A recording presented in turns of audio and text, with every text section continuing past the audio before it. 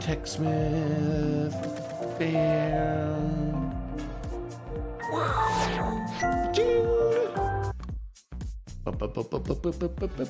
Techsmith.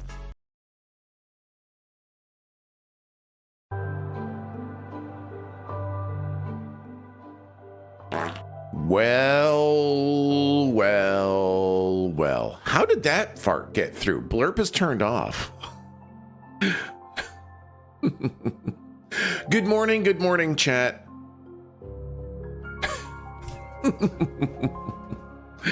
Good morning, chat. Power of the ass. Maybe that was a real fart. Maybe Caldy just actually farted so loud that I heard it from here. Oh, walk-ons are separate. Oh, awesome. Thank you, Flame. Good morning, chat. Good morning, chat. So today is the day. I see hair returning. I know the hair's coming back. The hair's coming back. I'm gonna have hair. It's gonna be amazing. Can't believe we're playing DBD with 313. Weird. No, not DBD. D&D. D&D. Chat, I have put so much freaking time, work, and effort into this little campaign. Oh, man. I think we have got some pretty fun ahead of us. Probably guaranteed a whole lot of fucking chaos. And this will be an excellent experiment. If it works well, then we'll do it again in the future. And if it doesn't work well, then it'll be one for the history books.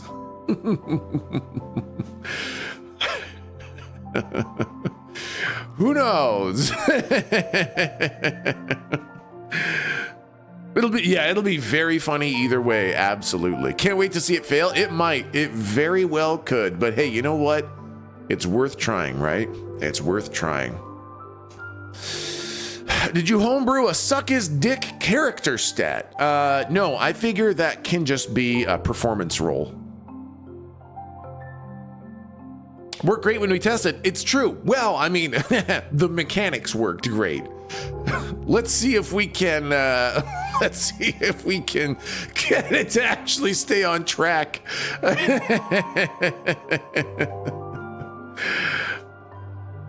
Very excited to see it succeed because I know it will. You're a fantastic writer. Aw, thank you, Metal. Wow. Please tell us Chat's a bard. Well, 313 is a warlock, and Chat is their demonic fiend patron.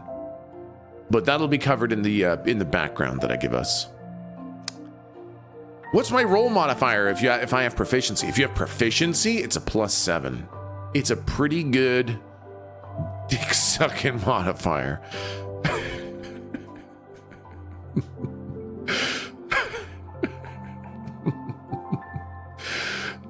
Oh yeah, welcome back, Metal.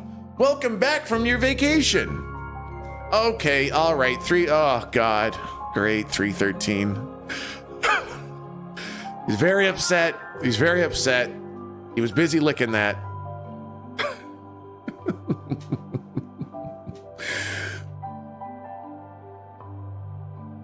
As much as we meme, I know Chad will want to play along. Well, and you know, I'm a fun DM. I'm ready to have some fun and fuck around.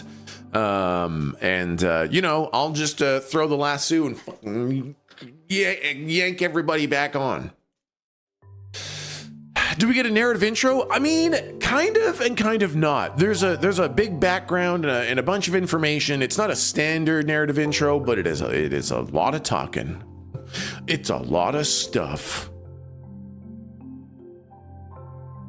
Chat is all of 313's dads impregnating.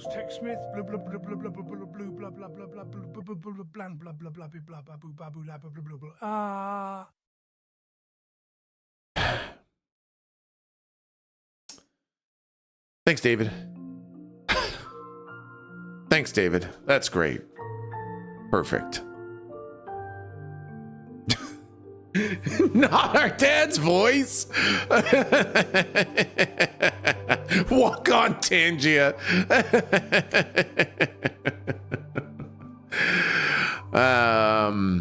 Where's the painting? Yeah, so the painting is above the fucking calendar.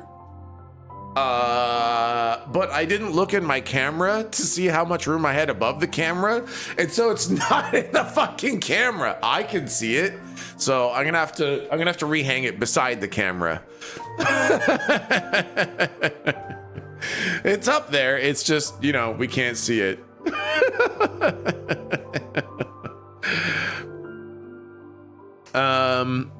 Happy little accident. Happy little accident. It's not up there? It is! I could go grab it if I really wanted. Oh, actually, you know what? That reminds me. I think I'm going to, I'm gonna mute notifications. Tangias and blurps will be off. Oh, goodness gracious. Oh no, what is this? What have you? There we go. Tangias and blurps are gonna be off for the campaign. Because listen, it's gonna be chaos enough without those. Can you grab it for those of us who missed the finished product? Yeah, you betcha. Sure, why not? I'll let you see what it was. It's for the best.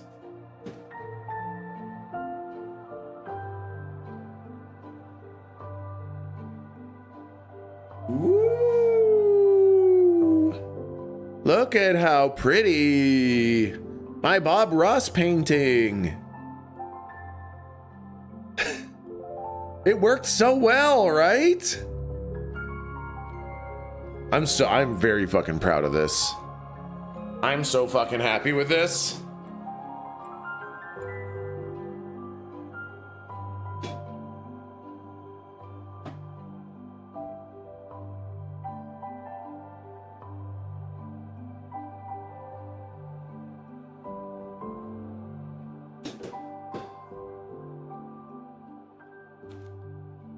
So yeah, auction when? No, that one's for me. That one I'm gonna keep forever. It's a reminder of the first time I ever painted. Looks so good you could sell them. I might do more paintings and auction them off and stuff like that. Send the money to charity and all that stuff. Set the bar high on your first one. I know, I definitely did, Sleepy. Still so jealous of that. Want to paint, but I suck at anything except miniatures. Man, I can't do miniatures. Well, I've never tried, but I feel like I'm completely incapable. What about chat? Yeah, well, I'll do more paintings in the future, and we can raffle them away. We can auction them away. We can put them up on Patreon or you know, big giveaway events on Discord or whatever kind of thing. But there's definitely lots of things we can do because I really enjoyed that, and I want to do more for sure. Dude, Nader Tot, that was me, man. I truly believed I had zero artistic talent and that I was going to do a bad job, and I figured it would just be a fun stream, but it just worked out well. Bob Ross is really good, man. He's great. Can you paint chat? Yes. All of chat, please stand still in one big picture so I can get you all in there. I want to commission a TechSmith original. What a fun idea. Pose nude for us and we can paint you? Yeah, okay, sure. I'll just,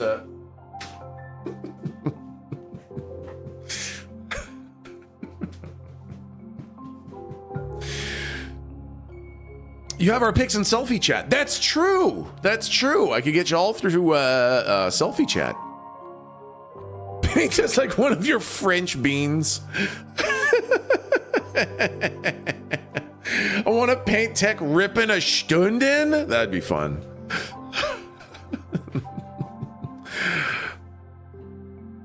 Okay. There is no paint white enough to emulate your skin tone, and that's actually true. You would need to capture the sun itself in order to get that. I'm stalling, chat. I'm stalling. I'm stalling because I'm always nervous whenever it comes to D&D. I always get so anxious. And I'm like, you know, if I just talk for a while, then maybe we just don't run the campaign. Maybe, oh, whoops, we talked all day and we can't run the campaign. Oh no. Maybe Chad will just forget that we were supposed to do D&D today.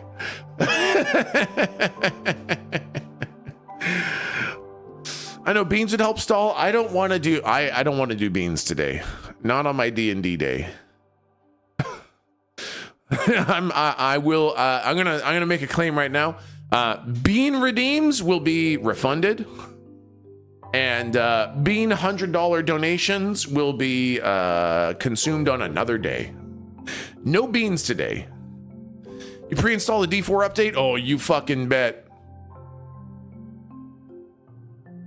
How dare you? I need some D&D. It's been months.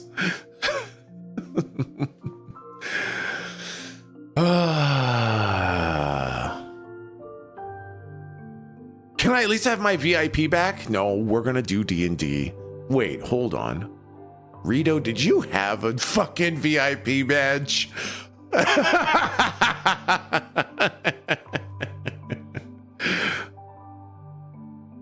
I took work off to make sure I could be there. If 313 doesn't cooperate, you better do D&D. I know. Well, the thing is honestly, I can't tell if we're going to be done this campaign in 15 minutes and then I'm going to go cry because I didn't write enough, or if we're going to be still here doing D&D after 19 hours. It's going to be midday on Saturday and we're still going to be doing the campaign. I can't tell.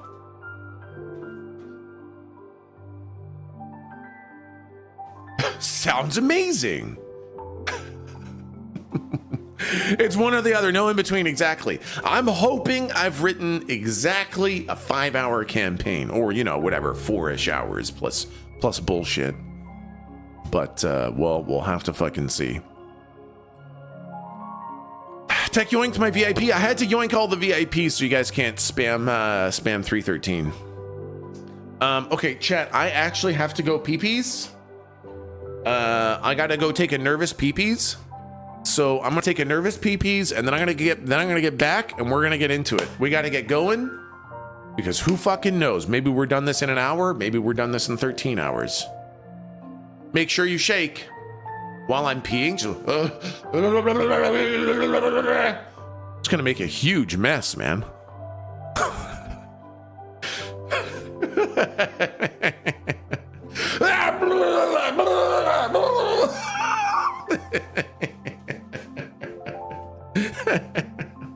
All right, I'll be back in a sec. I gotta go take a shaky piss.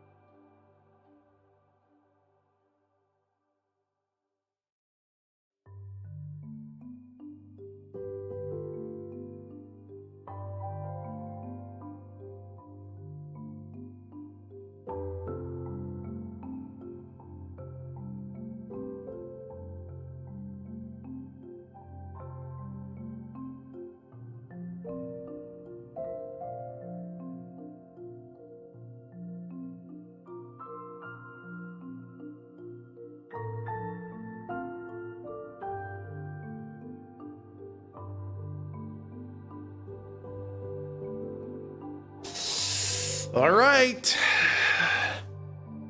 All right.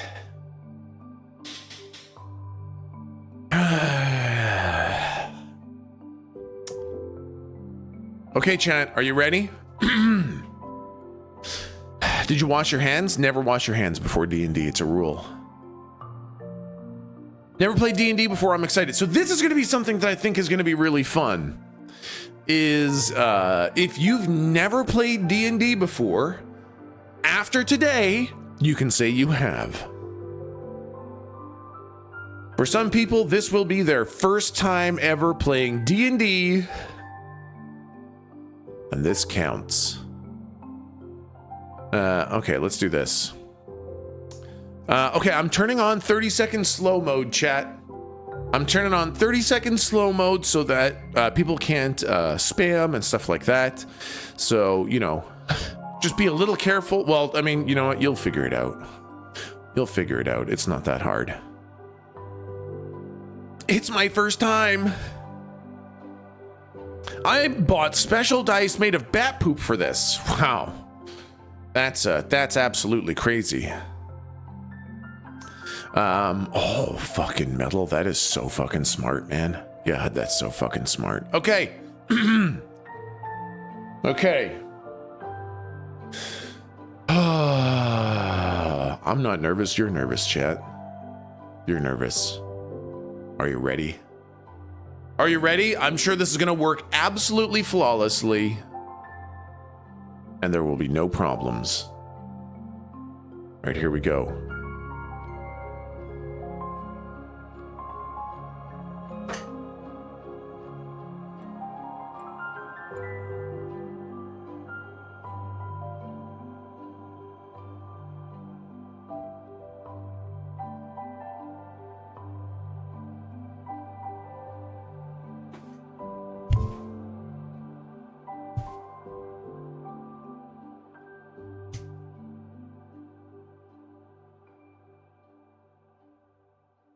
Well, well, well. Welcome to D&D.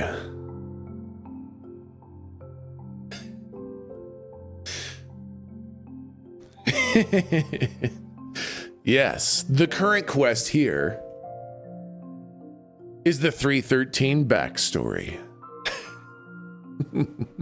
The layout looks great. Yes, thank you. Flame made this lovely overlay for us. It looks pretty fucking awesome, huh? Looks pretty fucking cool. Okay, so it has already not loaded the image. There we go. There we go. Got it. Cuddle did some of the music.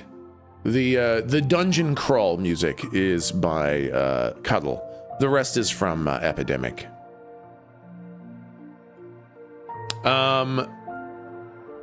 The art that you'll see is actually art that I had well, I kindly asked and was accepted for Milton to make, using some of the AI art that he's been working with. So the art is from Milton. Milton helped me build this world. How fucking cool is that? How fucking cool is that, huh? It was really fun to work with Milton and get this lovely art for this wonderful little campaign put together. So nice, your Bop Bop. I know. I love my little Bop Bop. He did such a good job.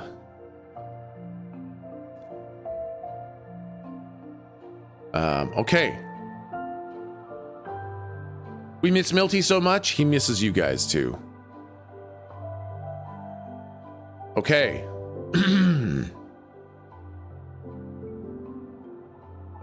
So, let's get started, chat. I'm not going to be able to read a lot of chat as I'm going until until I can. So why don't we get this party started, chat?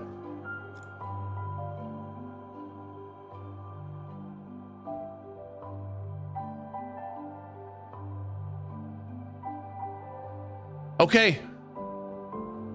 Get ready, chat. Here we go.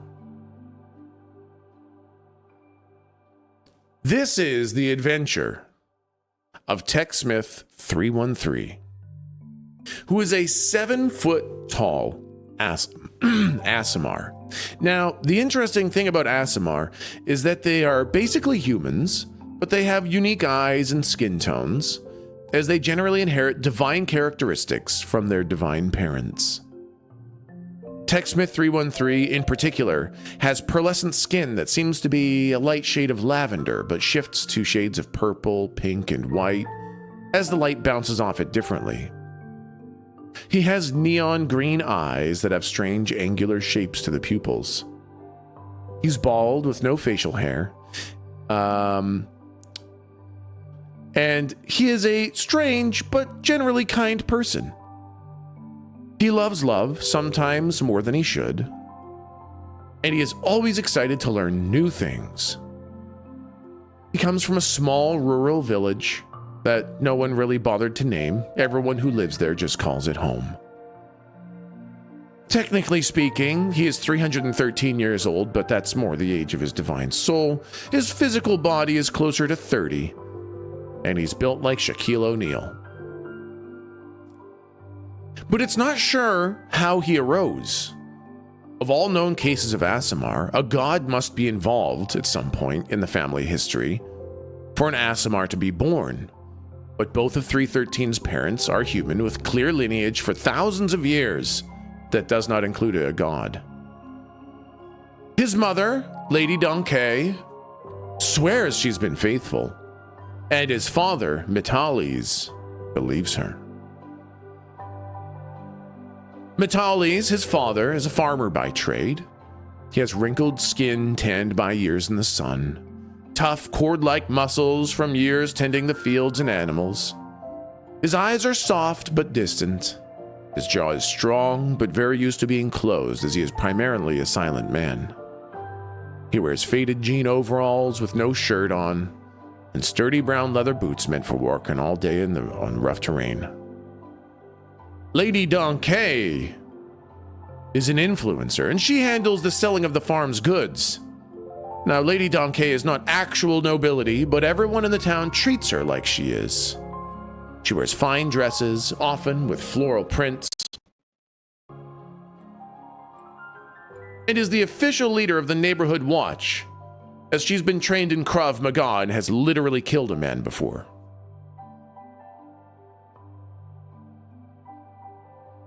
Techsmith313, having been spontaneously born as an Aasimar as far as he knows, believes he is the chosen one, meant for a grand destiny to shape the world.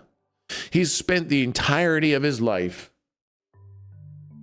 here at home, sharpening his innate aptitude for magic, assisting townsfolk with his magics as often as he can. But deep down, he desires much more power, so he can effect some real change in the world. One day, without much pomp or ceremony, 313 bid farewell to his parents and his village. He hugged his mother and father. Then on his way out of the town gate, he simply shouted, "See you later, everyone, I love you," as he left. And the gloriously divine being simply started walking down the road without any information as to where he was going. Truly, he believed destiny would guide his path.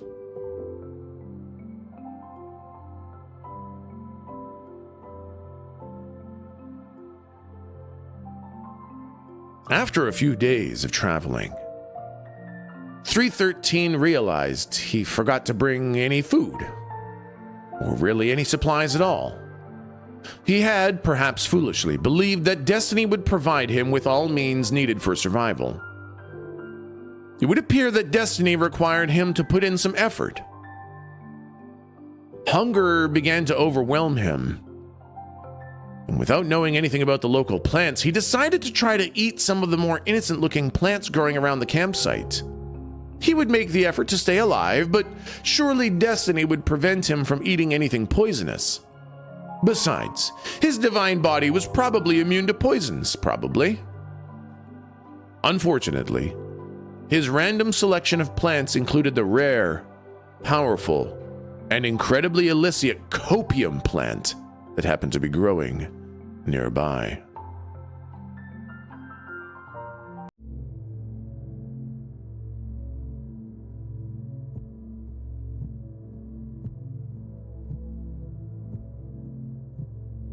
Very quickly,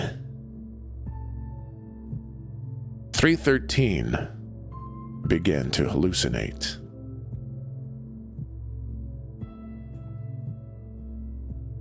His already massive ego began to inflate. And he saw himself expanding beyond the physical limits of the universe. His consciousness expanded, and it seemed like his being had no beginning and no end. He experienced all of time forward and backward as an immortal divine being. And then his stomach rumbled. Even in this transcendental state, 313 had not actually taken in any nutrition. And so, in his newfound height of power, as he was tripping his balls off copium, he directed his conscious thoughts to asking the universe for food. Any food. He was so hungry he might die, and so he begged into the open void for any assistance with food. And then he heard an answer. It was difficult to understand, but he heard something. It sounded like chatter. Like the chatter of hundreds of voices at once, seemingly impossible to separate out any individual voices.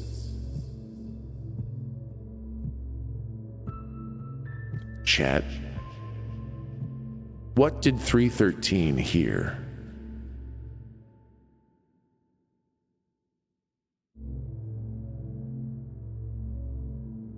Bones Pizza. Schmeagol. Are we legion? Are we the drum? Crying open the third eye. Fart sounds, farts. Go to garden. Eat a banana. Eat the grass. Loneliness. We have tacos. Eat the mushroom. Bones crack. I need a bean.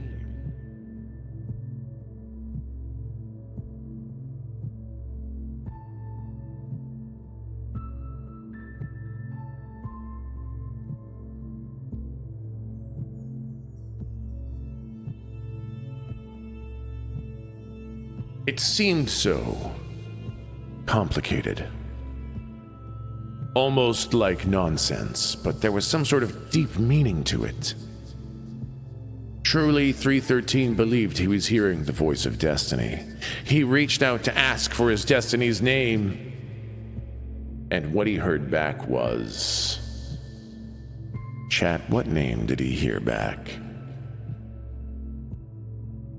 What name echoed to him? Chat, Milton, Ronan, Krybos, Asmodeus, Krybos, Chat, Krybos.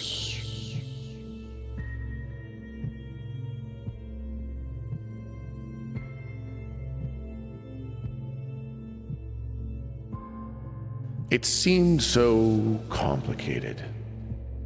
Almost like nonsense. But there was some sort of deep meaning to it.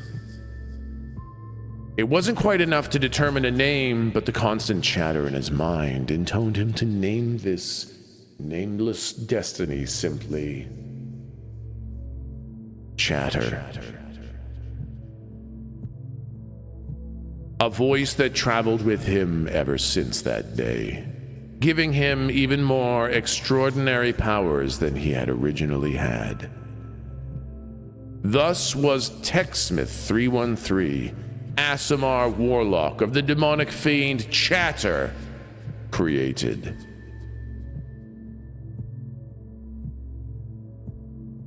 Eventually, 313 learned that the best way to get the most power from this incredible Chatter was to speak its words. As long as he spoke the words that he heard in his head out loud, he was given access to magics that he never knew existed, including the cessation of the need to eat.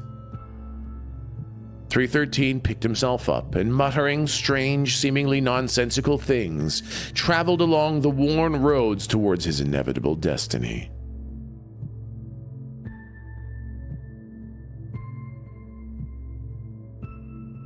Days and days turned into weeks and weeks.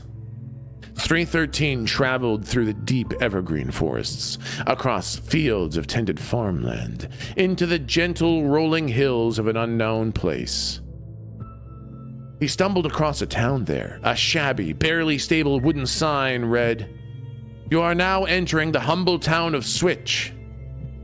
And this is where our journey begins, with 313 strolling past the sign and entering the town of Switch.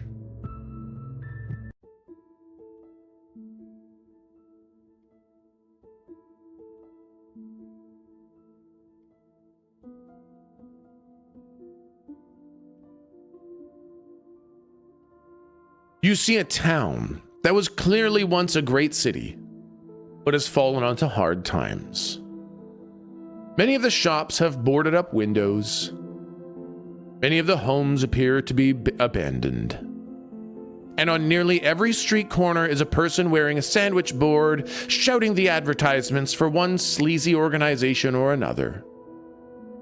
A quest would likely start at the bounty board near Town Hall, or possibly in a tavern. But you can go anywhere you want here. You're basically a god. Chat, what would you like to do?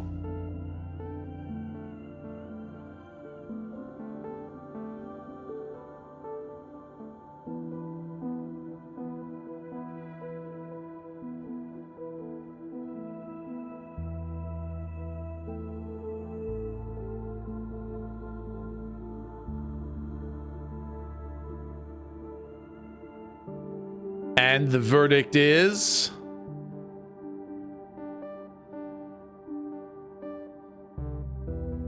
"313 speaks the voice of chatters and says, Go to the local barkeep.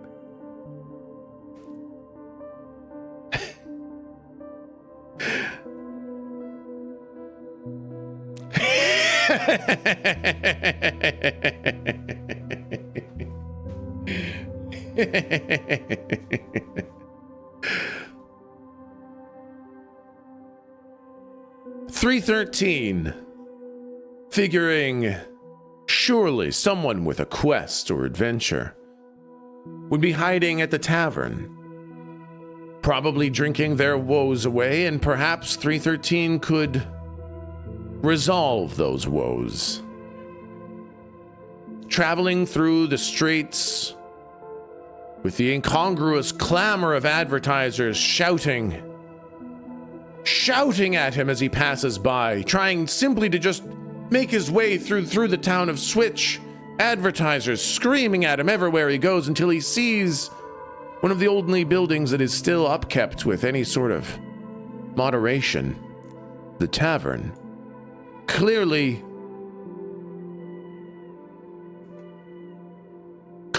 the tavern has most of the money spent on it, as every single person in the town uses it.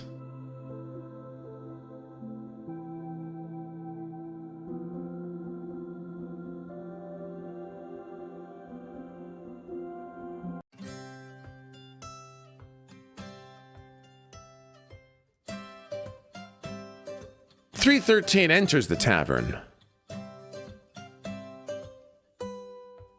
and it's full. There are many people in here. It's not empty, but the patrons seem to be keeping mostly to themselves. It's oddly quiet in this tavern. The people here all have sunken eyes with heavy bags under them, jittering hands and restless legs, unless they're so deep in their cups that they seem to be barely staying conscious. And a few are losing that battle. One individual in particular looks up. Their eyes light up, not with recognition, but as if it was a dying man seeing their salvation. They don't wave you over. It seems they're too nervous, but you get the impression that they would happily engage you in conversation if you wanted. Chatters, What is the voice 313 hears commanding him here inside the tavern?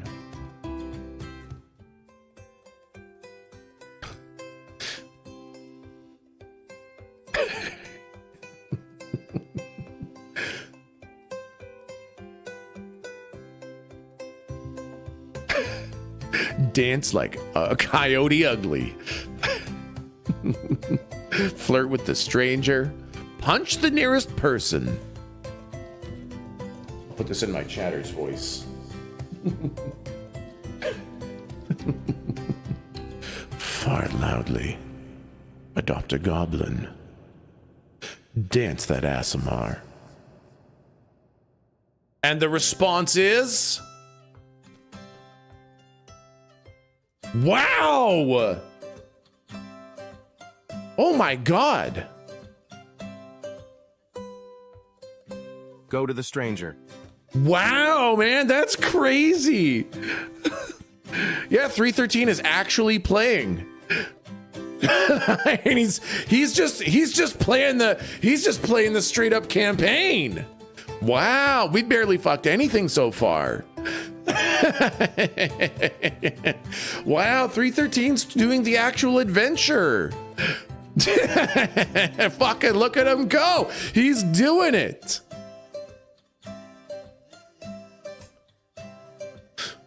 "313 walks up to the individual who had looked up to him earlier. It's a short man with a bald head and thin arms. He wears a brown tweed jacket over an off-white shirt and a pair of cracked spectacles. He has a kindly but exhausted and frightened look on his face.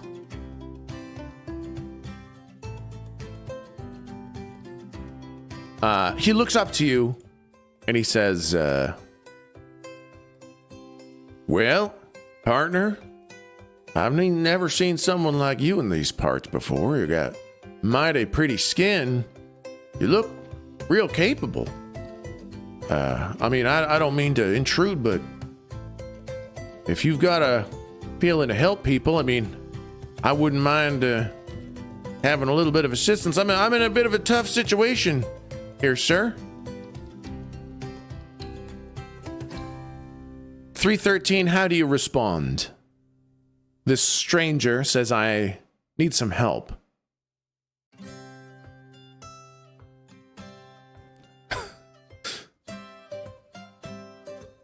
We would love to help you. Stab the strange man in the dick. Here's your help, pants grab. Seduce the stranger. Help the stranger. No hand jobs. Give him a little forehead kiss. What help do you need? How can I help, cutie?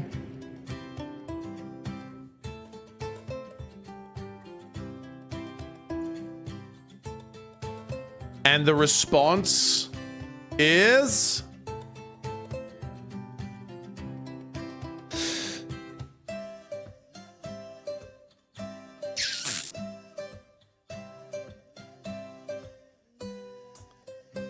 "313 looks over at this individual, meets their gaze, and simply says, I will help you, pants grab. and the strange thing is that 313 grabs their pants right in the crotch as they say this. The individual looks at 313 in the eyes and looks at the strange individual grabbing their pants. They say, I mean, that's mighty kind of you to offer.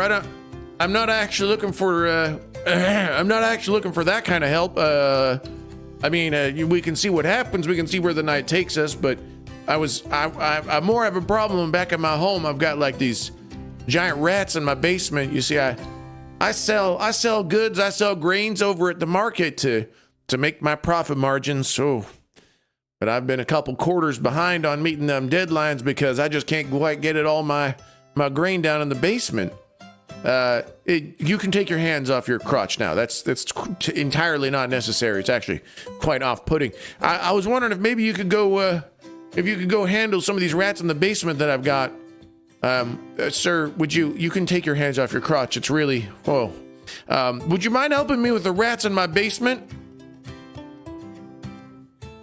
How do you respond, chatters? What does 313 hear as the consensus voice? Fine, I'll fuck your rats for you. I'll help, but the hand stays. I'll eat your rats. Sure, Pants Grab. Whip your dick out. Do I get to keep a pet rat? Merely Pants Grab. We can fuck those rats. Sure, Pants Grab. What's in it for me? Those rats will rue the day they were born. Rats are my favorite. Let's watch, rats.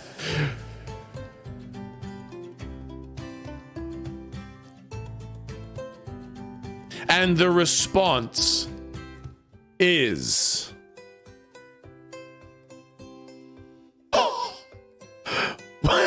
Wow, what?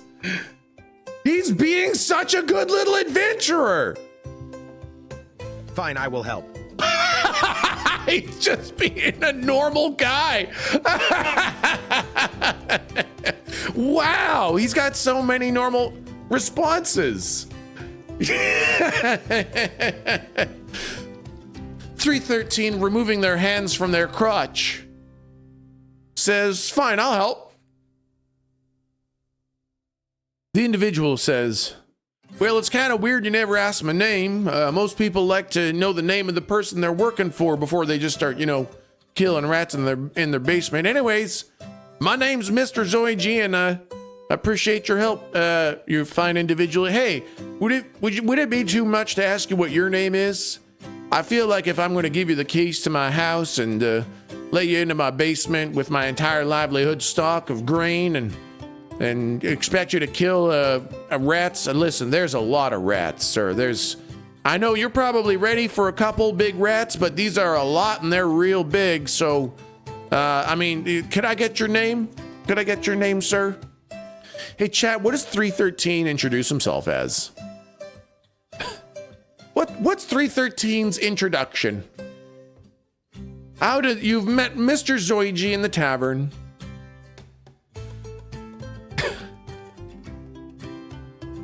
Come ass, the real streamer.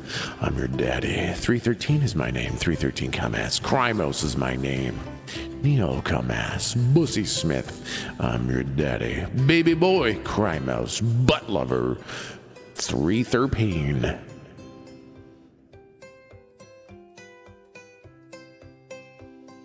And as 313 opens his mouth to introduce himself, he introduces himself as... God damn it.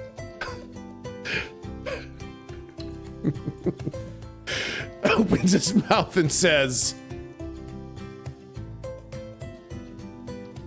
Oh no! Wow, they don't warn... I've run out of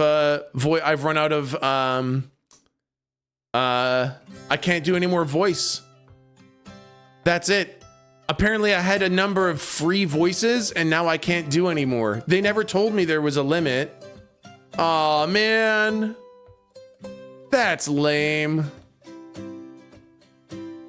Well, ripperoni. 313 no longer has a voice. That's sad. I didn't know I had a set limit. Fuck. Hey, 11 Labs, you should say that. You should let people know.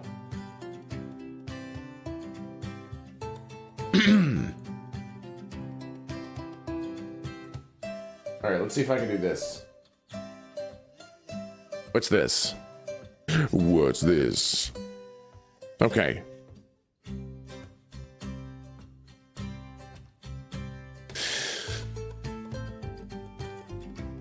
.313 opens their mouth and says, I lost it. Says 313, wielder of the pants grabbers.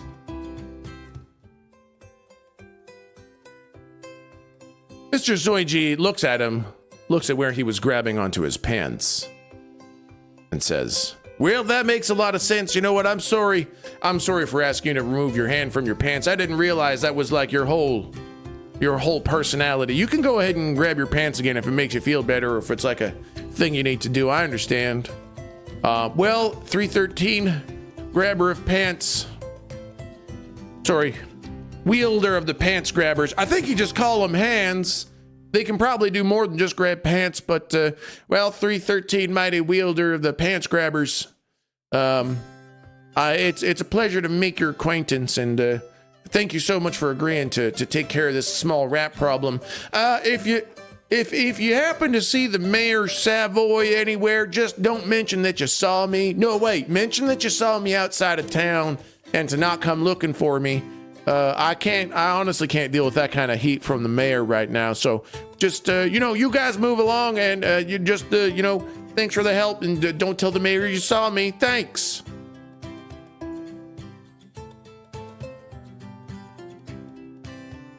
All right, chat.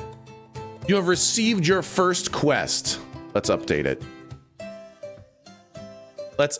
Current quest.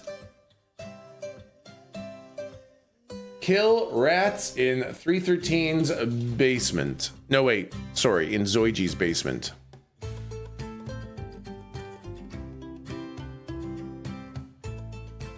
New quest. Kill the rats in Zoiji's basement. Oh, yeah. Yes, thank you. I have like 27 programs open to run this little D&D thing right now. I can't do anymore. Thank you for the offers on how to get 313 to work, but I am absolutely at my limit of programs that I can possibly run at one time. Okay. Chat, you've received your quest to kill the rats in Zoiji's basement. Mr. Zoiji has given you the location of his house and a key to get in the front door. What would you like to do, chat? How does Chatters direct 313?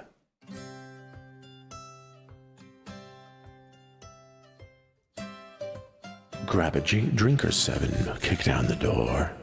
Wank one out. Go to Zoiji's house, go to garden. Kill the rats in his ass, spit in his mouth, look around. Seduce the rats, headbutt the door. Go to garden and eat more mushrooms. Boy, those copium mushrooms were good. Eat some more of those. Get some cheese and head to the basement. Poop in his garden, pull out a rat flail. Take a nap, seduce the wife. Piss on the floor. Prepare for your quest. And the response is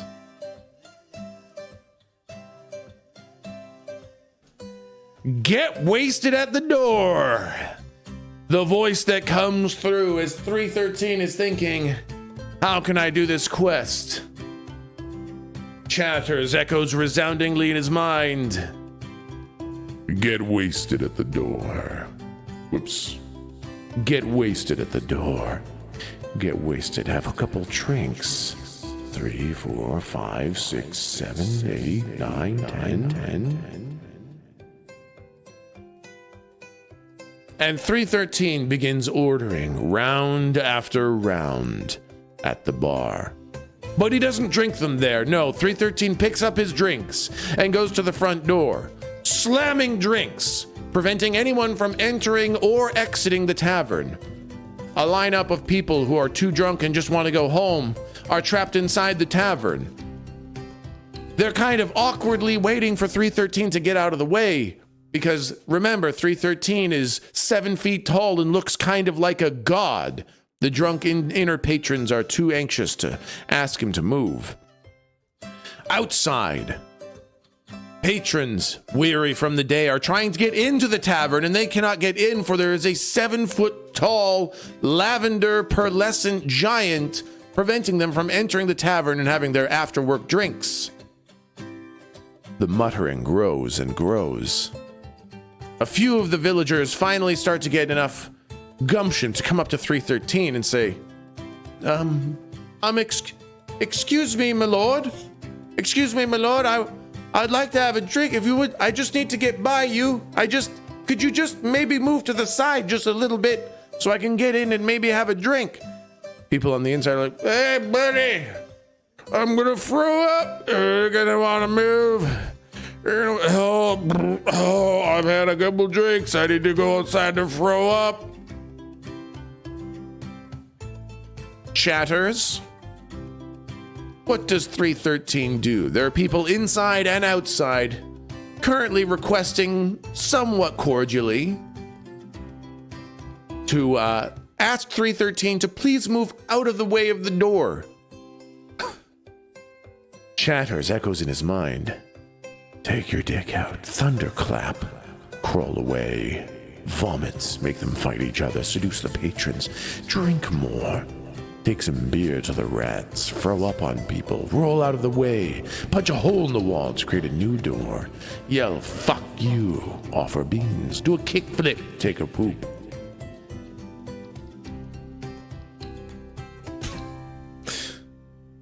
And the response, boy, the response is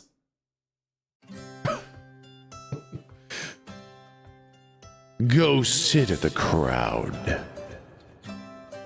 313, having pounded 6 or 7 drinks back, decides to go and sit with the crowd of people who are asking him to move. This does indeed get 313 out of the way, but he kind of pushes his way through the crowd, sitting amongst them, watching them begin to mill in and out through the tavern.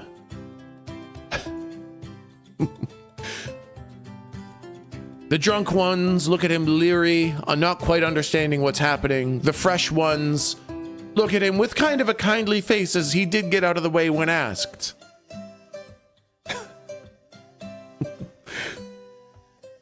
Sitting there on the floor, freshly drunk, 313 wonders to himself, I wonder what I should do now.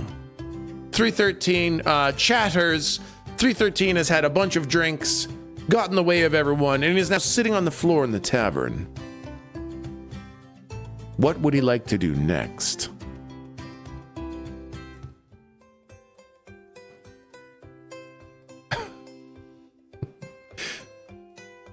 Time to kill some rats. Time to kill some rats. Go to the basement. Go to the basement. Get the rats. Jerk off rats. Rob the innkeeper. Go kill the rats. Nap in the basement. Start jogging. Order food. Kill the rats. Start a fight. Go to the garden. Lick the patrons. Pay for the lady of the night. Take a nap. Love the rats. And the response is of 313. Shit in the basement.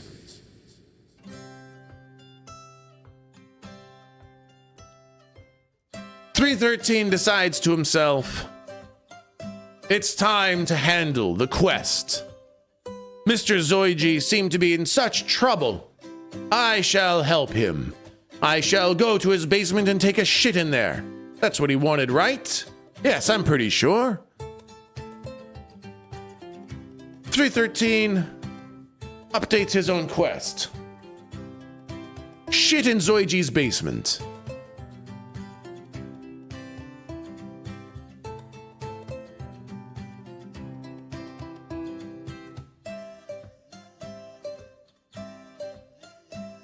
Deciding that this is what he will do, 313 makes his way to Zoiji's house.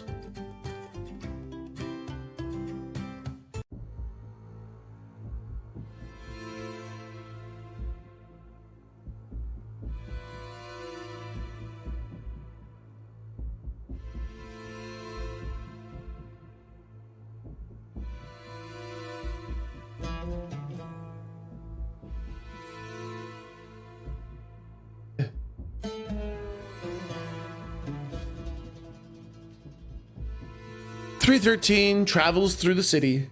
Again, the advertisers shouting at him as he tries to make his way to where Mr. Zoiji's house is, reading the instructions that he was given. But the city is quite large, and finding somewhere you haven't been before can be quite difficult. Some of the alleyways are full of refuse. Other streets don't lead the way they say they should lead, but eventually 313 makes his way to the house that must be Mr. Zoiji's. It's a larger home. It was clearly impressive at one point, but weather and time and lack of repair have left it in a much less impressive state. Shingles are missing from the roof. One of the windows has a small hole in it, and the paint has clearly been peeling for years. Chatters. 313 stands in front of the house. You have a key to get in, but it could be a trap. What would you like to do, Chatters? Should 313 open the door with the key? Should he try to go in through a window or a chimney? Should he check for traps? How should 313 get into Mr. Zoiji's house?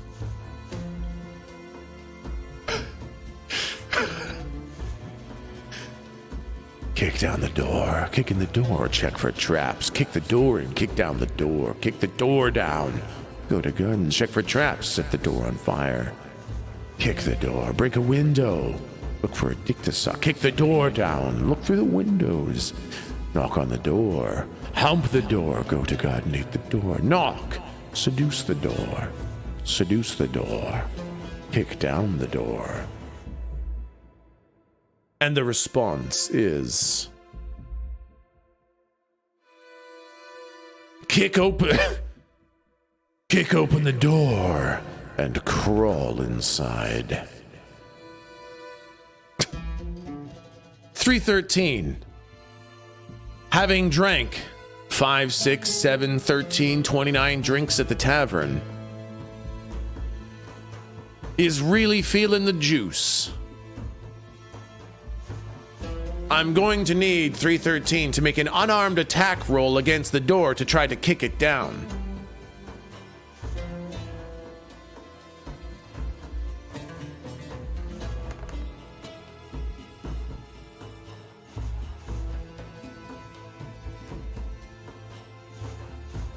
It is a roll of 7 plus 5 for a combined 12.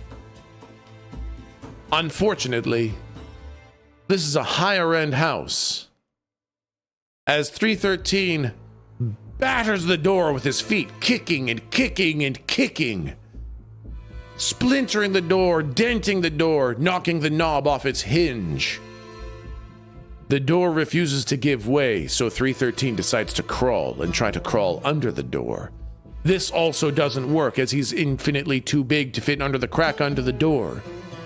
313 finds himself crawling, trying to squeeze under the crack beneath this very sturdy, unkicked-in door. Unfortunately, kicking in the door did not work. Chatters, truly a mighty foe. Many a party has failed against the mighty door foe. What should 313 do now? It's a critical roll door. Exactly, Wayward. Use the fucking key. Just leave and give up. Open the door with the key. Use the key. Use the key, idiot. Use the key. Use the key. Seduce the door. Just use the key, idiot.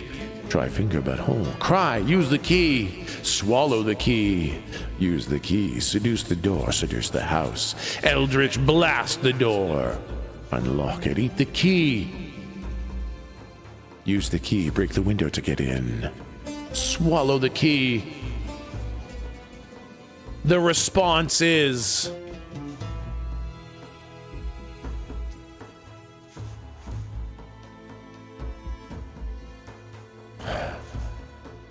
use insane pooter powers to blast open the door with the keyhole.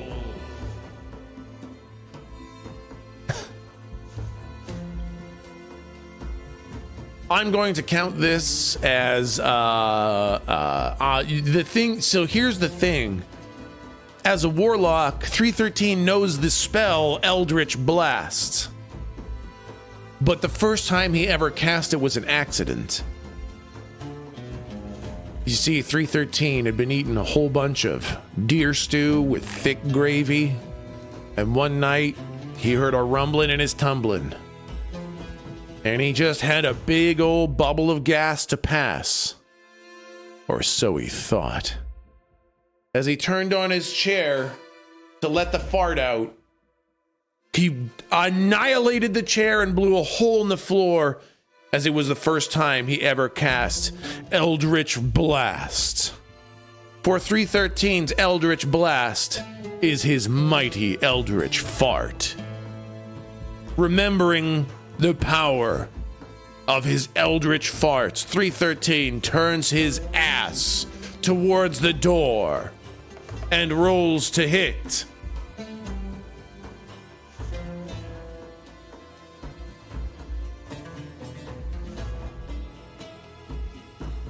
Rolling a 9 with plus 11 to hit. It is a 20. That hits. And 313's Eldritch Fart deals 11 points of damage to the door. As 313 turns and unleashes a mighty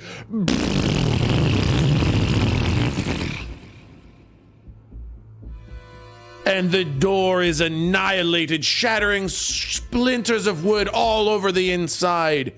The windows shake and crack. Shingles fall off the roof. As 313's Eldritch Blast blows open the door. 313 looks at the key that he had. Looks at his ass and says, "Looks like I had 2 keys."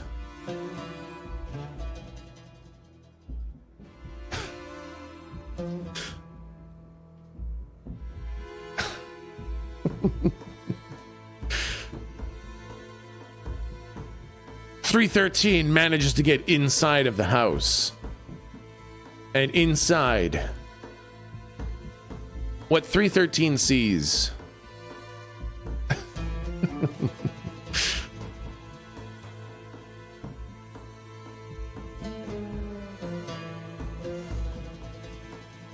inside the house, it is tidy but not visually appealing. The counter spaces and tables are relatively clear with very simple decoration. The dining table has a small porcelain vase with a single flower in it. A salt and pepper shaker sit half empty near the cupboards. The living room is a simple cushioned chair in front of a decently sized hearth that has nothing but a small pile of ashes in it. As 313 stands in the house looking around, there is the distinct sound of skittering and shuffling coming from below you. It appears to be coming from the door that also leads to the basement, and you remember, oh yeah, I gotta kill the rats in the basement. Oh wait, no, I have to shit in the basement. Chatters, 313 stands in the interior of Mr. Zoiji's house. His real quest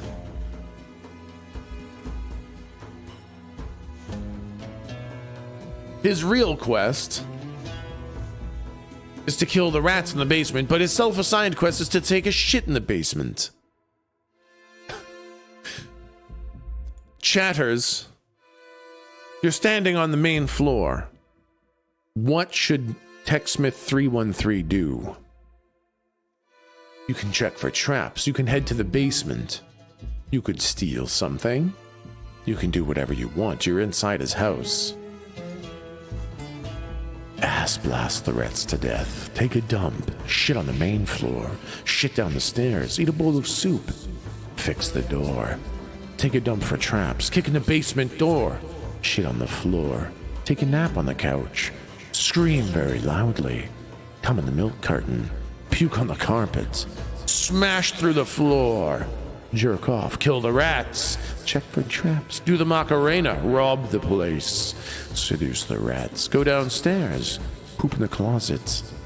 Shit and kill the basement. And the resounding voice that 313 hears is, go to the basement floor.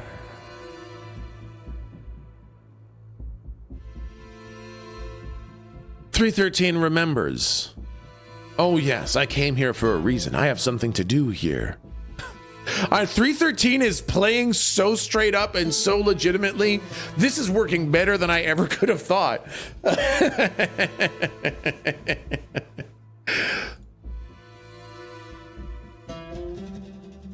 313 goes up to the door that leads to the basement. He hears the skittering and shuffling from behind the door. And he realizes this is his moment. This is his moment to go and kill the rats in the basement. I'm going to give you one more chance, chat, just to put a fine point on this. You are going into the basement. This has been decided. How are you going to go into the basement? There's a door right there. The decision has been made. How are you going to go into the basement? How does 313 go? There's a door. You can just open the door. You could try to be sneaky. You could try to sneak into the basement. Perhaps try not to alert whatever's down there. You could punch a hole in the floor and destroy Mr. Zoiji's house. You could Eldritch Butt Blast the door. Seep under the floor like T-1000.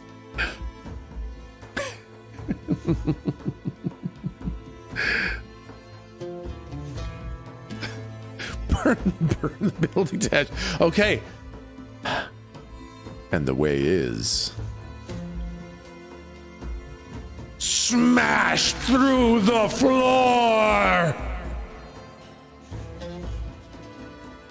313 hears a singular, overwhelming voice.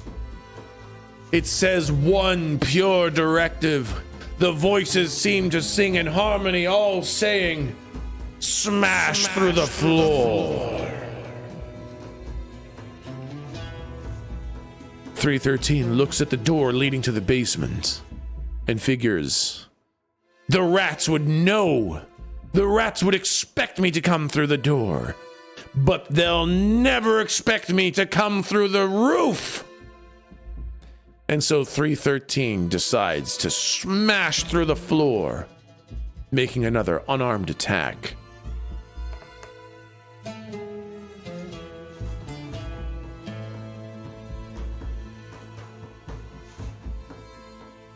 Rolling a 15 plus 5 for a total of 20.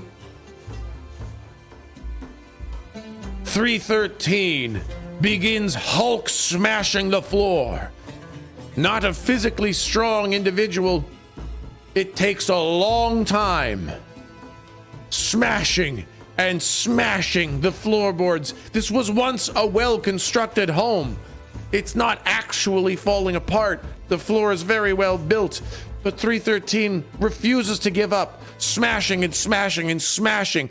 It takes half an hour, 30 minutes of continual pounding and tearing up floorboards and kicking through the joists.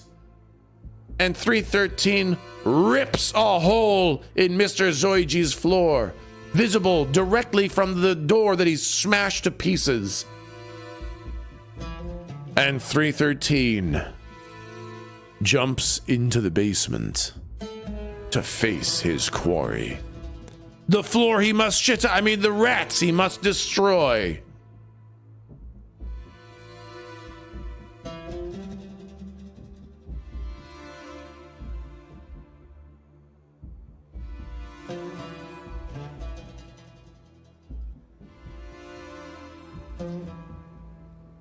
Making so much sound, all of the rats immediately turn and look at 313.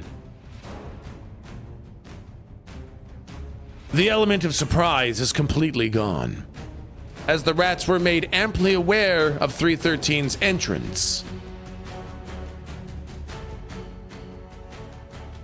The 30 minutes of pounding and the 7-foot purple Shaquille O'Neal falling through the roof let all of the rats know exactly what was going to happen, and you find yourself immediately in combat with 25 massive rats. These are huge rats. The biggest one is nearly the size of a loaf of bread, and they have a territorial look of feral danger in their eyes. You have a quick moment to react as the rats pounce upon you. As you were also ready for combat with rats, and the rats were ready for combat with you, surprises negate each other, and you just go directly into combat. Now, for this, you start out at level 15. You have 93 hit points, and you have an armor class of 10. You can see right there your abilities are Eldritch Blast, Disguise Self, and Thunderclap. I'll tell you a little bit about these abilities. Eldritch Blast is a single target ability, like when you farted on the door. Disguise Self makes you look like any other human you want, and Thunderclap deals damage to all nearby targets.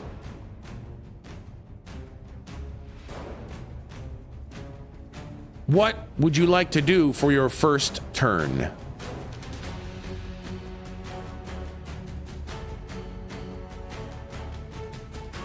Booty clap, thunderclap. Take a shit, no less. Thunderclap. Thunderclap them ass cheeks. Thunderclap. Squeak and seduce the sexy rats. Pants grab and thunderclap. Disguise self as the barkeep. Clap those pussy lips. Shit, thunderclap. Shit on the floor. Disguise as Zoiji. Seduce the rats. And the response is... Squeak and seduce the rats. I'm not gonna lie, I really thought it was gonna go with Thunderclap. It really looked to me like Thunderclap was gonna get picked up.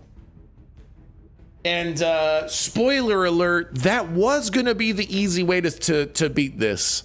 Thunderclap was definitely the easiest solution, but you know what? Squeaking and seducing the rats sounds great. What is this? Okay, performance roll. Performance! Ooh. Oh no.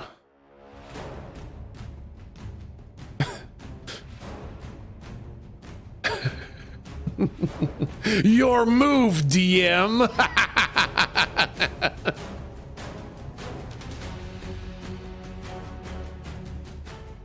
313 gets down on all four and begins squeaking. Squeak, squeak, squeak, squeak, squeak, squeak, squeak.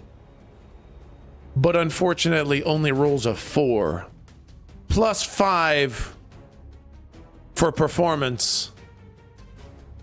But unfortunately, none of the rats buy it. Well, maybe one. One rat looks at you with like a little bit of a, ooh, okay, all right. But most rats are like, nah, nah, nah. That's a purple Shaquille O'Neal pretending to be a rat. I'm not falling for this. Did we save before we went into the house? Terrible rat performance. 313 gets down on all fours and goes, meow.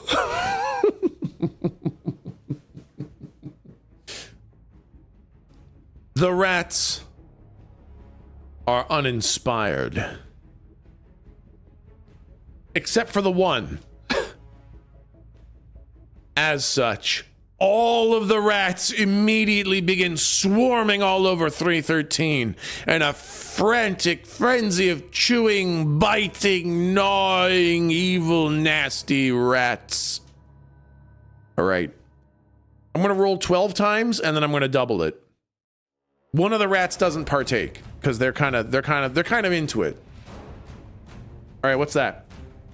1 hit, 2 hit, 3 hit, 4 hit, 5 hit, 6 hit, 6 hit, 1 miss, 7 hit, 1 miss, 7 hit, 2 miss, 8 hit, 2 miss, 8 hit, 3 miss, 9 hits, 3 misses. So double that is 18 hits. 18 rats sink their teeth into your flesh as the giant rats swarm over 313, biting and biting. Oh, you're so lucky. The D4 rolled a 1. Oh, that could have been so bad. When I test ran this last night, I rolled a 4. So 18 damage. You take 18 damage, 313. No, actually, let's change this. This would be an easier way.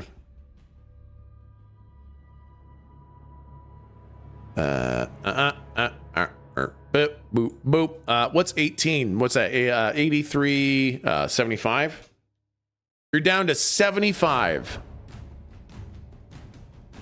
What's 313's HP? It's just right there. Boop, boop, boop. So you are now at 75 out of 93 health. You've got a good chunk of health. I gave you some meat, but unfortunately that first round doesn't go great for 313. Chatters, 313 is now laying on the ground with rats biting all over, 18 of them biting in. What would you like to do for your second round of action, Chatters? 313 is being devoured. What is your reaction? What are our spells? You have Eldritch Blast, single target, Disguise Self to look like any human you want, and Thunderclap to do damage to all targets around you.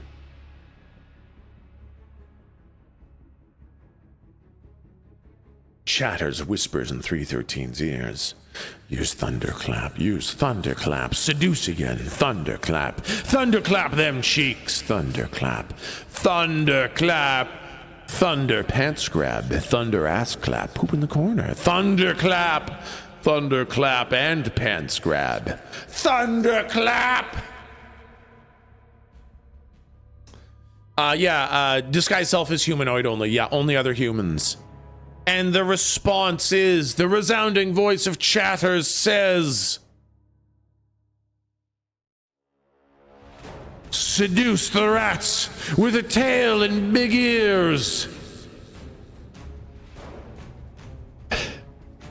313 looks at that one rat that was kind of into it, and he tries to make his ears big, and it looked like his tail is long.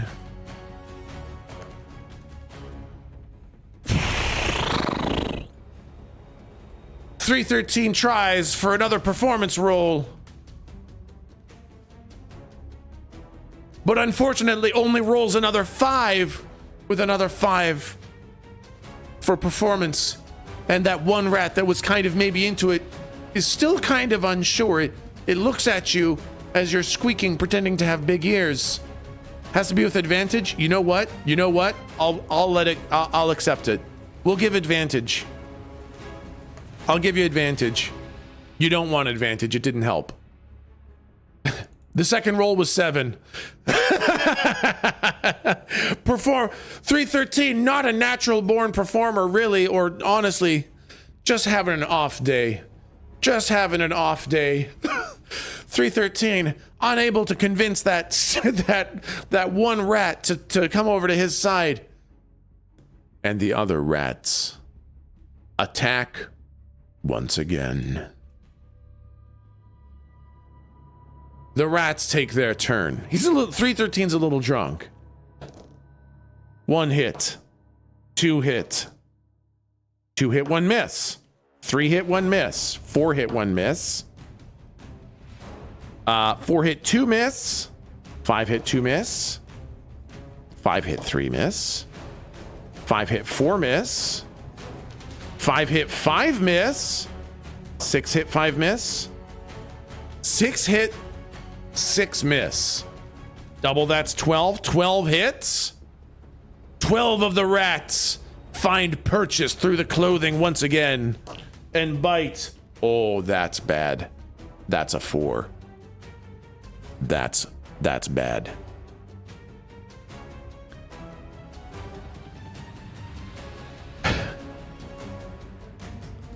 "12 of the rats bite for 4 damage on each one, taking 48 damage from the swarm of rats."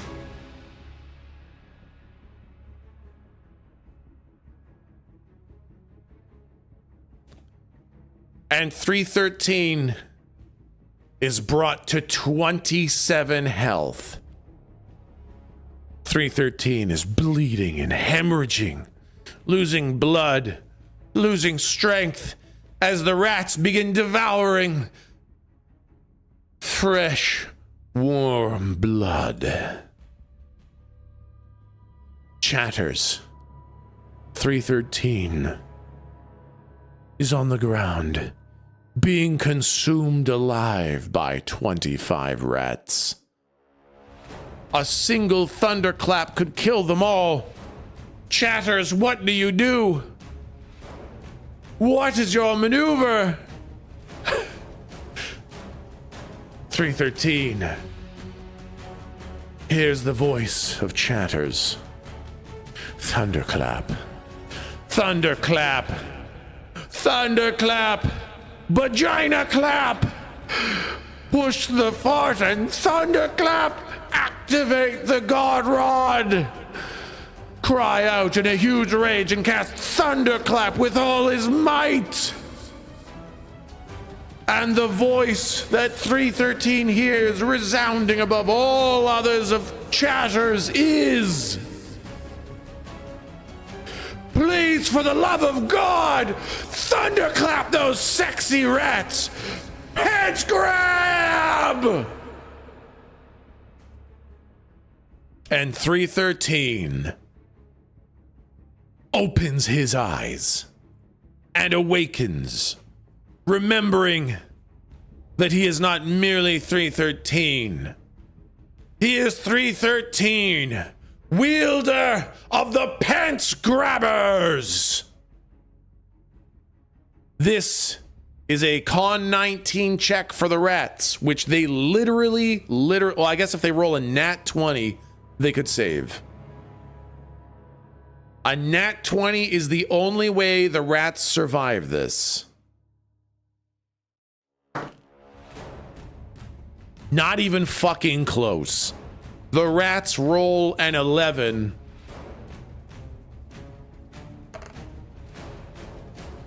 As 313 gathers his strength, he reaches down, pushes past the rats, manages to get his hand onto his crotch, and with a single mighty squeeze, grabs his pants and casts Thunderclap! There is an emanation, the sound of striking lightning, rumbling thunder explodes from his crotch as the rats all take 16 damage. Far more damage than the rats have health, as there is an explosion of gore, pink mist, rat tails scattering fur, as all of the rats are immediately demolished as you cover the entirety of Zoiji's basement in dead rat gore. They never stood a chance against the mighty 313.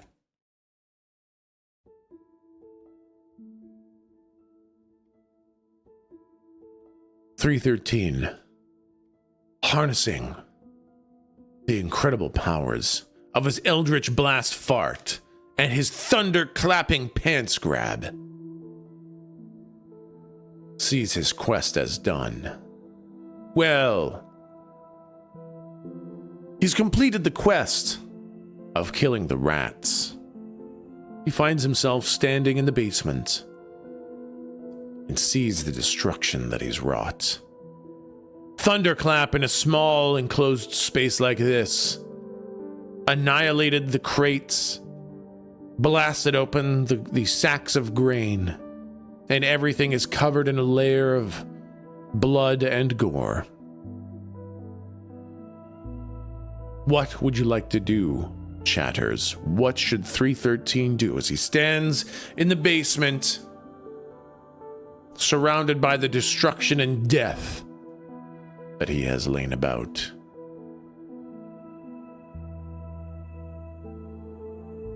Politely neaten up, take a shit and then heal up. Go to Chuck E. Cheese, take a selfie. Stand up proudly and shit. Eat the rats. Nap for HP. Have a snack, shit and run. Sell the house and move. Stash the grain and run. Feast on the rat entrails. Go to Pizza Slut, shit in the corner, teabag the rats, shit on the floor, shit and eat a rat. Play puppets with the rats, have a barbecue, loot the house, suck own dick, go to garden, shout for Zoe G. And the resounding voice that 313 hears in his head is, take a shit and eat.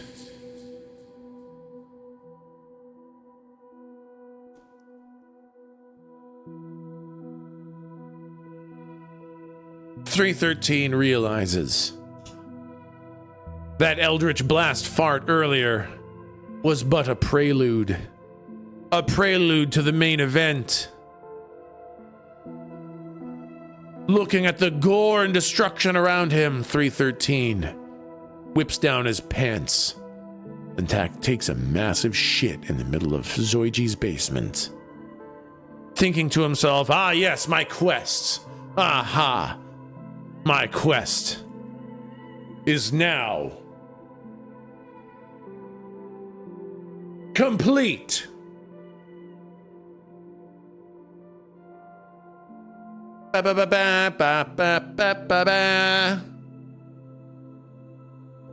After evacuating such a massive movement from his colon, 313 realizes, man, I'm hungry. I haven't eaten anything in a while. Oh, wait. I can't feel hungry due to Chatters, but hey, Chatters says it's time to eat, so time to eat. 313 looks around for something to eat.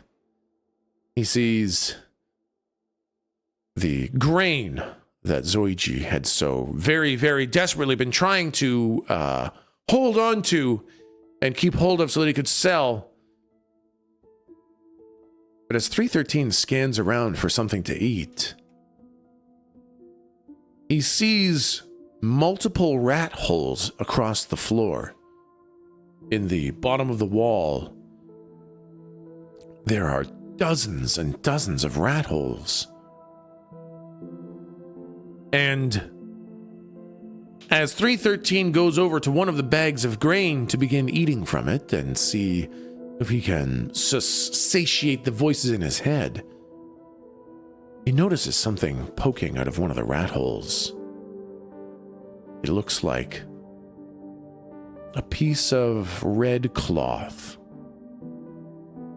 313 begins sticking his hands into the grain and eating Zoiji's grain by the handful, not really knowing when to stop, as there is no such thing as hunger for the need of food anymore. But as 313 takes handfuls of the gore-covered grain from the recently exploded rats, what does 313 do with that bit of red cloth sticking out of the rat hole? You don't know what it is. It could be a trap, could be a monster. What would you like to do with that bit of red cloth poking out of the hole?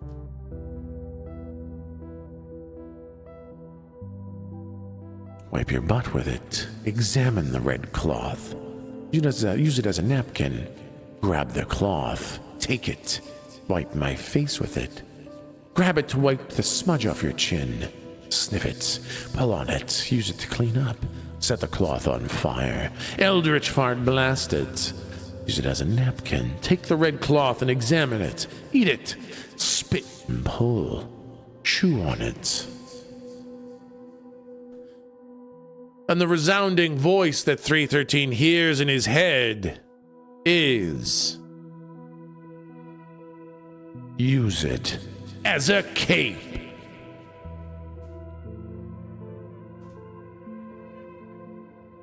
Without examining what it is, checking for traps or the safety of this piece of red cloth sticking out of a rat hole in the basement that had giant, unnaturally large, mutant, feral rats in it, 313 simply reaches into the hole, grabs the red cloth, yanks it out, and begins tying it around his back. Without examining it whatsoever, it's quite large. It is actually, honestly, cape-sized, more or less. It's not quite cape-sized, but it's pretty good. It's pretty close. There was a lot of cloth in there. Just pulling and pulling and pulling. Big old long draping piece of red cloth. Without examining it at all, 313 ties the cape around his back and is now technically wearing two robes. He's got a robe that he's wearing and tied another robe around his neck like a cape. Congratulations, 313. Like one of those people who wear a sweater and then also tie a sweater around their waist.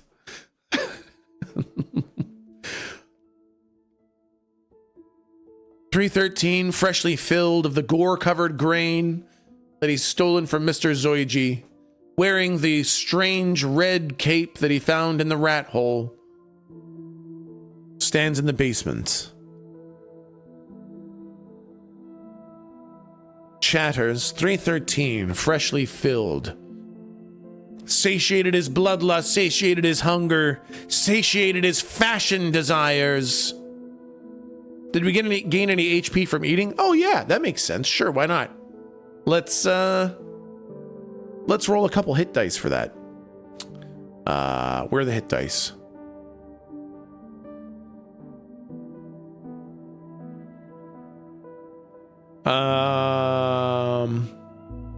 It's a D8 plus 2. Oh, it's really just 1d8 plus 2? That seems very little. Yeah, short rest at the top, yeah. I mean, I could just hit short rest.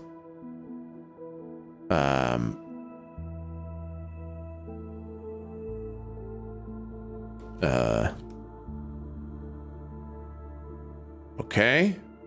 Short rest.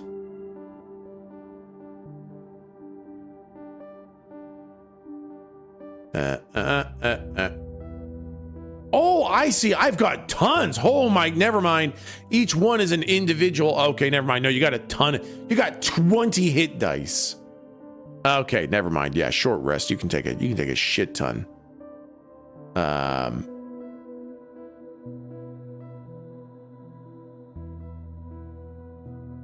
Okay, that didn't actually roll it. Hey, roll it. Okay, I'll roll it myself. I'm pretty sure you can get up to max with the that's an 8-sided dice, right? Yeah. Okay, that's a D8. I'll roll some hit dice. Yeah, you need to do it manually? Okay, that's fine. That's okay. You're at 27 out of 93. Okay, let's see how close we can get. Let's see how close we can get there. Hit dice, time to heal up. 27, 36, 38, 39, 40, 41, 48, 49, 51, 54, 59, 60, 67, 70, 75, 78, 79, 88. Wait. How can there be a 9 on a D10? Oh, that's a 6. So that's 85, 88, 93. There you go. You're back up. You can do it. 93. Got it. Okay, you can. We got it. You're back up. Each roll adds con modifier too. Oh yeah, +2. Oh well, that's okay. I did forget the con modifier, but that's okay. You know what? You got up to max health. That's all that really matters. Okay. Wow. I'm glad you could do that because boy, those rats took a bite out of you. Do you have in DM, bro? Not in like a year. He's a warlock. He shouldn't even have con. You have +2 con. You've got, if you want to know the stats, you have 8 strength, 10 dex, 14 con, 16 intel, 17 wisdom, and 20 charisma. I made sure to give you a lot of charisma for secret background reasons. Top secret background reasons.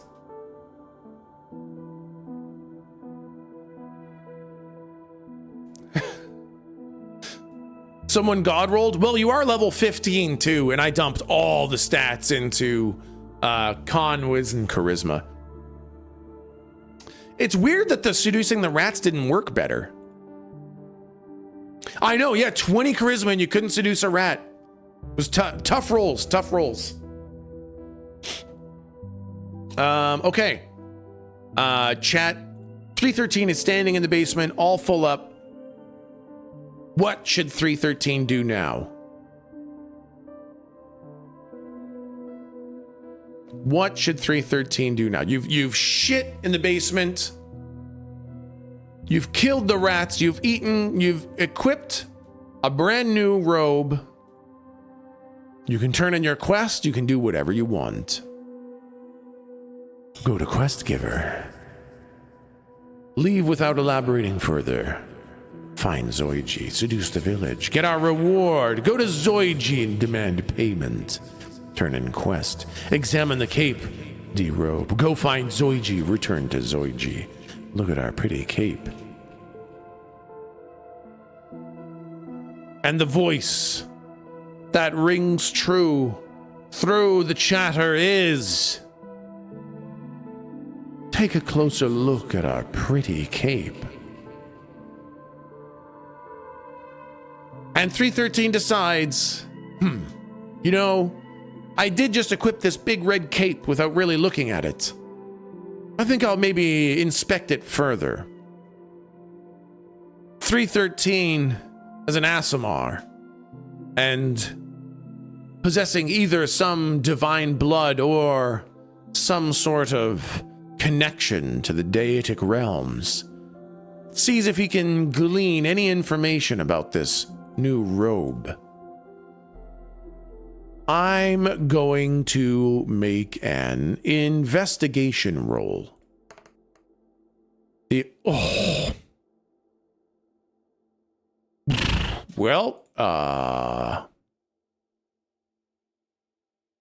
Congratulations, you rolled a natty 1. Your investigation of the cape resulted in a nat 1.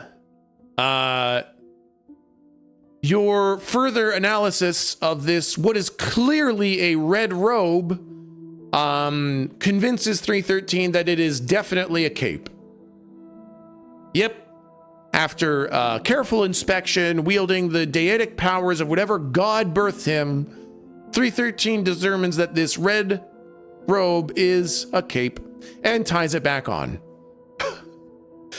Probably not even magical, really. Now, with that kind of an investigation roll, yeah, it's probably not even magical.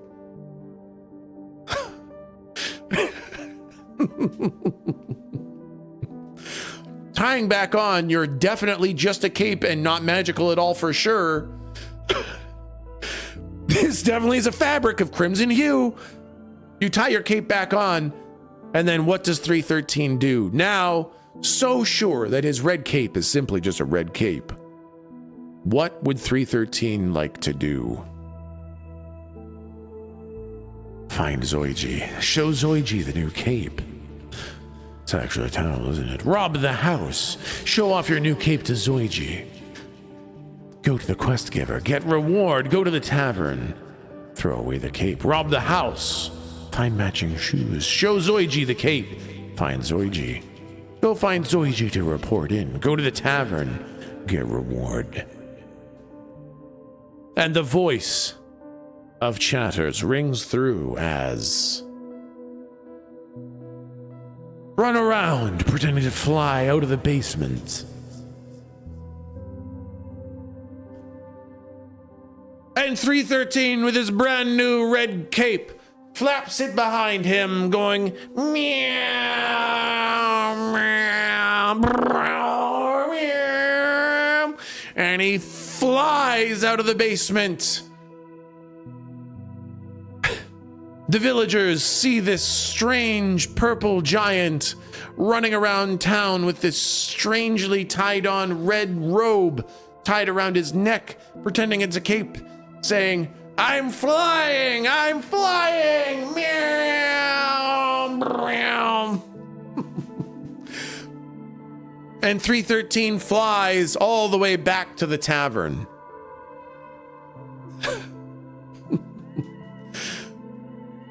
313 flies in through the front door, going meow, meow. And Mr. Zoiji looks up. Oh yeah, I guess hold on. Let's go back to the tavern. We need tavern music. And we need to be in the tavern as we have arrived.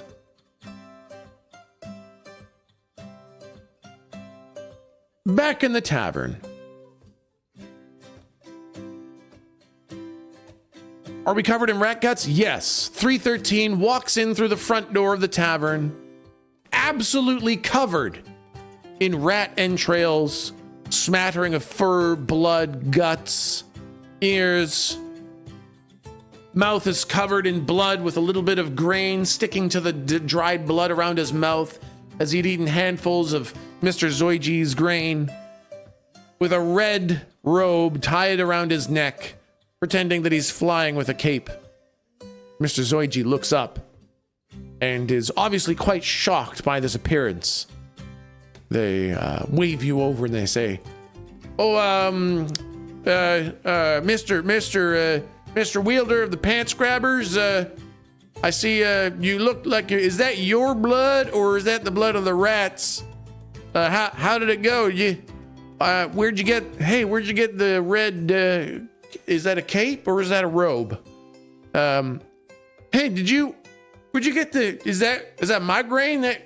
What happened? Hey, Mr. Wielder of the Pants Grabbers, what happened? Could you tell me what the hell happened down there? Well, chatters, how does 313 respond to Zoiji asking, what the hell happened?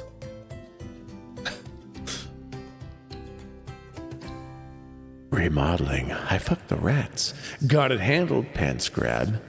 Pants this, Cape Grab. Some things are better left unknown, Pants Grab. Pay up, Pants Grab. I got the job done. You don't want to know. I lie about everything. One time, one night. Explosive rats. Stare longingly. I was just fapping. Look him deep in the eye and Pants Grab. I has a red cape. It's done. Don't worry about it. All set, Mr. Zoiji. And the voice that 313 hears that he is forced into speaking is, I shower in the eye and grab pants.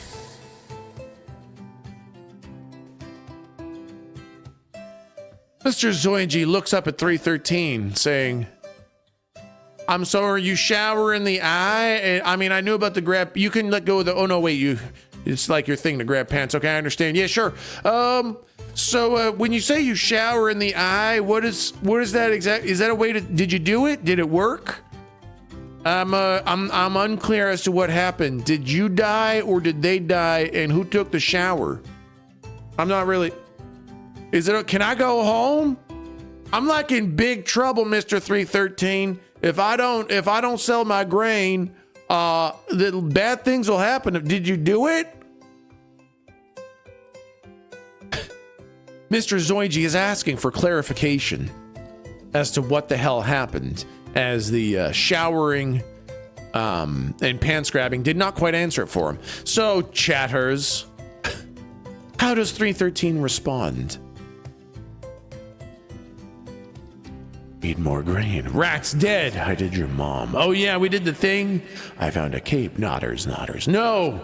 You can go home and all your grain will be there. Hey, eat your grain. Pants grab. I found a cape. Little squeakers go bye-bye. I fucked the rats. Good grain. Come on, Nodders. It's done. Your house is cleansed. Who are you? Rat's dead and your house is fucked. Seduce Zoichi and avoid telling the truth. Clears throat. It is done. Rats grabbed my pants. Yep, he is stored in the balls. And the response that comes through is, if by it you mean fuck the rats, let's talk about payment. Pants grab!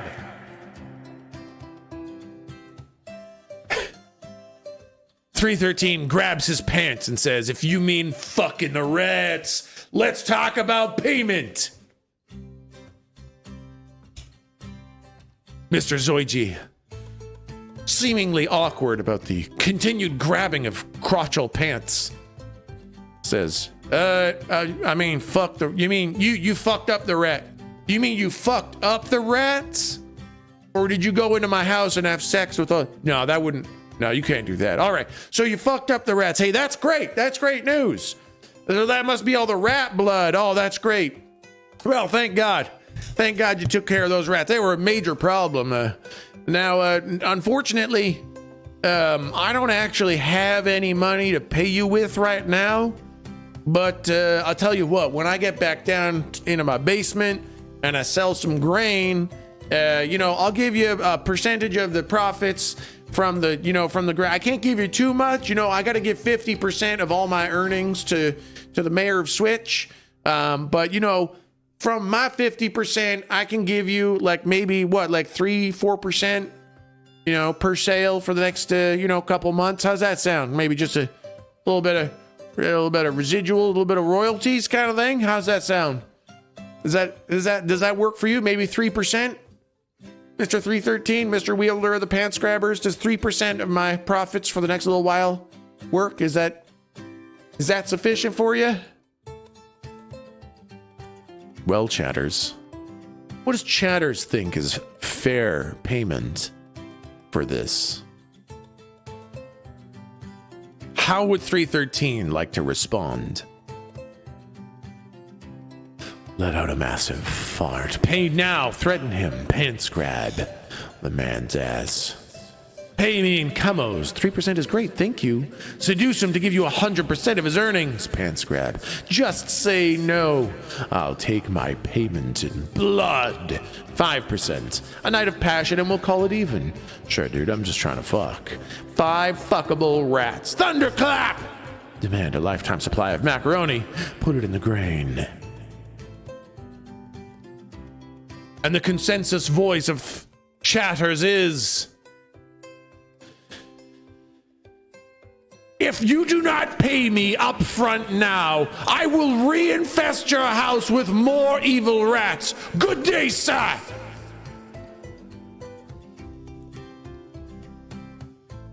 Mr. Zoigi goes pale in the face,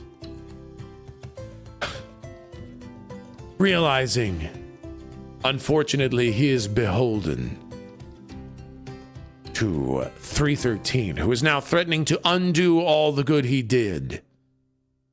Mr. Zoigi says, I'm sorry, I literally have $0 in my everything, okay? So I'll tell you what, I'll go right now, I'll go grab my grain, I'll sell it to the first person who will buy it, and I'll just give you the money, okay? I'll just give you whatever I can sell the grain for. Is that just, please don't reinvest my house. Anything, okay? All right, I'll go do that. Mr. Zoigi stands up and sprints out of the tavern equal parts elated that his problem has been fixed and terrified that his problem could come back immediately. The tavern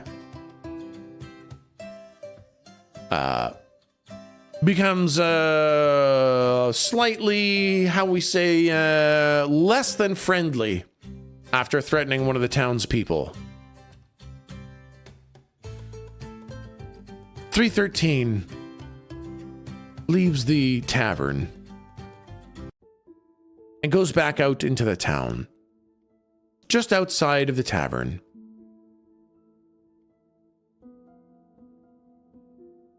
a couple people follow 313 out of the tavern. They're all mumbling, talking about how they've had to deal with rats in their basements too. It's strange.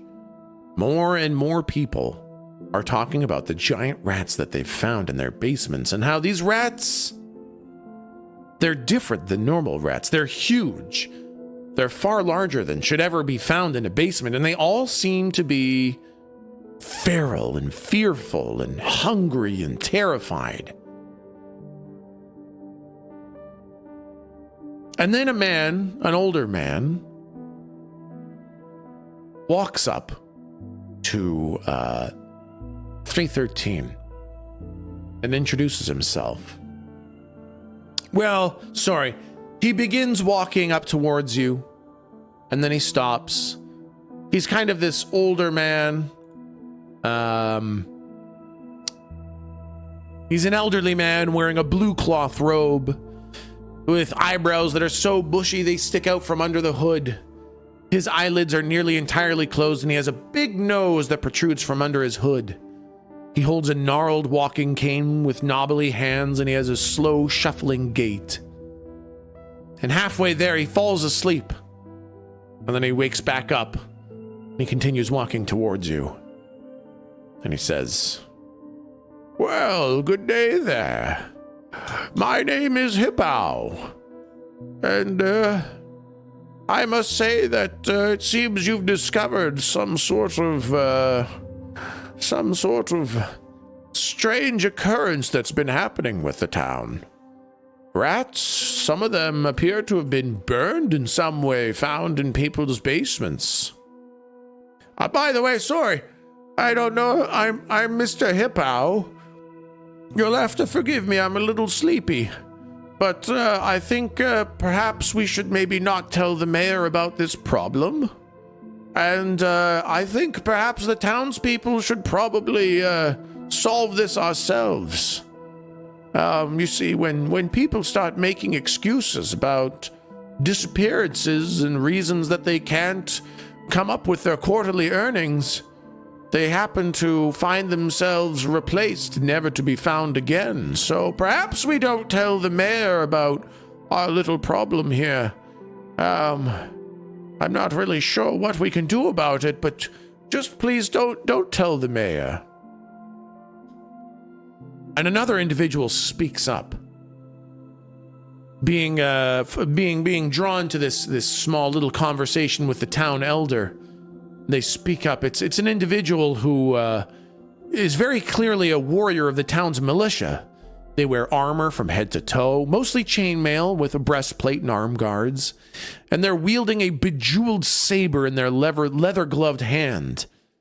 But interestingly, just where the sleeve meets the glove, you can see a little bit of skin at the wrist. And strangely, the skin seems green. They speak up, and they say, "Hail and well met, fair adventurer.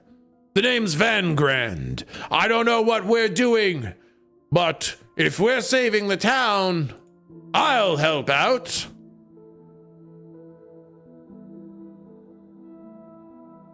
And then another individual speaks up. It's clearly the town's undertaker and gravekeeper. Elder Hippow says, "Ah, yes, Croig. So glad you could meet us here. Oh, fair adventurer, I believe I heard your name is 313, wielder of the Pants Grabbers. This is first of all, this is our local militia, Van Grand, and this is our undertaker and gravekeeper, a man named Croig. Croig is a tall man with long black hair that hangs straight down past their shoulders. You can't really see the eyes through the hair, but what you can see seems like Croig has wide, permanently staring eyes. Their arms and legs are lean but muscular, and they stand completely motionless unless they're walking, which they do robotically. They wear black pants, black jacket, white shirt, black tie, and a black bowler hat. Croig speaks up. Yes, the rats you describe sound like the rats that I used to see in the crypts. But I have not seen any rats in the crypt in some time. It seems something has driven the rats out of the crypts. Perhaps you should start in the crypts first. So, chatters, Elder Hippow has said, don't tell the mayor. Croig says, check the crypts. And Van Grand says, whatever you're doing, they're there to do it with you. So, chatters, what should 313 do? Should you investigate the crypt? Should you tell the mayor? Should you do something else?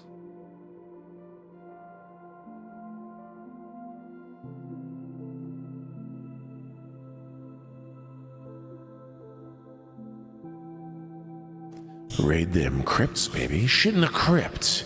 Crypt it up, baby. Sex up Croig. Go to the crypt, tell the mayor. Take Van and go to the crypt. Crypts with Van. Shit in the crypt. Investigate the mayor. Spray down the chat. Seduce the old man. Fuck the mayor. Investigate the sexy crypt. Set fire to the crypt. Go to the crypt with Van Grand. Dance your way to the crypt. Hand DJs for everyone. Seduce the DM. The resounding voice that echoes through with Chatters' response is, honk Hippow's nose and go to garden.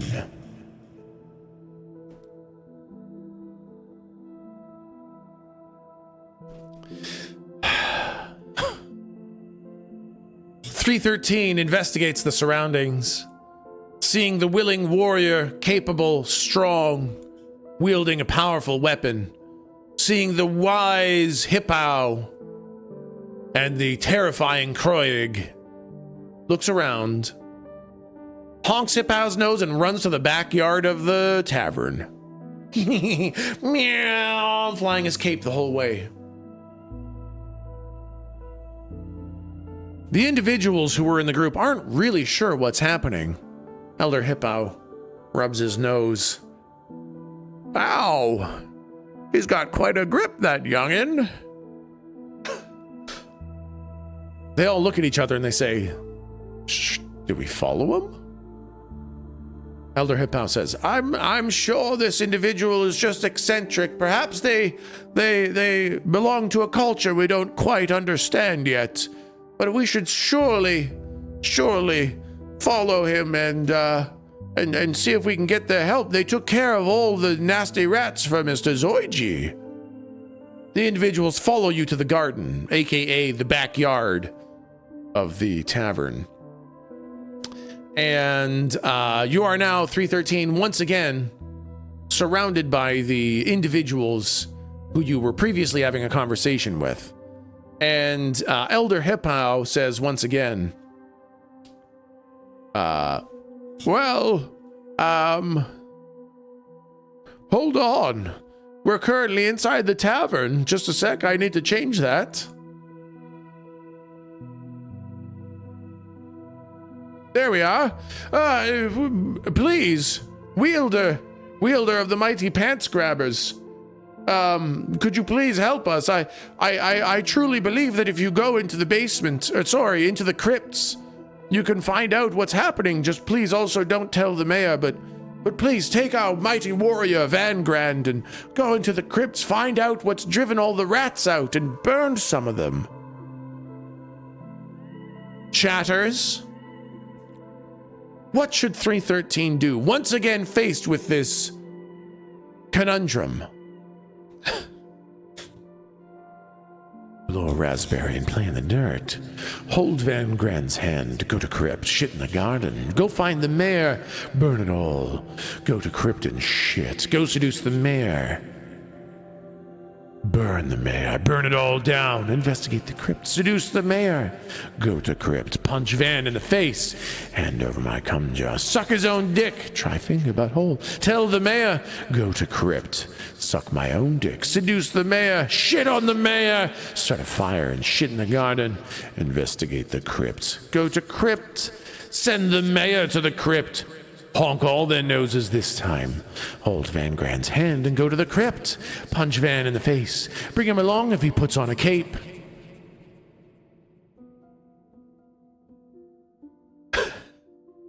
Punch Chad in the face. And the voice of Chatters is heard as... Go to the crypt, Van Grand. 313 turns and looks directly at Van Grand, the green-skinned militia warrior, and says, Go to the crypt. Van Grand turns to 313.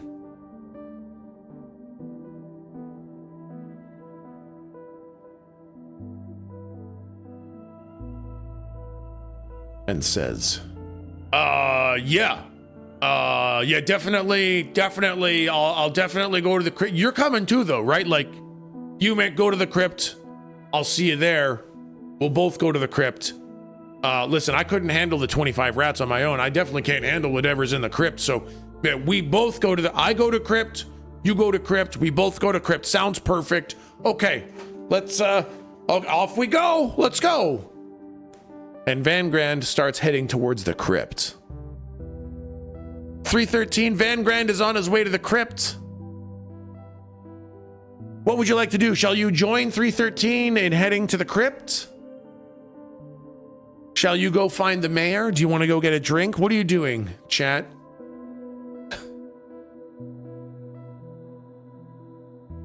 Take Zoichi to the crypt, he owes us.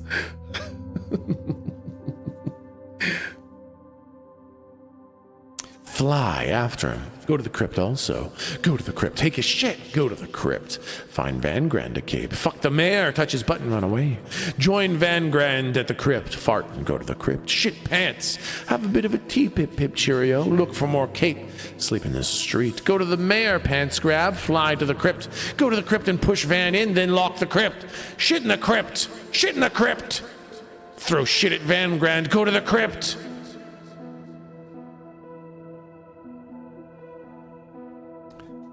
And the voice that echoes through of Chatters is shit in the face.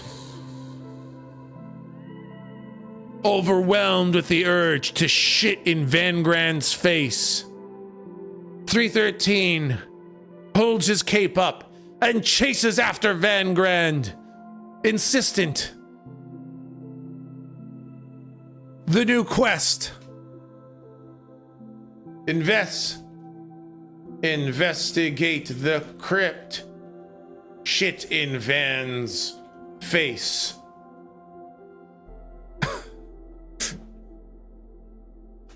And 313 acquires his next quest.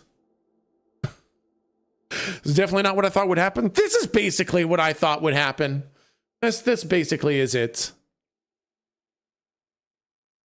You travel through the village, chasing after Van Grand, who seems to have some inkling of an idea of what 313 plans to do knowing perhaps not that it is directly shitting in the face, but that it's something that Van Grand isn't interested in. Van Grand attempts to outpace you all the way to the crypt as you sprint through the town, find your way to the graveyard, and descend into the crypt. And this is where we get Cuddle's track. The oppressive, dark, intimidating crypt. You descend down the steps into the town's crypt, and you notice how incredibly silent it is down here. You notice, as was said, there are no rats down here. But there are no insects either. You see cobwebs long abandoned by the spiders that created them. Nothing chattering, nothing skittering. Absolute silence in the crypt. Ahead of you are multiple dark passageways, barely lit by dying, sputtering torches up against the wall. As you take a couple steps into the crypt, you notice that the further in you go, the warmer it gets. Chatters 313 and Van Grand are now just a little ways into the entrance of the crypt. You don't really know where you're supposed to go or what you're supposed to do other than investigate and try to determine what's happened down here. Chatters, what would you like 313 to do?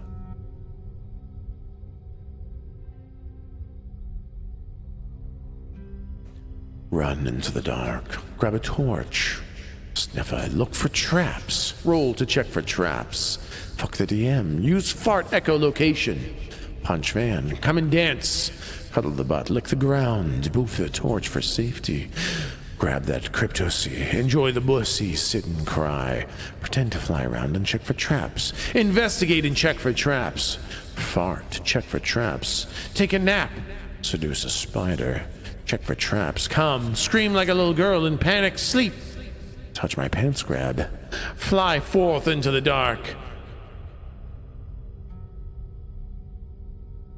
And the voice of Chatters resounds out as can't contain fearful farts. Investigate the crypt following the torches. Investigate as you go. Wow, that's actually pretty comprehensive.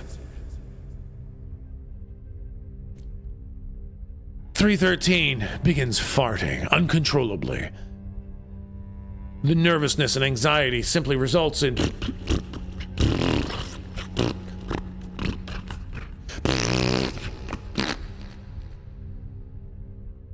the farts echo down the long hallways, resounding, rebounding off the walls, coming back. And the crypt seems completely empty. 313 points to the torches, says we should follow those. Van Grand says, yeah, sure, whatever you think. I'm not really one for like figuring things out. I'm more of like a doing person rather than a thinking person. So when you need doing, you tell me to do, okay? And other than that, you do all the thinking. You're obviously very smart. Obviously far smarter than I am. Okay, you just point me at the problem, I'll solve it, okay? Sounds good, let's go! And 313 begins to lead the way through the crypt. Footsteps echo in the darkness. God, I love that. That little sound effect right there, Cuddle, I love it so much. Van Grand and 313 begin walking through the dark crypts, following the torches as they lead deeper and deeper and deeper. Every time you descend to a new level of the crypt, it gets warmer the deeper you go.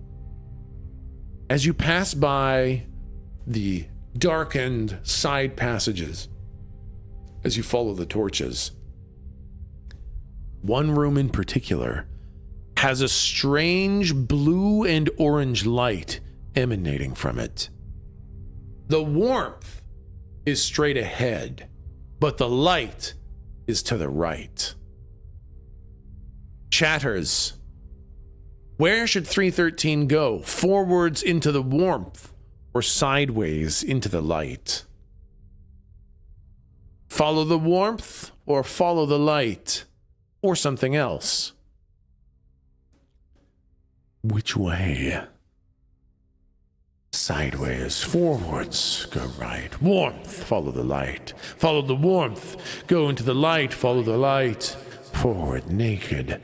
Forward, heat good. Go into the light. Go to the light. Fart into the warmth. Follow the nose. The light is right. Head toward the warmth. Punch Van. Use the cape. Shit on the floor. The warmth. Warmer, gooder. The voice of Chatters echoes in 313's head, saying, "Follow the warmth into the light, Carol Ann." Unfortunately, that's not really super helpful. Unfortunately, that's kind of like a both decision, non-decision. Also, who's Carol Ann? 313 decides both would be good. Investigating both the warm path forward and the light sideways, the lit passage seems to lead to a single room with a single sarcophagus in it.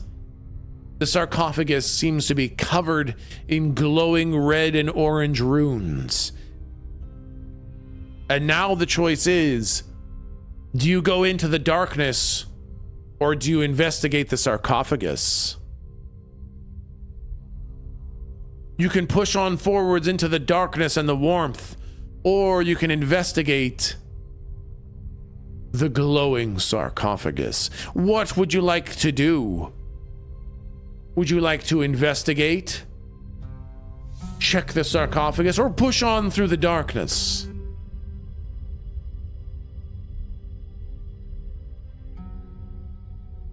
Tell Van to open the sarcophagus. Push Van into the room. Throw Van Grand onto the sarcophagus.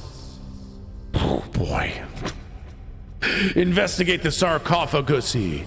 Climb into the sarcophagus. Investigate everything in the room. Twerk on the sarcophagus. Shit on the sarcophagus. Go knock on the sarcophagus. Push Van into the room. Trip Van and run away into the darkness. Tell Van to strip naked and investigate the sarcophagus, stepbrother. Try to make out with Van Grand on the sarcophagus. Throw Van onto the sarcophagus and make out. The result is... investigate the sarcophagus lid open. Without checking for traps, without investigating the room, without telling Van Grand to test it first, 313 strides into the lit room, walks up to the blue and orange sarcophagus, and pushes the lid open.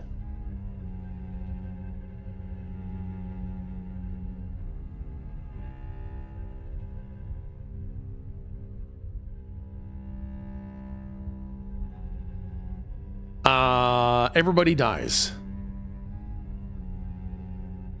I'm kidding.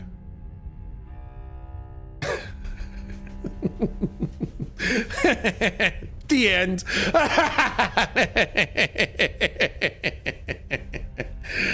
313 walks up to the sarcophagus and just simply begins pushing the lid off the top. inside is the source of all the light. There is a long dead corpse of a mage, holding in its bony skeletal hands a staff. The staff looks complicated, shifting. In fact, chat, what does the staff look like? Describe the staff for me, chat. Tell me what the physical looks of this staff are.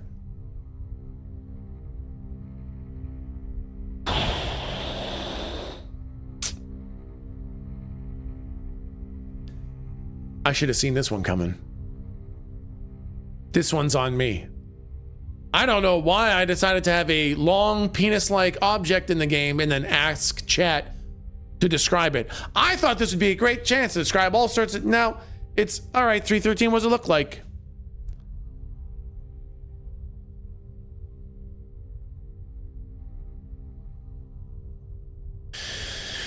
It looks like the unfolding beepus of a demiurge, the God Rod. And then we look at Van and ask what he thinks.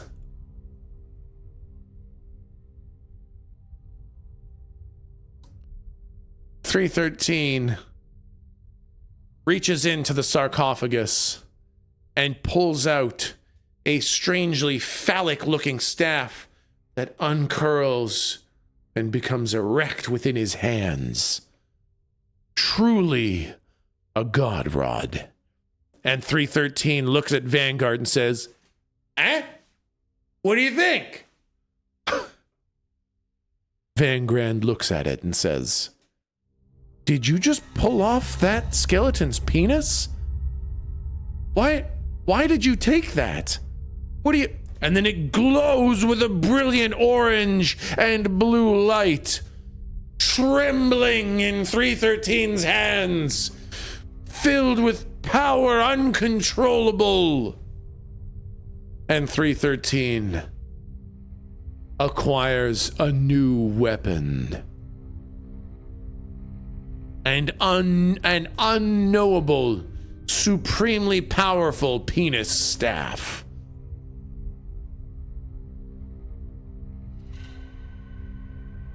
The God Rod. Quite the stream to listen to while on pain meds.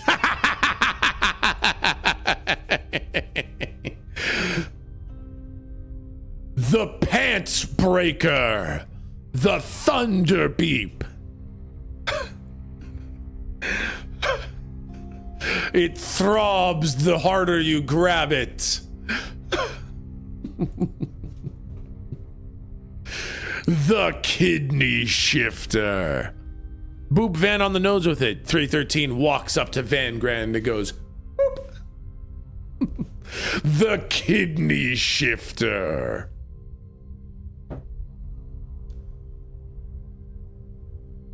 You have now acquired the mysterious, unidentified, uninvestigated penile staff from the sarcophagus of the mage. Van Grand says, "Hey, good one getting that giant penis. So boss, what do you want to do now?" What should you do now, chatters? What should you investigate further into the crypt? Should you investigate the staff itself? Or should you go back with the staff, assuming that this is the answer you needed? Suck on the staff, lick the staff, investigate the staff. Attack the darkness, rub the staff. Investigate our cape, lick the staff. Definitely the staff. Investigate the tip. Shit on the sarcophagus. Investigate the staff. Ask Van to kiss the staff. Rub this staff. Power up this staff. Lick the staff. Salami the staff. Insert staff. Investigate the Kidney Shifter. Go staff yourself. Flail the God Rod about before giving it a long, slow lick. Rub the God Rod and investigate the cape. The voice of chatters coalesces into a singular response.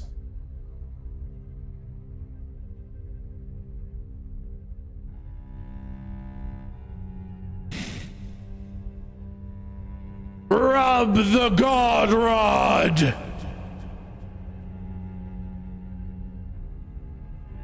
Van Grand says, Sir, how should we proceed? What do you want to do?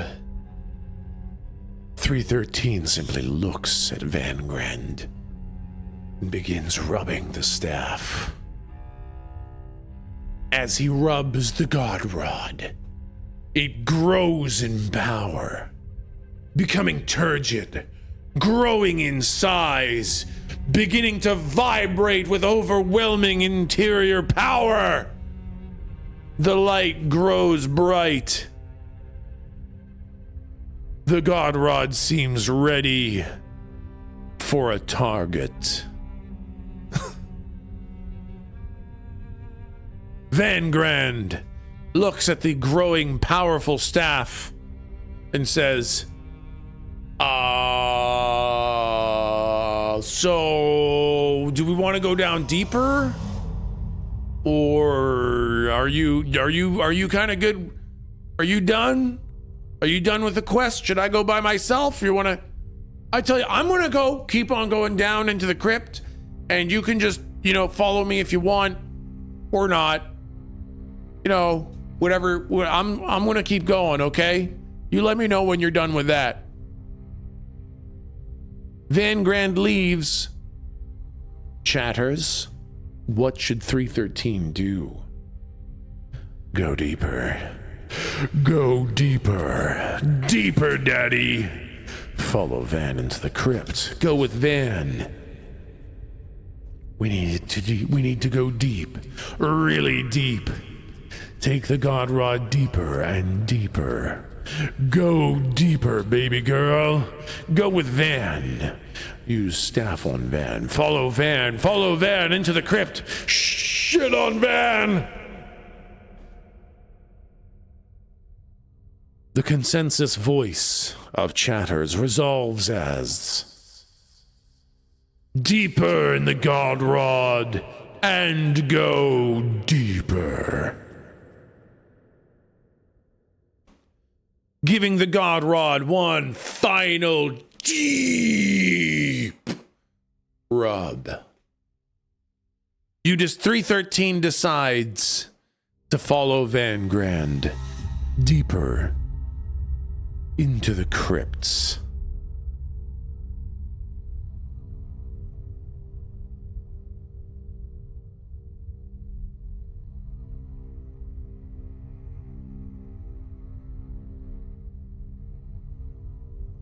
Continuing on deeper and deeper into the crypts, it gets warmer and warmer the deeper you go. Van Grand begins to sweat. Sweat drips out from under the armor and says, hey boss, are we sure we want to keep, it's starting to get pretty hot down here. You sure we want to keep going?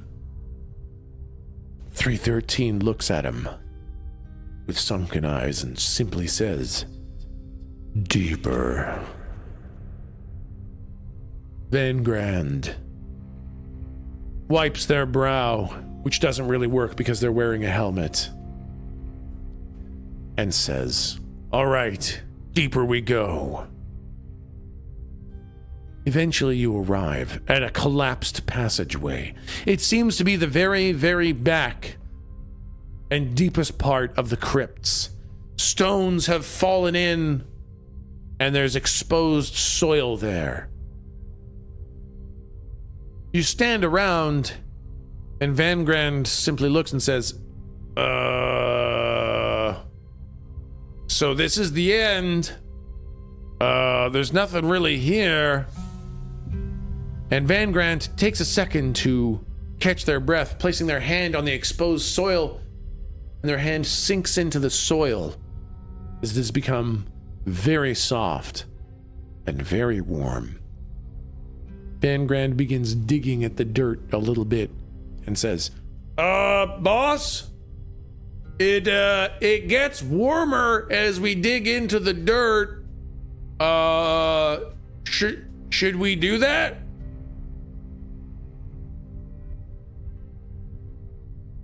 Well, Chatters, You've arrived at the very back of the crypt.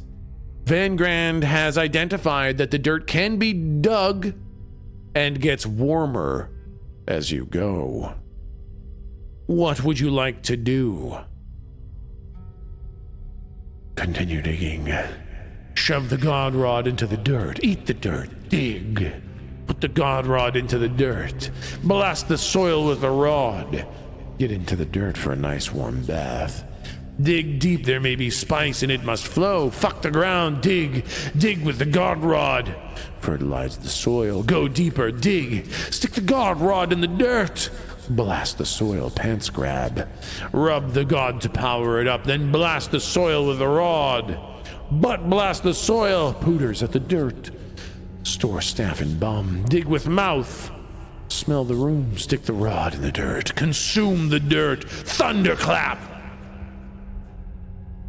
The resolving voice of chatters is... Shove the god rod into the dirt. 313 looks at Van Grand and then looks at the god rod and says, Stand back, Van Grand. I've got this. 313 plunges the god rod 6, 12, 18, 27 inches into the dirt. The god rod plunges deep into the warm soil, meeting very little resistance. And then the staff vibrates with power, and the entire dirt wall falls away. 313 is standing there holding the god rod into an opening into a giant chasm. What is inside the chasm is impossible to see, is a brilliant gold light blinds 313 as a mystical warm wind blows past him. And then you hear from behind you the shuffling sounds of awakening corpses.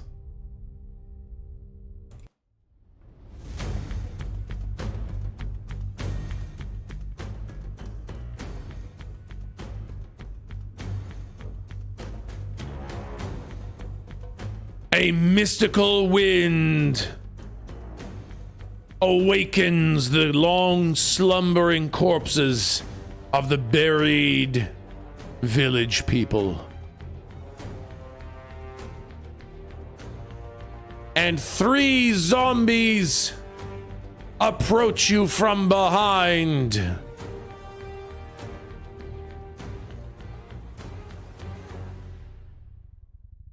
Because of your previous encounter, you have unlocked a new spell. Mage Hand. And you find yourself in combat with 3 terrifying, shambling zombies. Van Grand looks at them and says, Fear not, my lord, I shall defend you, and charges at the zombie. Van Grand swings with their bejeweled saber and strikes a mighty blow. Hey, it's a hit! The bejeweled saber digs deep into the shoulder of one of the zombies and deals 8 damage as an arm is cleaved off of one of the zombies entirely.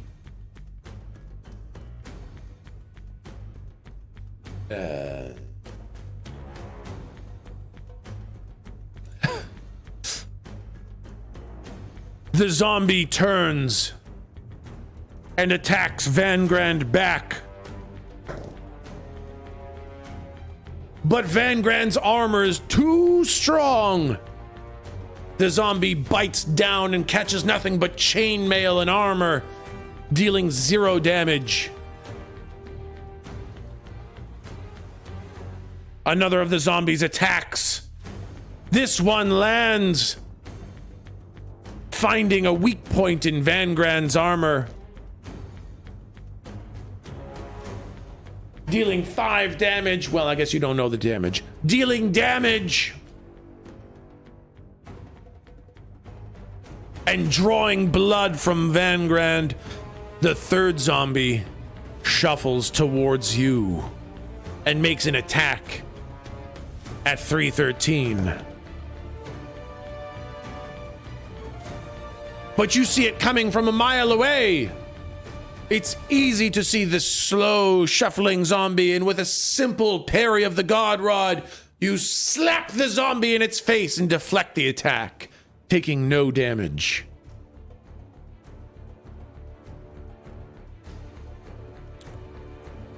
.313, it is your turn. You have a number of abilities. You have Eldritch Blast, which is single target. Thunderclap, which is multi-target. Disguise Self, which lets you look like any other humanoid. And Mage Hand, which lets you do, I mean, anything a hand can do. It just can't lift more than 10 pounds. What would you like to do? I'm gonna have a quick sausage bite while you type in chat.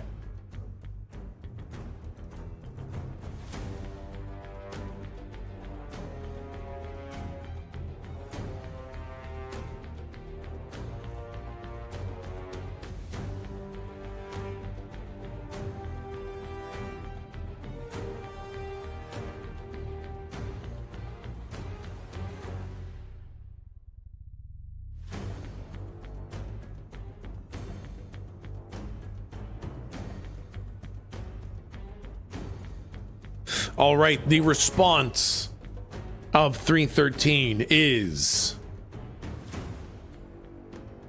cast Mage Hand Job.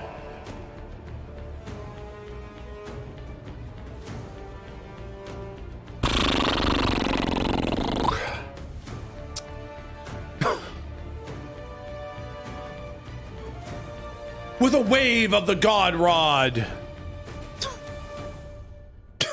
With a wave of the God Rod, a giant, magical, semi-translucent hand is formed in midair. This mage hand looks at one of the zombies and dives towards its crotch and starts furiously beating off the zombie. The zombie, having not felt anything in so long, doesn't know what's happening. I'll roll for it. I've never had a hand job roll before. It's a natural 1. 313 just rolled a natty 1 on the zombie hand job.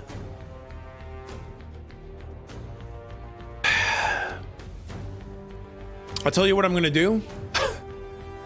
I'm gonna roll unarmed damage.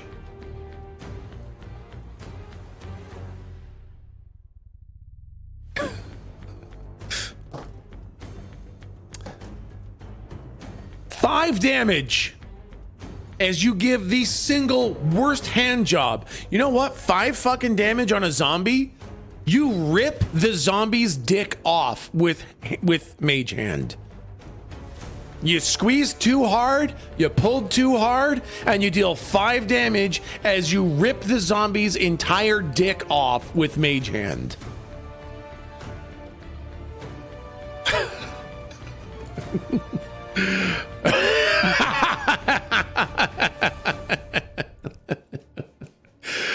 The zombie goes, move. Ah! As the dick gets ripped off. Van is busy fighting 2 zombies and watches you rip the dick off another zombie. Van Grand takes another swing at the zombie currently trying to bite him. and misses entirely. Van Grand, distracted by the dick ripping of zombies, swings and misses the zombie, completely distracted by the genitalic mutilation that 313 is performing on one of the zombies. The two zombies around Van Grand once again go to attack him. The one that's biting the armor just continues to bite the armor, never making it through. The other one, oh my god, rolls a nat 20. Oh no.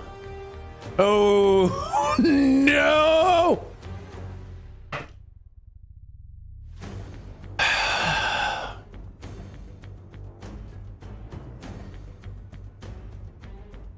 One of the two zombies currently fighting Van Grand finds a soft spot. As Van Grand is busy looking to the side at the weird zombie hand job, the other zombie comes around and bites him directly in the neck. Van Grand begins bleeding out horrifically. Blood spurts out of an open vein in Van Grand's neck. The zombie that just had its dick removed decides it actually doesn't really want to play with you anymore. And it looks like there's an easy kill in Van Grand. Ooh! The dickless zombie shuffles on over towards Van Grand and attempts to bite Van Grand in the open, exposed, gushing neck. Van Grand sees it at the very last moment and dodges out of the way, avoiding damage from that zombie. Techsmith313's turn is available again. Chatters, how should 313 respond? You have Eldritch Blast, single target, Thunderclap, multi-target, Disguise Self, and Mage Hand.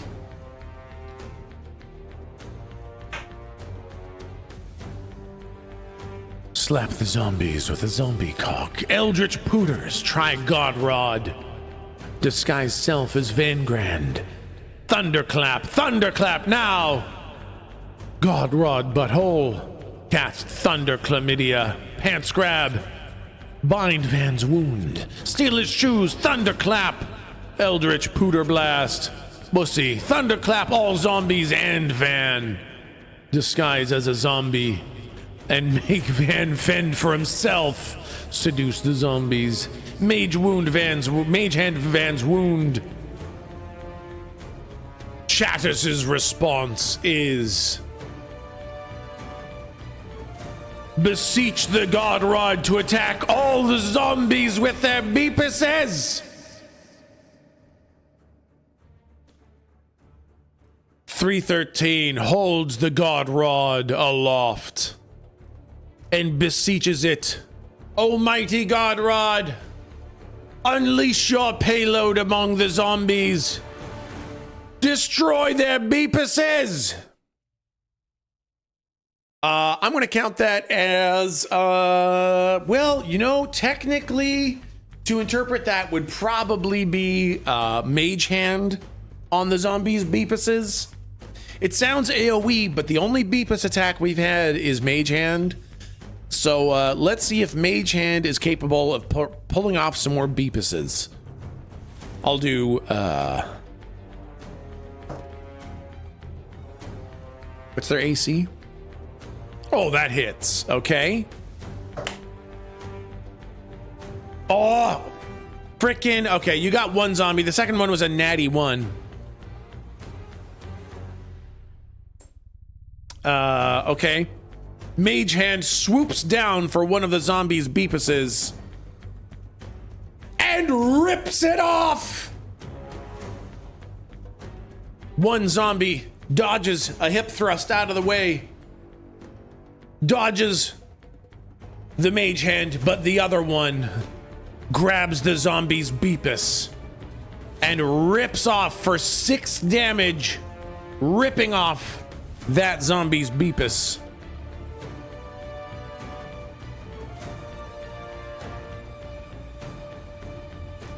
Collecting beepuses like Pokemon. You're now in the possession of 2 zombie beepuses. The zombies turn to face Van Grand once again. Oh no, that's another natty 20. I've got DM dice, chat. I'm sorry. Whenever I'm rolling for the monsters,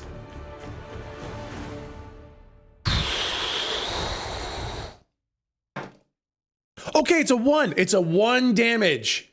Only 1 damage. It's okay. It's a critical 1. It's okay. Whew! The 1 zombie critically bites Van Grand.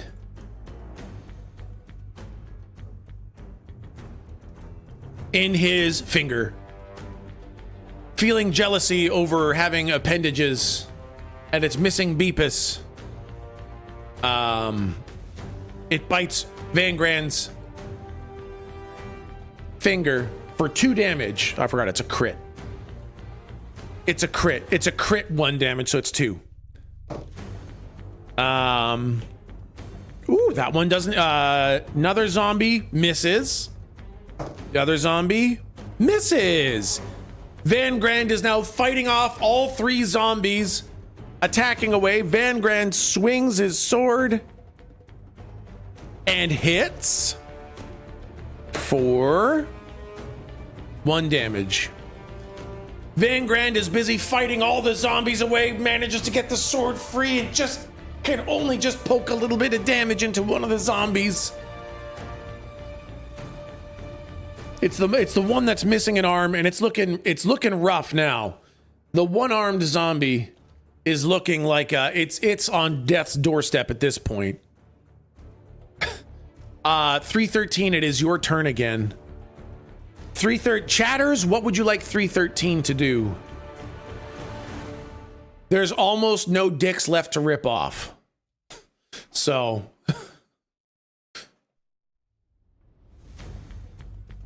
Thunderclap, Pants Grab.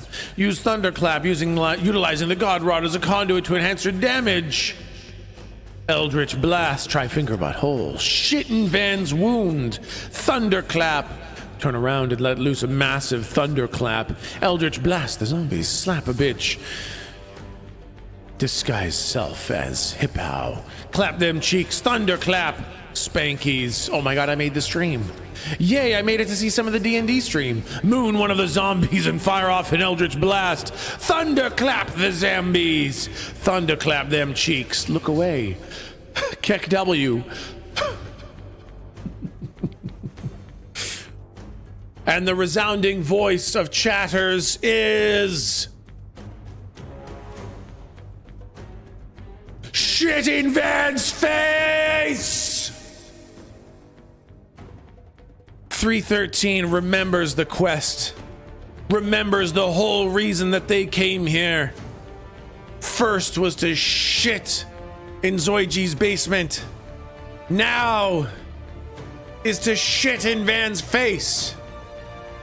313 whips down their pants and uses the God Rod's magic to levitate a poop directly into Van Grand's face.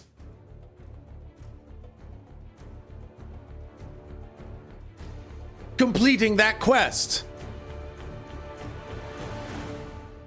Van Grand is now technically blinded. Van Grand now has disadvantage on all attacks as they have got poop in their face. And now it's the zombies' turn. They're gonna get advantage against Van Grand too because Van Grand can't see. That misses. That misses. One of the zombies, despite Van Grand having a poopy face and can't see, is unable to get through Van Grand's armor. The other one does get through with a really big bite. It's not that big of a bite. Gets through, starts just gnawing on Van Grand's exposed bits of area where the armor has been destroyed. The third zombie. Whoop. Hits as well. Uh-oh. Oh no! The third zombie tangling with Van Grand, who's grabbed by all three zombies, can't see with the poop in his face, can't get their sword out to get the zombies, meets a fatal bite. The zombie, recognizing the exposed, gushing wound in Van Grand's neck, bites down on the bloody exposed jugular vein and tears out a mighty chunk. Van Grand sprays one hearty of blood all over. Their eyes roll back in their head, and Van Grand falls down dead. It is now 313 by himself against all three zombies. That was the last zombie's turn, though, so 313. What would you like 313 to do?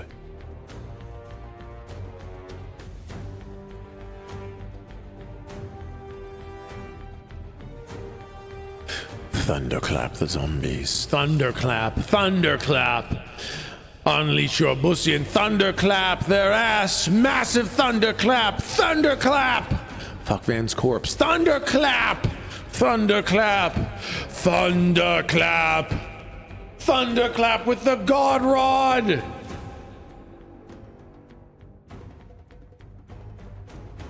The consensus voice of chatters resounds with Thunderclap the zombies. Eat Van Grand.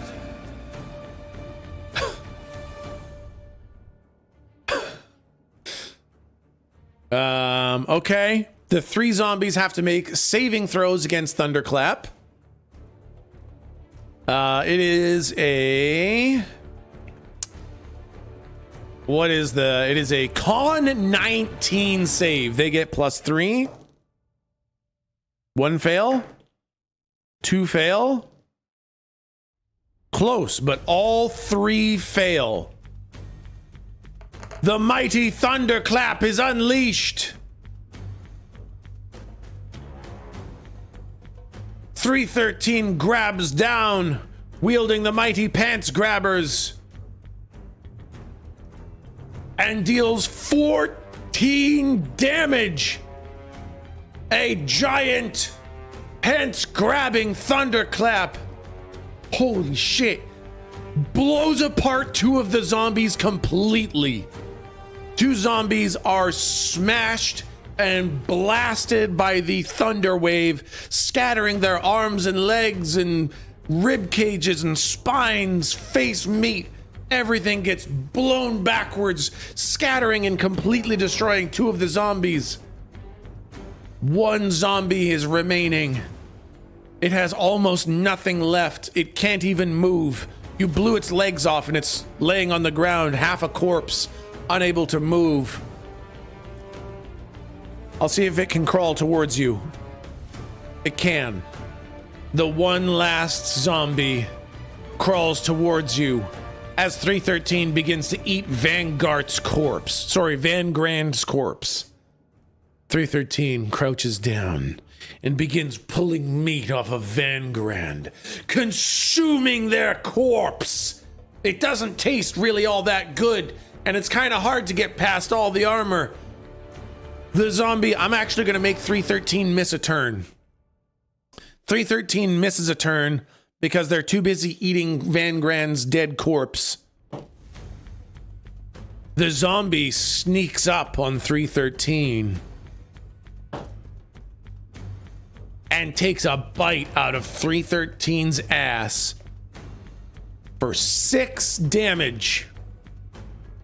The first damage that you've taken this combat.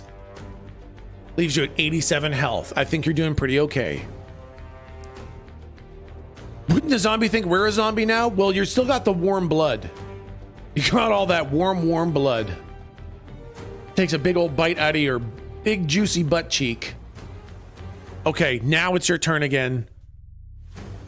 Chatters, the last zombie, has 2 hit points left. What would you like to do? It's a half a corpse, barely crawling along the ground.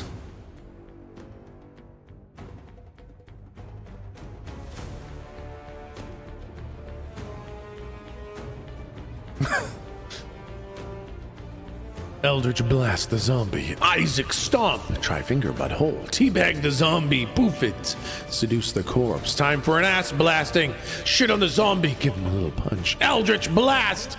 Fall in love with the zombie. Eldritch Blast the zombie. Power Pooter. And Chatters comes through with a singular consensus voice of shit in the eye.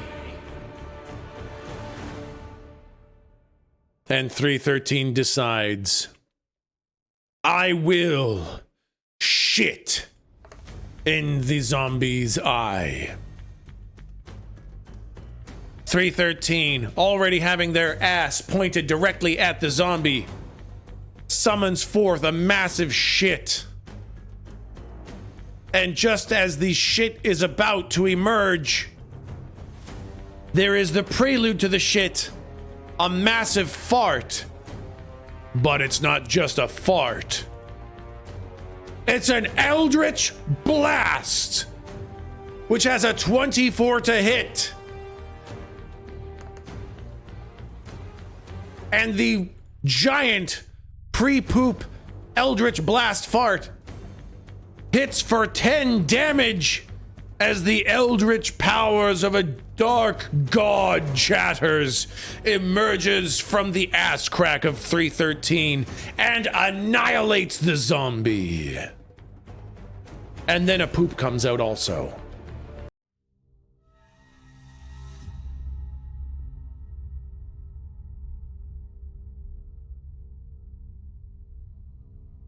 The final zombie falls. And you find yourself once again in the crypt. Van Grand's corpse sits nearby, and the mysterious golden cavern is also nearby. But as you begin to decide what it is you want to do with the corpse and the zombies and the golden chasm, you hear more shuffling. You hear distinctly 10 more sarcophaguses begin to come to life. What would you like 313 to do? It sounds like more zombies are showing up. The situation is about to become very, very untenable. Scatter, scatter, scatter. Fly away. Fly, you fool. Come to death. People run, cry. Play dead. Run away into the tunnel. Scatter, scatter. Disguise self a zombie. Disguise self a zombie. Scatter, run, scatter. Leave, run away. Scatter. Cape fly. Cast resurrection on Vanguard. Scatter. The consensus voice of Chatters is sacrifice the God Rod up his ass.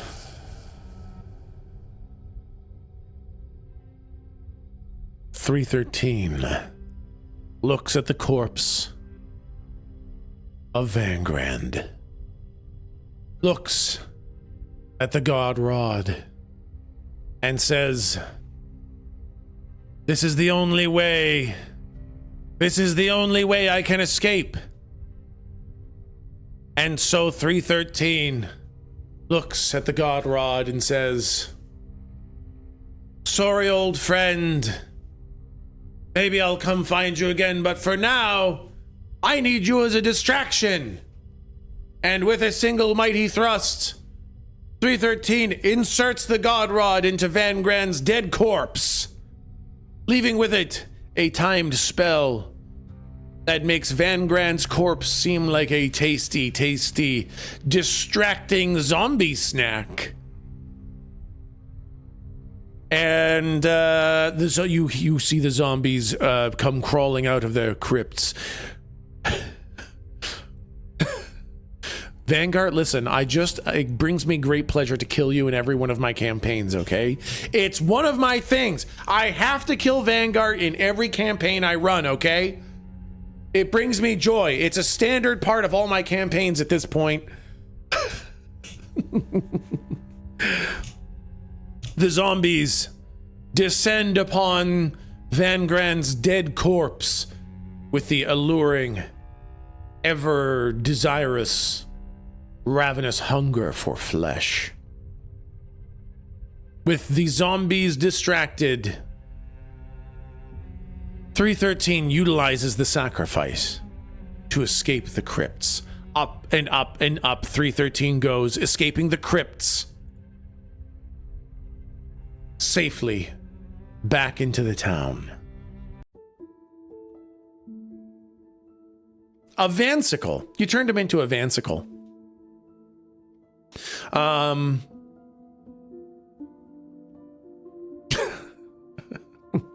Cursed AF.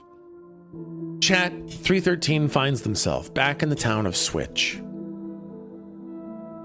Out of the crypt, out of harm's way.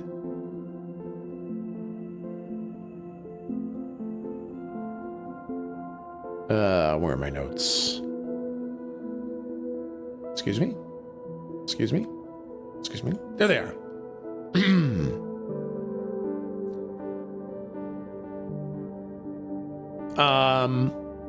Elder Hippau, Kroig, and other townsfolk stand gathered around the entrance.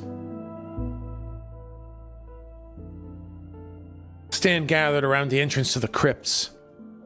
And when 313 arrives alone, Elder Hippau says, "Oh no, I suppose Van Grand didn't make it, did they? Oh, that was a shame.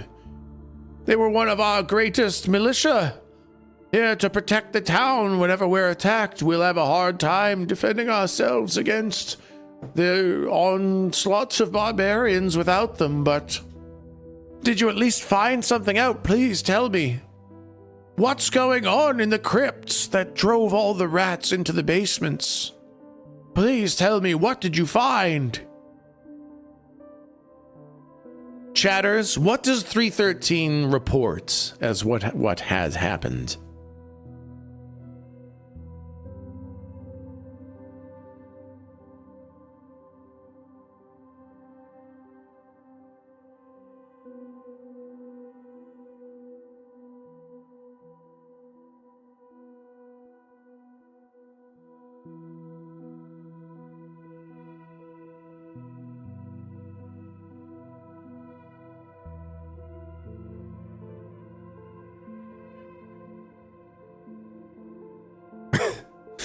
And the response is, "The God Rod had to be plunged into Van for everything and brag about being a hero." 313 says, "I found this incredible staff in the sarcophagus of a mage. It was powerful. It was a giant magic penis. But unfortunately, I had to plunge the giant magic penis into Van's dead corpse for the goodness of everything. But I did it all myself. I killed all the zombies myself, and I solved it, and there's a big cavern full of gold down there all by myself, me, because I'm the best one here, and I saved you all. You're welcome."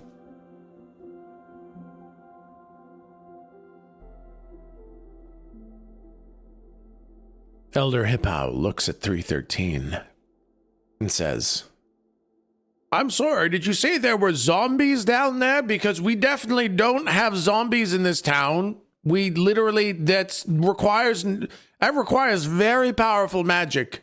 No one in town is capable of doing that. Are you sure you saw zombies?" 313 says, "Yep." Elder Hippau says, "Well, If there's some sort of powerful magic down there, we'll probably need to talk to the mystic. Oh yeah, I gotta change the... Hold on, different scene. Different scene. We're back in the town. We're not in the crypt anymore. We'll need to talk to the town's mystic, Plasteel. Yes, truly, only Plasteel will be able to tell us what's happening and what we can find. Please go see Plasteel. Tell them what you saw and ask for their help.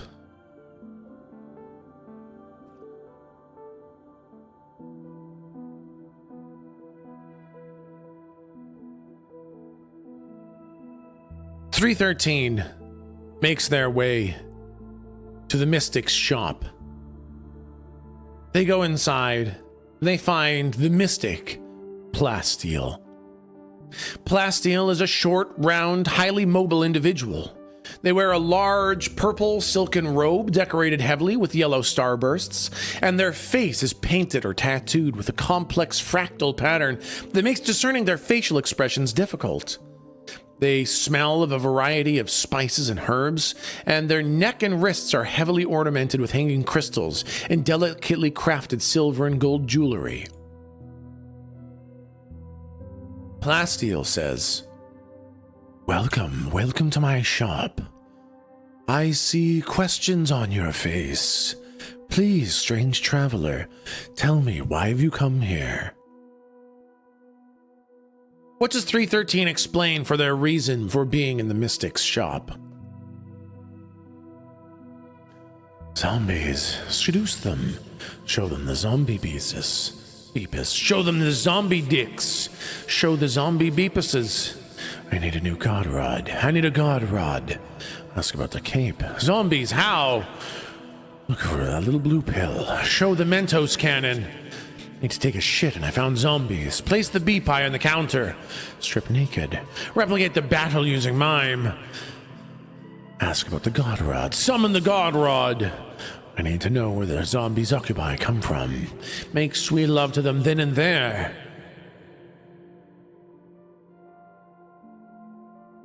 The consensus voice of chatters rings out in 313's mind. Show the zombie beepuses.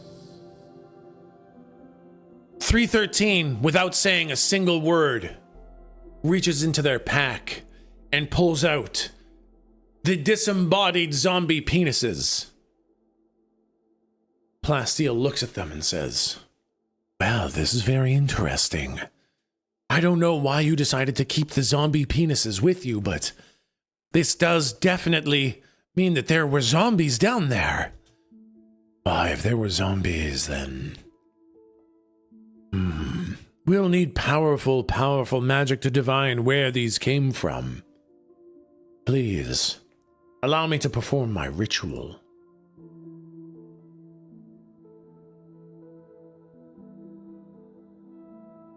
Plasteel closes the door to the shop and puts their fingers to their lips in a don't make any sound kind of motion.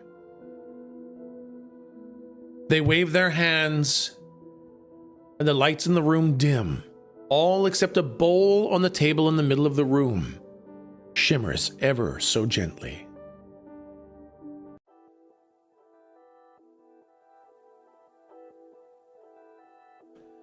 Plasteel grabs 2 vials of clear liquid and goes to the large bowl in the center of the room.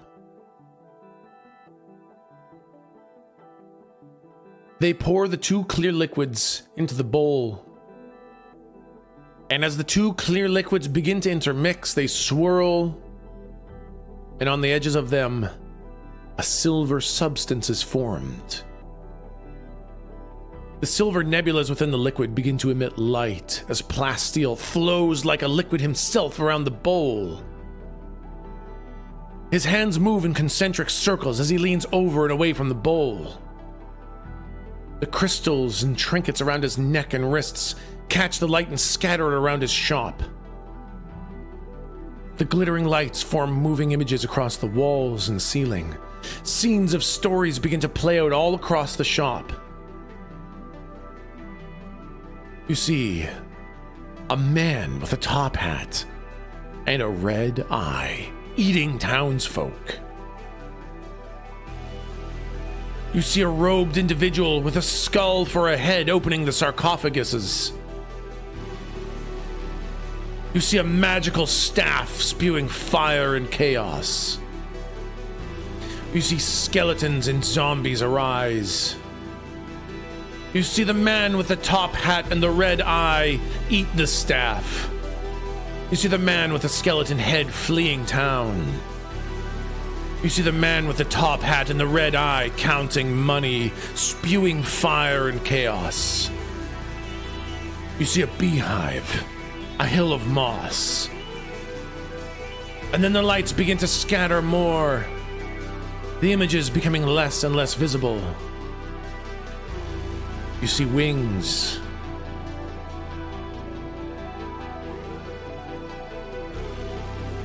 And somewhere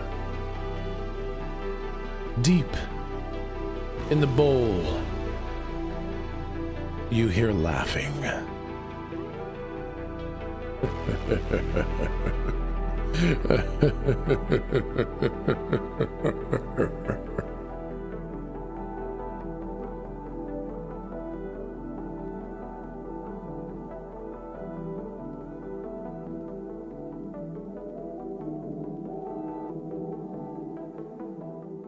The bowl darkens.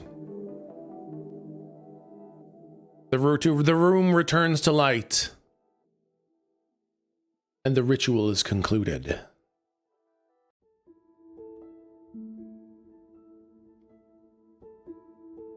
Plastiel looks at you and says, "Well, this appears to be the work of a necromancer. Now, to deal with the leavings of a necromancer, you will need powerful, powerful reagents. I believe Daft Debbie, the alchemist, is the only one who can provide you with the reagents powerful enough to deal with the necromancer and or whatever tailings of their magic remain. It looked to me like the necromancer may have left town.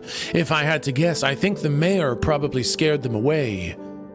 I recognized the mayor, by the way. I think they were the one with the top hat. Our mayor's a very dangerous individual. They probably scared the necromancer away, and now we have residual magics leaving zombies around. Please, go see Daft Debbie. And, please get the reagents. Tell them you need to fight a necromancer."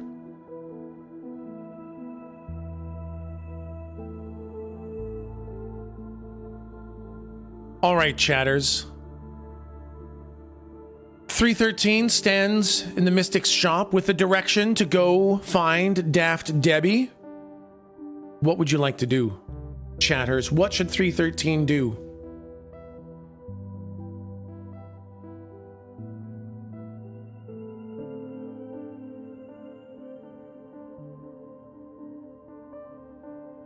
Go find Daft. Whoops. That's not the right voice. Ask the Mystic where Debbie is. Ask about the cape. Talk to the mayor. Hyperventilate in the corner. Bear hug Plastiel. Go locate Debbie. Poop in the bowl. Kiss Plastiel for good luck. Ask about our cape. Get drunk again. Fly to Debbie. Go to the tavern for a drink. Buy a bigger top hat than the mayor for dominance. Panis. Get drunk and shit again. Sober up. Start singing about zombie babies. Ask about the cape. Grab the elder's pants.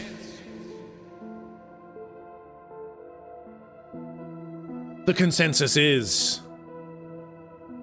lie on the way.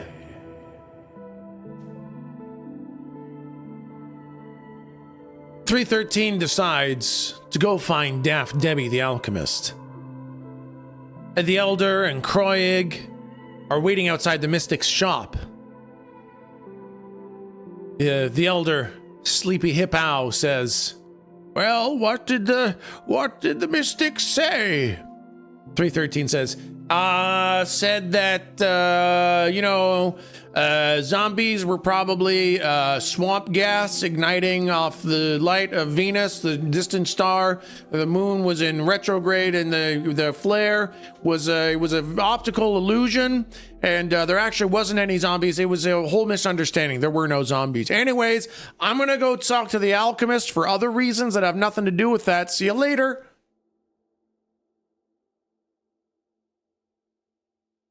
It was the mayor all along.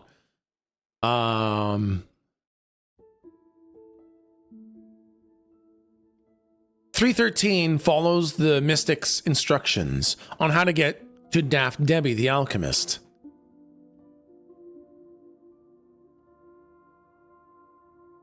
Where is it? Yep. There it is. 313 enters the alchemy shop and sees what they can only assume to be Daft Debbie. It is an individual who is completely hidden by their outfit.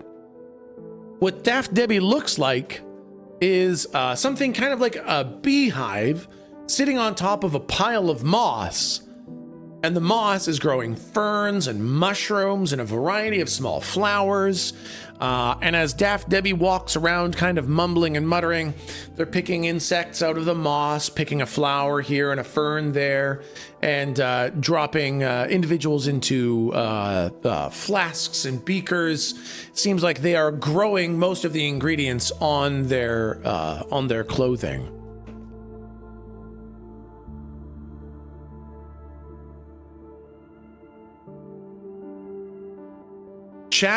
Chatters? What does 313 say to Daft Debbie as they arrive inside the room?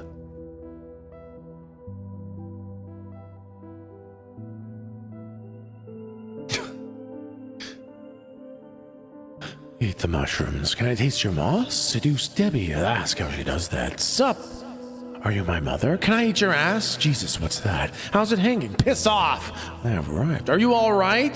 Wordlessly lick Debbie's plants. Screech loudly out of fear. Hey, baby girl, how you doing? May I eat a shroom? Seduce the rats with squeaks. Is that a weed? Got any weed? Golly gosh, I, Techsmith313, sure love soup. What part of the floor may I shit on? All that brick inside that dick. Are you aware of the mystical god rod? The consensus, 313 speaks. I need some stuff for the campaign. I DM in Thursday.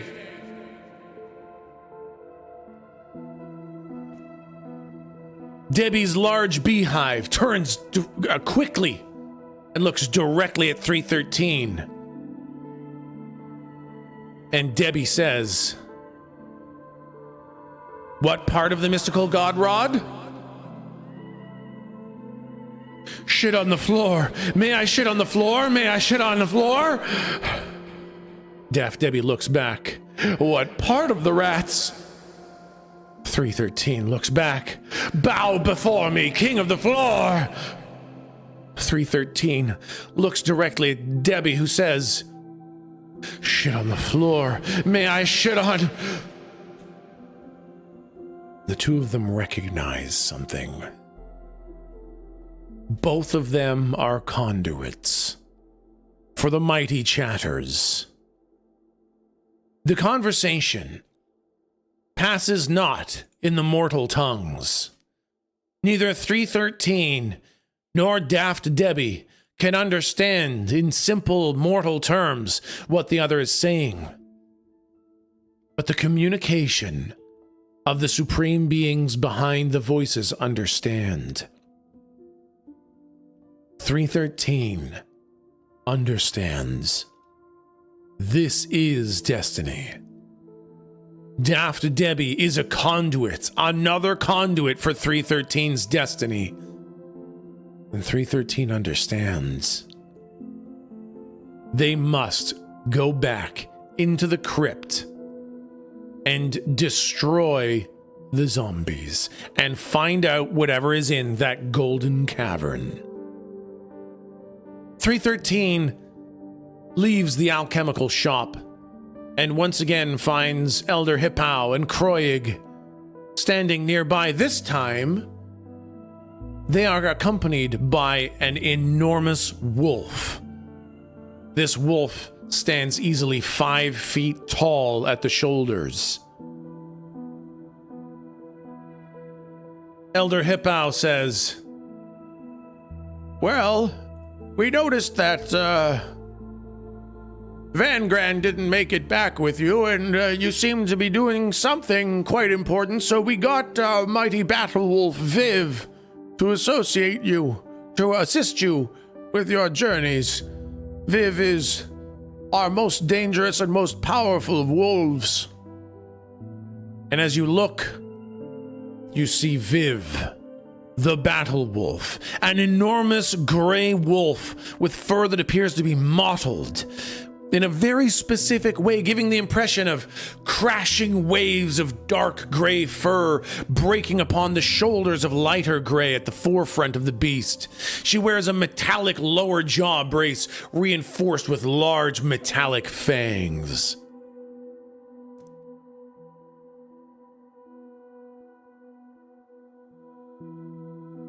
Hippau says, "Please, take our Viv Wolf and go rid us of whatever's happening down in the crypts. Be rid of the zombies and whatever that giant shining gold thing was. Please, we can't survive." Chatters, 313 is now equipped with the magic powers to defeat a necromancer and an enormous Viv Wolf. What should 313 do? How should 313 proceed? The quest is to investigate the necromancer back in the crypts.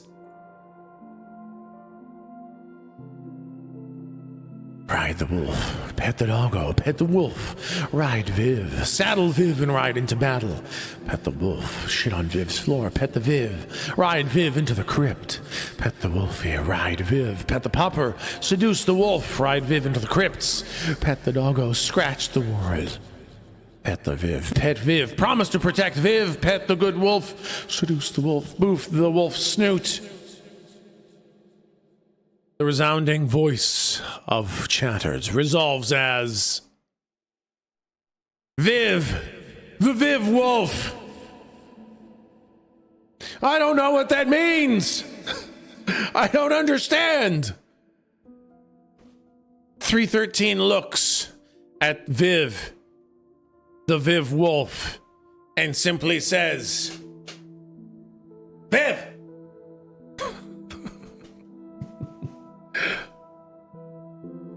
The Viv Wolf looks towards 313.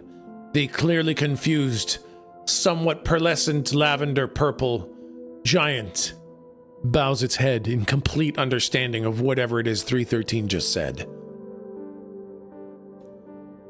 Viv, understanding that this is definitely the movement forward, heads towards the crypts. 313 follows behind Viv and goes back down into the crypts.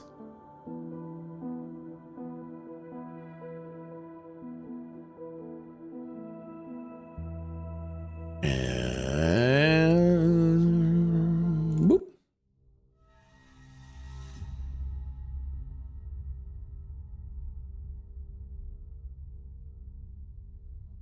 Viv and 313 enter back down into the crypts. And the odd thing is the crypts are warmer than they ever have been before. It seems that whatever hole you punched in the back of the cavern has unleashed a warm, mystical, magical breeze. You notice that all of the sarcophagi have been opened, but you see no zombies and you hear no zombies. Viv and 313 descend deeper and deeper and deeper into the crypts, until finally you arrive back at the hole where you had fought the 3 zombies and left Van Grand's corpse. The heat is excruciating down here. But the interesting thing is that no more do you see the zombies' corpses. No more do you see Van Grand's corpse. There is a thin layer of ash along the ground, and sitting amongst the ash is the God Rod.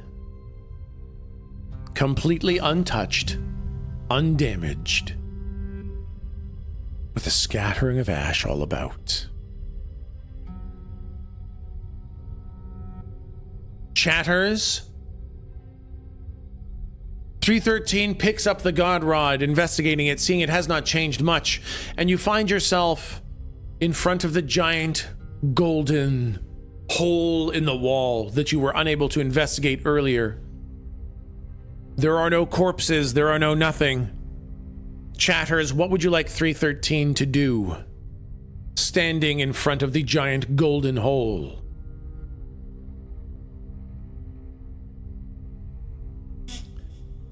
Enter the glory hole. Boof the God Rod. Piss on the ash. Boof the God Rod. Investigate the hole. Shit in the hole. Lick the God Rod. Insert the God Rod into the hole. Try finger but hole. This is Beepus. Finger hole milk wolf. Fuck the hole. Fart cum. Eat that ash. Cast enlarge on the God Rod. Yell into the hole. Try finger but hole. Reclaim the God Rod. Eat the God Rod. Enter the hole. Inspect the ash. Swing the God Rod around like a lightsaber. The consensus of Chatters' wisdom is sniff the God Rod. 313 holding the God Rod aloft, wondering what could have happened. How could this have come to pass? Leans over and gives the God Rod a sniff. It smells like avocado and fire.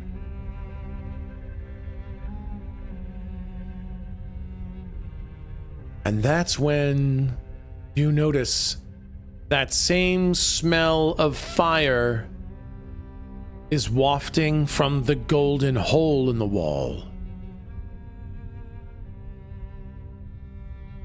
Chatters, what would you like 313 to do now? It smells similar as the golden hole.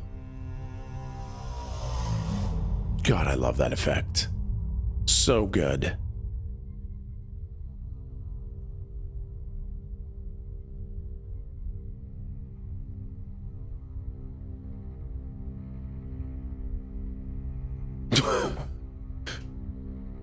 Throw Viv in the hole. Enter the hole.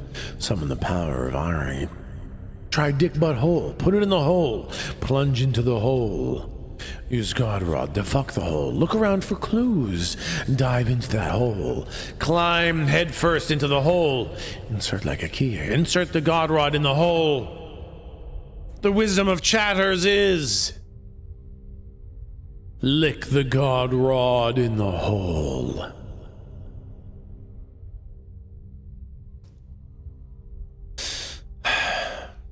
.313 decides that the God Rod probably deserves a lick, but not until you get into that hole. You gotta get into the hole, then lick the God Rod. And so 313 walks up to the large golden hole in the wall, and planning the upcoming licking, first looks through the hole to see how to get through. And what they see is a massive open cavern piled with gold all the way up the walls.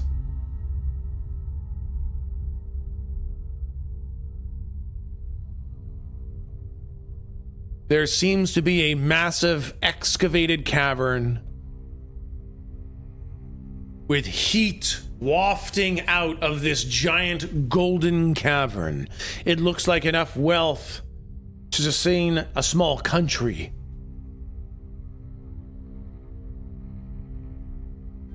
As you look through the hole into the massive cavern filled with gold, you see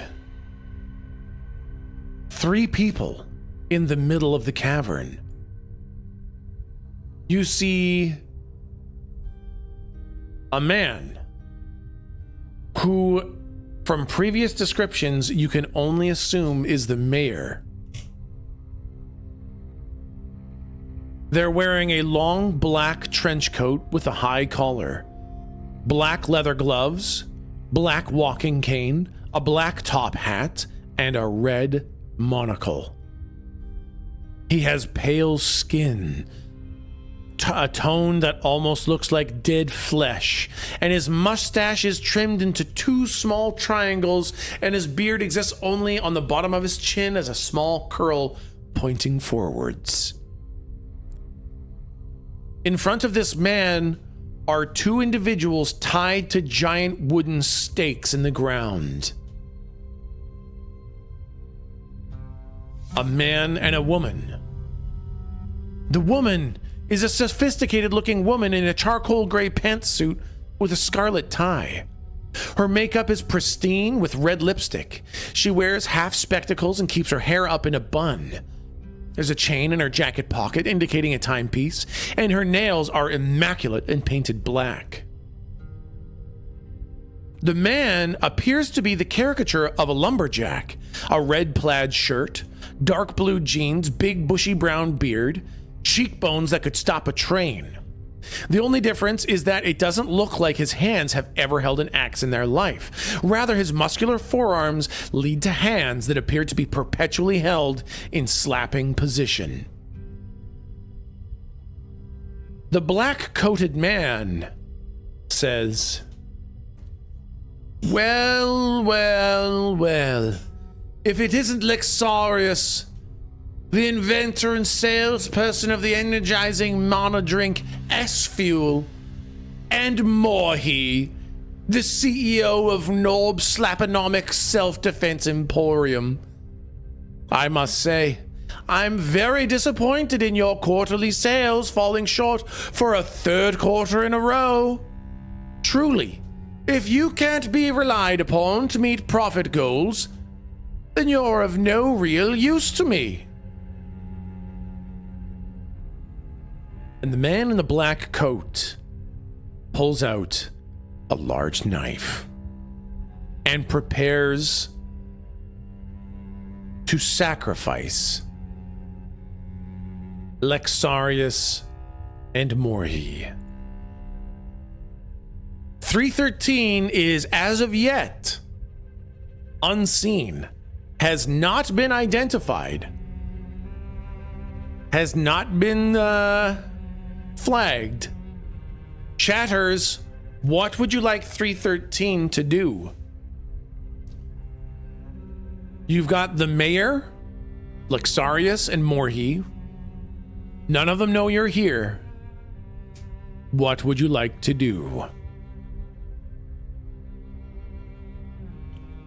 Lose virginity, yell hello. Mage hand the knife out of his hand. Throw the god rod, pants grab. Use mage hand to steal the mayor's hat. Stroke the god rod. Seduce them with the god rod. Eat the god rod. Sing a song. Mage hand knife away. Use magic hand to slap the dude with a knife. Sneak up on the mayor. Stealth, pants grab. Scheme to take them on our side. Echo fart that sends down rocks. Disguise self as zombie. Jump out and yell, how's this for sales pitch? Pants grab. Throw a rock as a distraction. Try to boof the knife away from him. Continue to watch from the shadows. And 313's consensus is use magic hand to steal the mayor's hat. 313 standing up above looking down upon this situation, summons the God Rod to conjure a mighty magic hand. Oh, actually, you have a couple more spells, chat. You have a couple more spells, chat. You have got...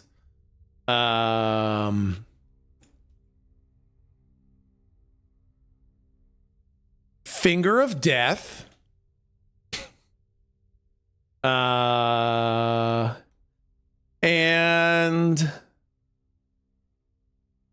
Fly. That's right. You've got Finger of Death and Fly now. I forgot to tell you that. Oh, you've also upgraded to level 20. Your combat with the zombies upgraded you to level 20, and now you're at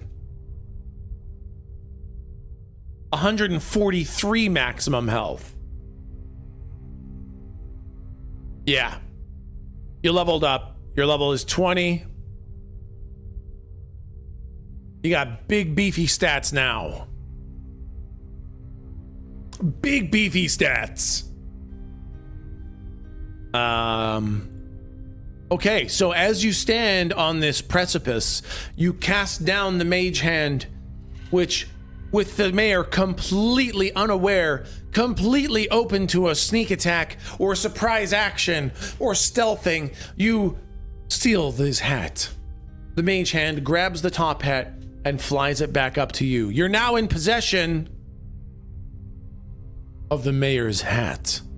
But the mayor looks up at you and says, "Oh, well, it appears we have another visitor. Please, please, visitor, come down, come down. There's nothing to be afraid of. It's simple business, simple town business, nothing bad. Please come on down here. Let's talk about this. What's your name, fair individual? I don't think I've had a chance to welcome to my town of Switch." All right, chat, the mayor has invited you to come down and speak with them. What would you like to do, chat?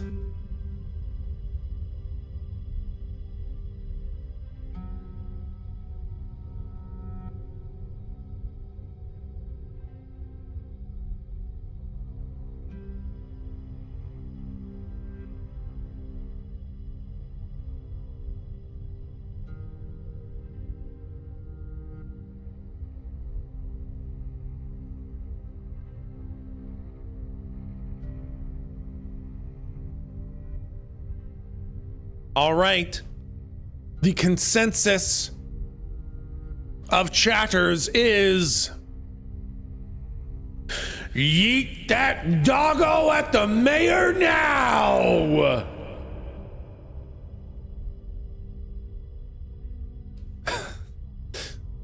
.313 aims the God Rod towards Viv, unleashing a blast of force that launches Viv like a giant battle wolf cannon directly at the mayor.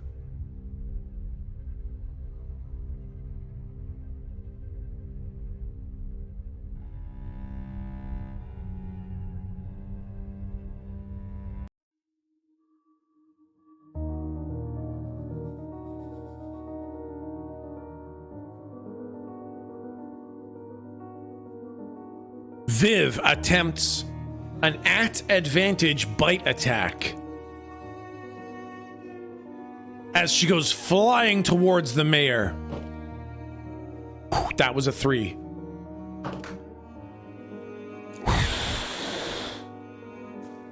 Unfortunately, Viv, the battle wolf, goes flying at the mayor.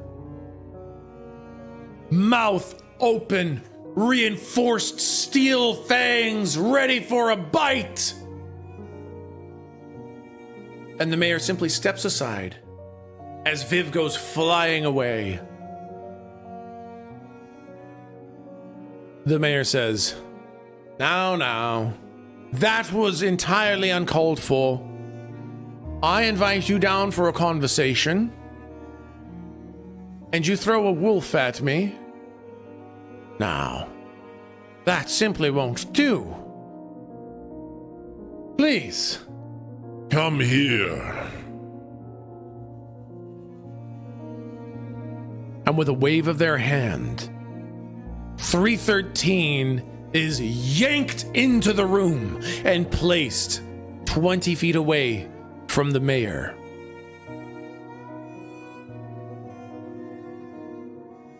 Now, please, I would ask you to introduce yourself. I'd like to know who it is that I'm going to kill before I kill them. So please, stranger, tell me your name. All right, chat, it is technically your round in combat. This is combat. What would you like to do? You don't have to tell him your name. You can do whatever you want. His turn was to bring you to him.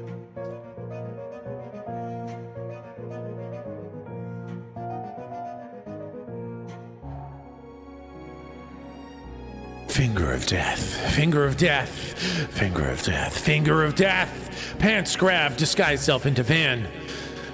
Try finger but hole. Sock, use finger of death on the mayor. The name is Van. Use disguise self and turn it to Van. Death finger but hole. The wisdom of chatters is disguise self into the mayor and attempt to seduce the mayor and introduce a pants grab.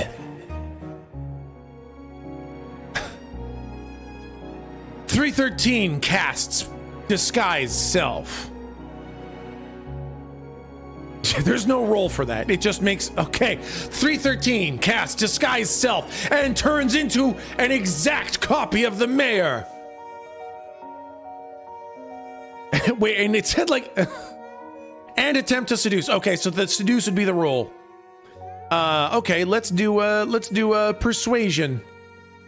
Let's do a persuasion roll.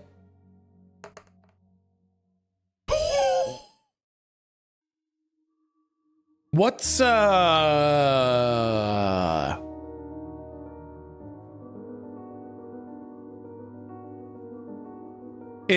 was a here I'll show. It's a 13 plus 5. It's an 18. It's actually a pretty fucking serious roll. That's a pretty fucking serious roll. The mayor says to the mayor, "Oh, come on. I'm sure you're down for a little bit of slap and tickle before we get to all the killing. Who doesn't want a little bit of a good time first?" The mayor looks a little startled and says, "Goodness. I mean, I've always found myself to be the most attractive member of the town. But now I really see it. Impressive. Intimidating. Overwhelmingly attractive. All right. I'll tell you what. We'll have a little bit of fun, and then I'll have to kill you. I'm always up for a little bit of fun first." The real mayor passes on their turn. 313. Chatters, how would you like 313 to act? The mayor has passed on their turn. Try finger but death. Finger him to death. Slay him with the god rod. Finger but death. Finger of death. Act super sexy. Try finger but hold death. Finger him to death. Jump like chicken. Finger but death. Finger of death but hole. Finger his butthole to death. Finger bang of death. Finger of death but hole. The voices seem to be in consensus, and the final response is finger of death, the butthole! The 313 mayor says, "I can show you a very good time. Please, turn around and drop your trousers. and I'll send you to the moon. I'll show you pleasure you didn't know existed. With your fine body, I can show you true ecstasy. I've got all your skills, of which they're impressive. Please, Mayor, please turn around and drop your trousers. The mayor turns around and drops their trousers.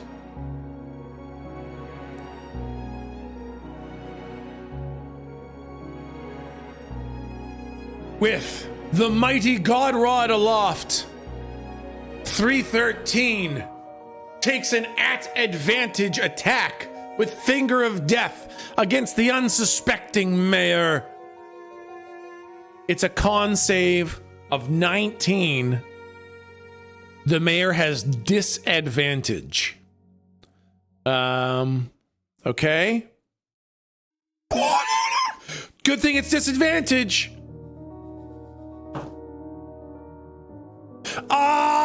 They rolled a 12 plus 7. Meets it, beats it. So close. So close, man. 313 points the God Rod at the mayor, and a singular black beam of death shoots forward from the God Rod directly towards... Is it still half damage on a miss? Oh, that's right, because it's a save. That's right. Hey, it's still half damage. Thank you. Okay, then.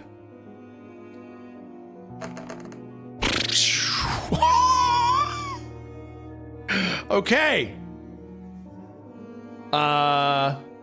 There's your Finger of Death damage. It's half of that. So rather than 63, it's 31.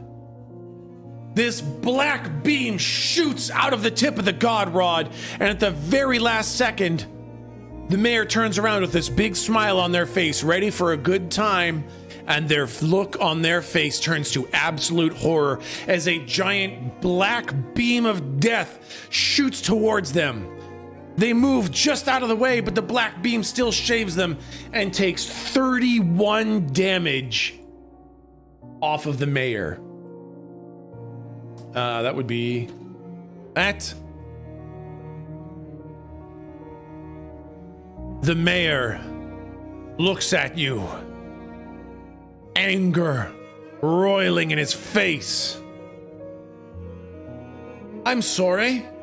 Did you just take on my form to convince me to turn my back on you so you could try to kill me? Do you have any idea who I am? Do you have any idea who I am? I'm not simply Mayor Kelson Savoy of Switch. I am the great and mighty Red Dragon Flammenfrosten.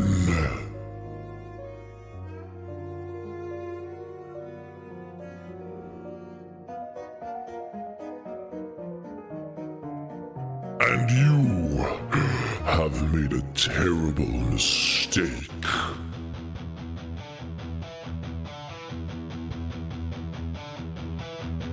I was ready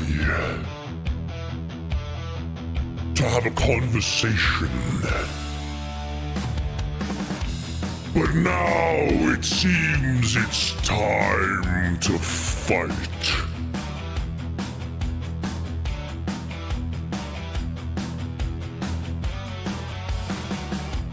You think you're a match for the great, oddly sexual Red Dragon Flammenfrosten. This is the end for you, my friend.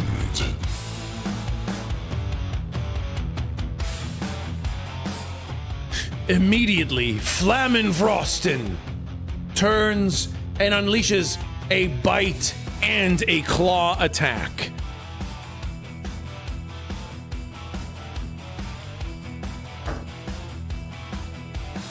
Ooh! Oh, nope, that hits. Yeah, definitely hits. Okay, so that's this one. Okay. Okay. No, it doesn't. It definitely does.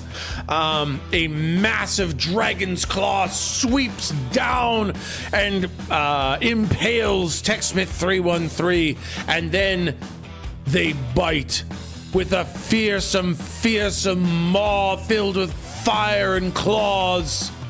I mean teeth. There's not claws inside the mouth. For 25 damage. Bringing you to 112. All right, 313, you are now fighting the great ancient red dragon Flammenfrosten. Wait, I'll show you the spells. You've got Eldritch Blast, Thunderclap, Disguise Self, Mage Hand, Finger of Death, and Fly. What would you like to do on your turn, chat?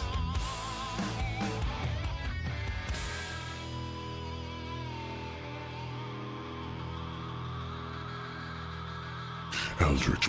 Oops. Eldritch. Whoops.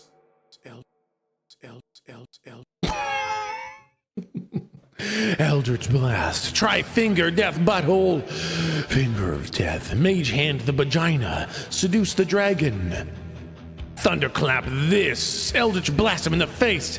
Eldritch Blast the dragon. Finger of Death. The consensus of chatters says... Fuck that dragon!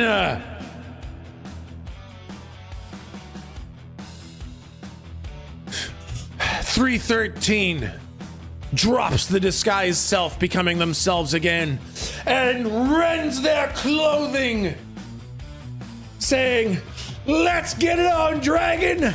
Let's fuck!"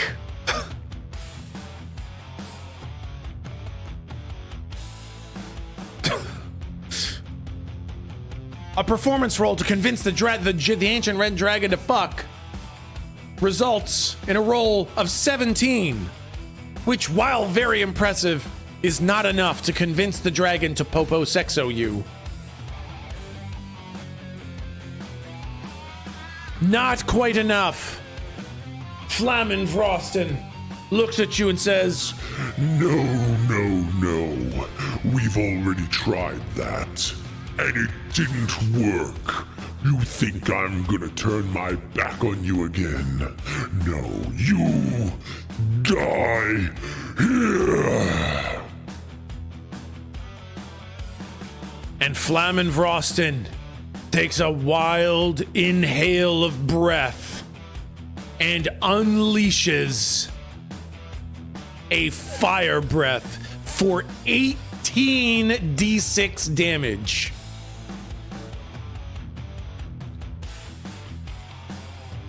Okay. 18 d6 damage.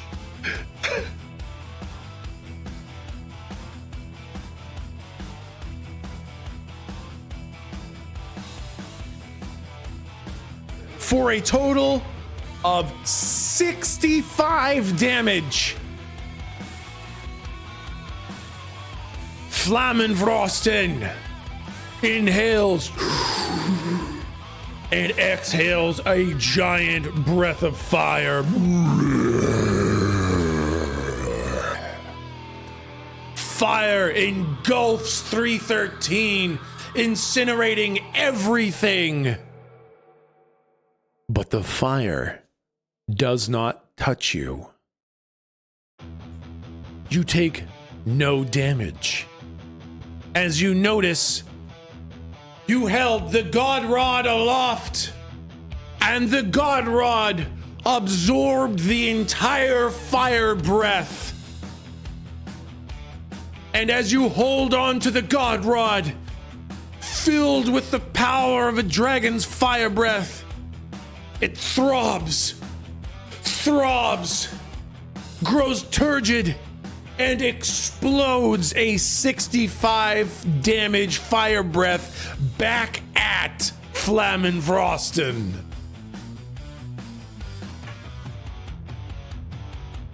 Being a fire dragon, Flammenfrosten only takes half damage from it.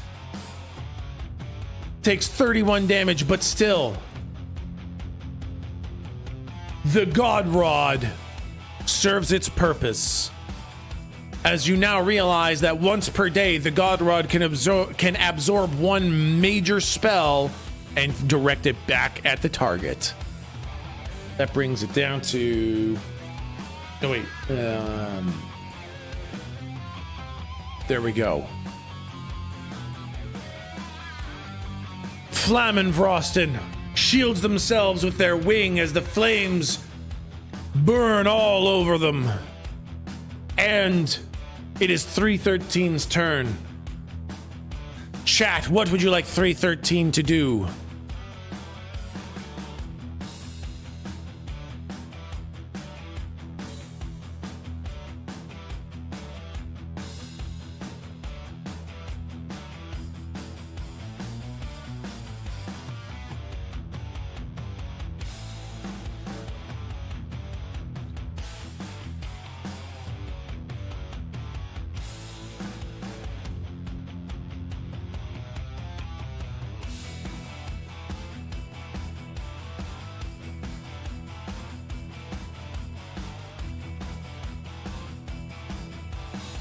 The consensus of chatters is Popo Sexo still off the friend and make happy. Nope. Fuck that dragon in the mayor's hat. There we go. 313 puts on the mayor's hat and says, let's get to fucking. Oh, another performance roll to try, or I mean persuasion. It'd be the same roll. You know what? I'll roll it again, actually. I'll roll a persuasion roll. 14.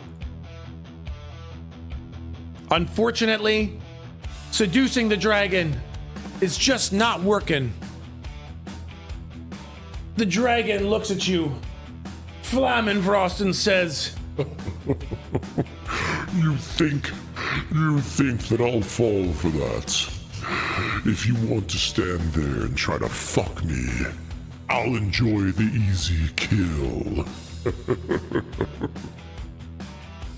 And it's at that point that you hear a fearsome wolf's howl as Viv Wolf comes flying in from the side, having recovered from the mist attack earlier.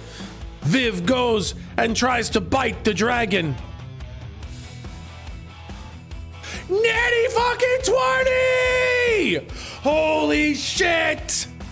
Viv flies in from the side with a fucking natty 20 fucking bite.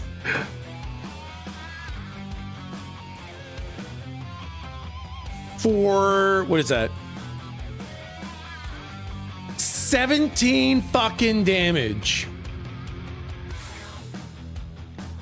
Viv flies in from the side and bites down on Flammenfrosten's shoulder, piercing the dragon's scales and ripping out a chunk of dragon's flesh.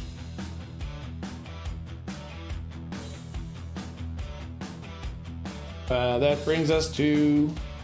Okay. Wow, okay, all right. Flammenfrosten shakes off Viv, holds the wound in their arm, says, Oh, you disastrous little wolf. I'm the mayor of this town. You can't fight against me. and tries a bite and tail attack against Viv. Ooh, only the bite attack works. That is 14 damage to Viv.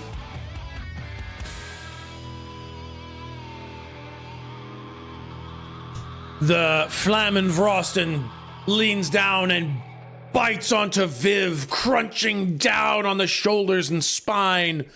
Viv, being no ordinary wolf, battle wolf, manages to wriggle out of the crushing jaw of Flammenvrosten. Flammenvrosten then proceeds to follow it up with a giant tail swipe to sweep Viv out of the way, but the tail misses and Viv is standing exactly where she was. 313, it is now 313's turn again.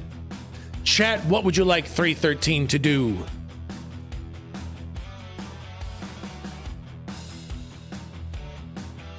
Seduce the dragon.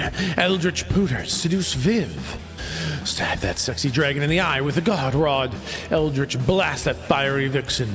Fuck the dragon's ass. Eldritch bussy blast. Finger of death, the dragussy. Bussy blast the dragon. Cry on the floor. Tickle the dragon. Finger. Use the god rod as a mighty blaster. Seduce the dragonussy. Cheer on Viv for doing huge damage. Kiss the dragon. The consensus is Finger of Death, the Dragussy!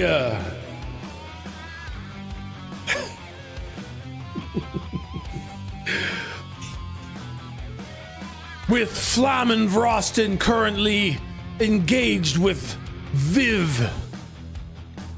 313 points the god rod straight towards Flammenvrosten's Dragussy and unleashes the Finger of Death. That is a con save for Flammenvrosten.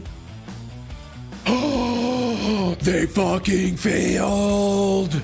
Oh shit, they failed the fucking save. Oh shit!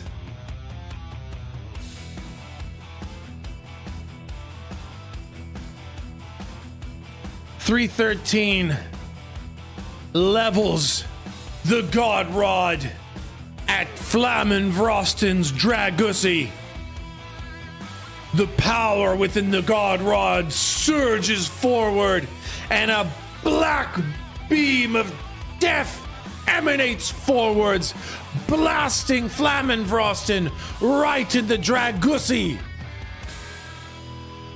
Necrotic damage shocks into the dragon. Veins of black necrotic energy crawl up the dragon as Flammenvrosten looks back.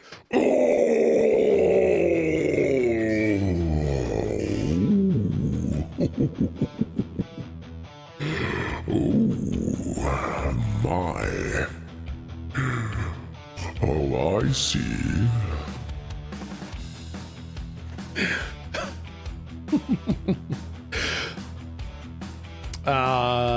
Okay, that brings... Okay, hold on. That's a little bit more like... Ooh, ow, ow, ow.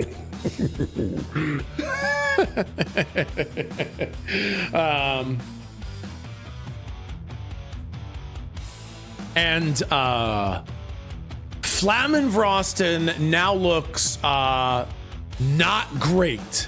Flammenvrosten looks like that big old fucking cumge took a lot out of Flammenvrosten. They are flagging at this point. That was a lot of finger to take. Needs to ice up, exactly.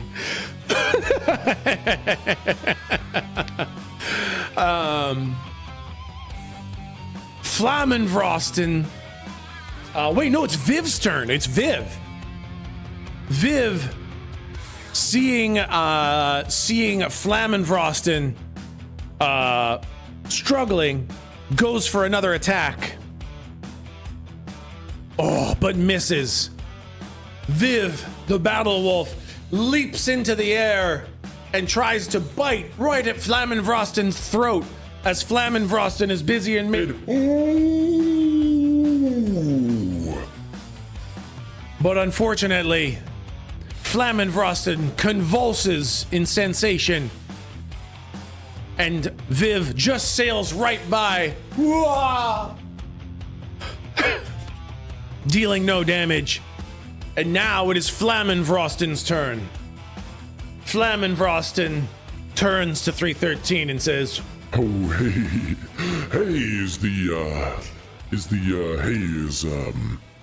is that whole sex thing, still on the table?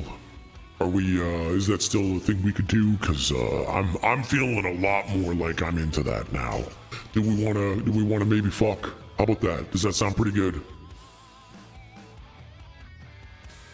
and now it is a 313's turn. Chatters, how does 313 respond? Flammenvrosten seems a little bit more amenable to your advances.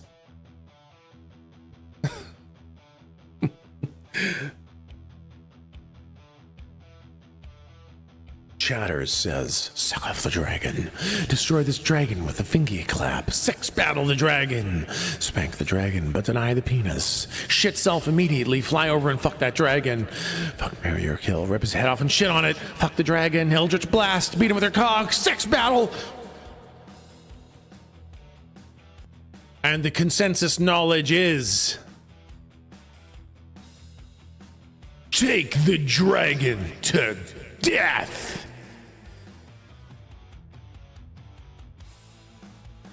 313 looks at Flammenvrosten and says, sounds good. Get ready to get fucked! And unleashes another finger of death.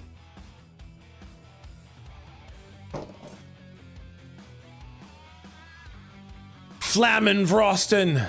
Oh, it doesn't even fucking matter. It doesn't even fucking matter.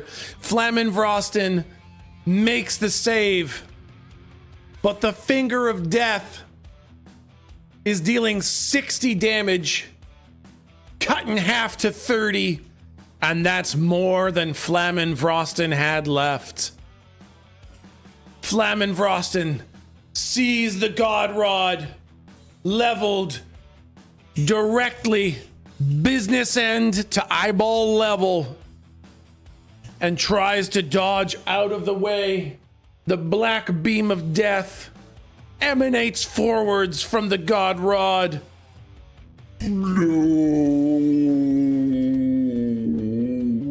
Dodging out of the way, but it is not enough to dodge the God Rod and the finger of death.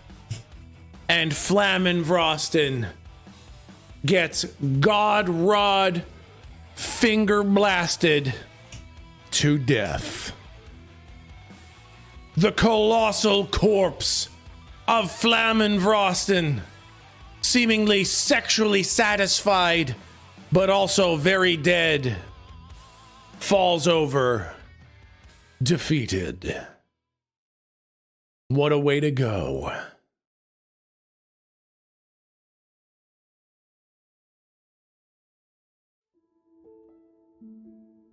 There are worse ways to go.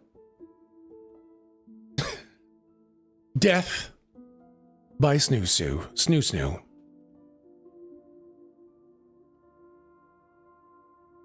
313 and Viv the Battle Wolf go and pick up Lexarius and Morhi, who had been cast to the back of the chasm in the transformation of Flammenvrosten.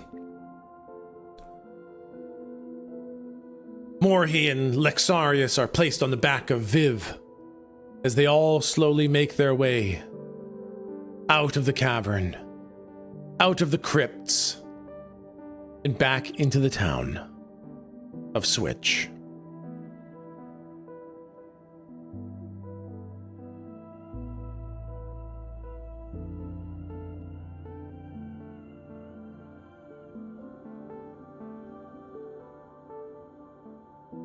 The elder Hippow looks to 313 and says, well, what did you find? How does 313 answer Hippow? How does 313 describe what happened down there?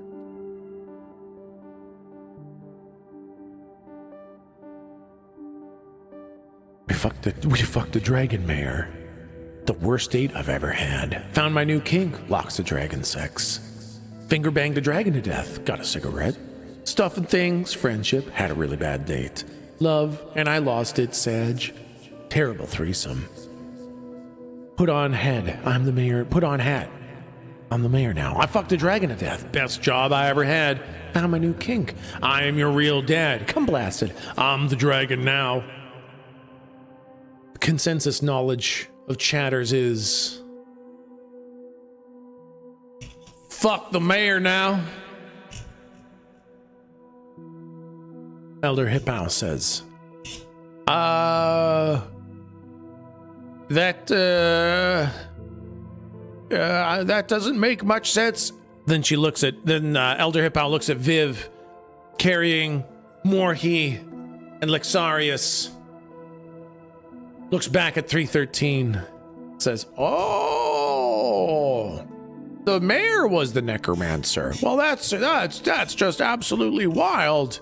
I can't believe it was the mayor's doing all along.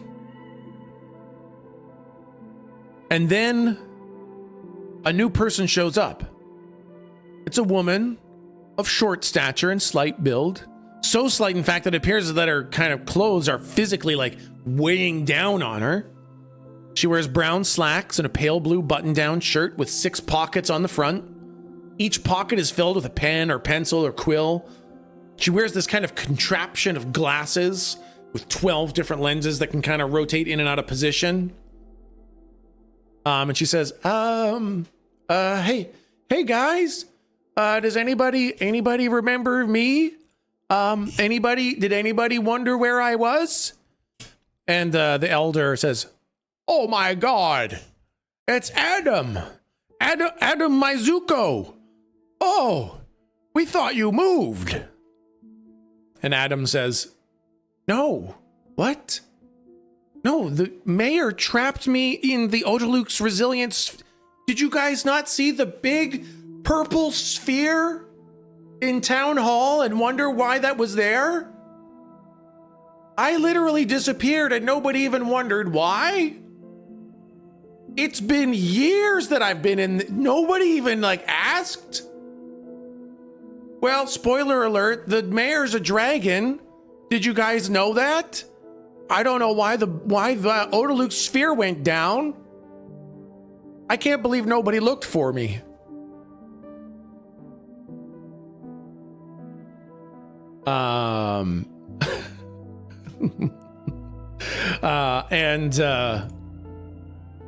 The elder looks at Adam and says, well, it turns out that the mayor was actually a necromancer, I think.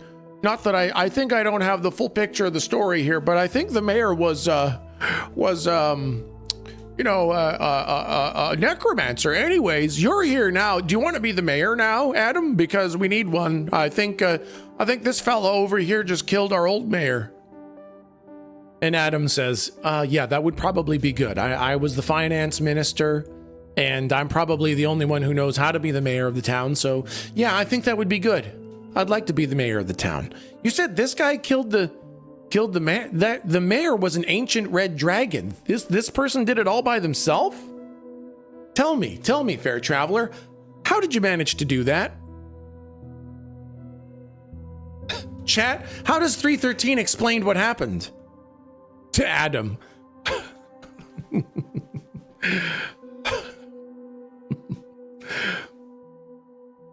Sex. I'm a giga Chad.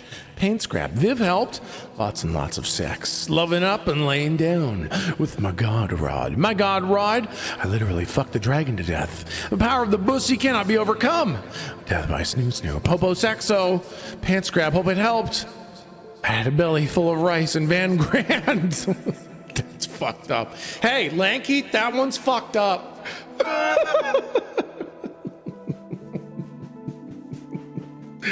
The consensus is, well, I fucked it to death. Adam looks at 313 and says, yeah, that makes sense. Yeah, that makes sense. No, that was the mayor's one weakness. They were a fiend for sex. Man, the mayor just could not get enough fucking. It makes sense. That was a smart move. A lot of people don't think about fucking dragons to death, but a lot of dragons really, really, really, really love sex. So way to go. Nice one. Smart. I tell you what, stranger. Why don't you stay here and protect our town for a little while? How does that sound? 313, wielder of the pants grabbers, defender of Switch. Does that sound good to you? Because I think that sounds pretty good to me.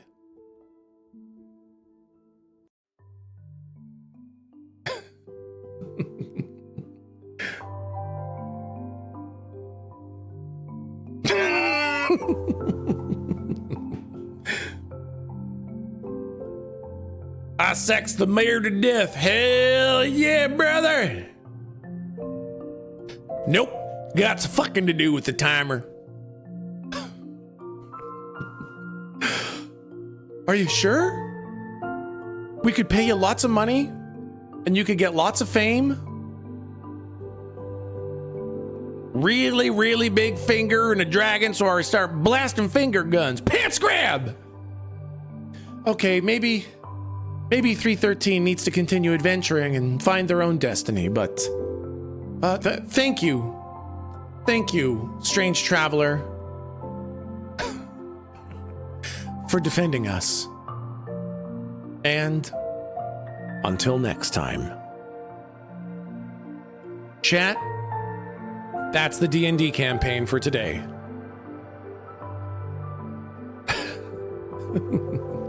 Way to go! You delved the dungeon. You killed the dragon. You got the loot. You did it. Way to go! You ate Van Grand. You did so good. Okay, now I have a couple things to show you, chat. I have a couple things to show you.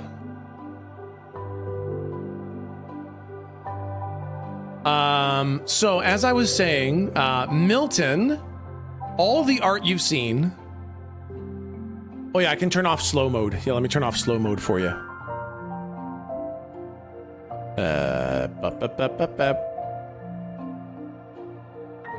Oh, Twitch. Oh, Twitch.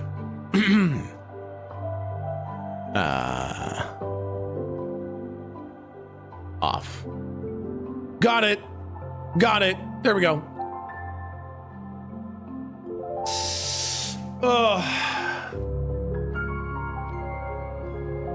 We did it, chat. We did it. Congratulations. Well done. Well, Dungeons and Dragons, chat. You've now officially all been in a D&D campaign. Can't wait to show my friends interested in D&D this VOD so they know what D&D is like. This is exactly what it's like, and nothing else. I'd say we won in a rather unconventional way. I like that. How's the hood feel on the bald noggin? Very sweaty. Very, very sweaty. That was proper fucking chaos and the best chaotic and neutral alignment representation ever. Fucking true. Absolutely. Man, that was super fun. Okay. Now, as I was saying, Milton made the artwork of all the areas that we saw. But Milton also did renders of all the characters.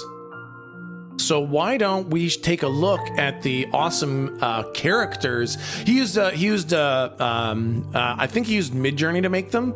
They're just little fun visual assists.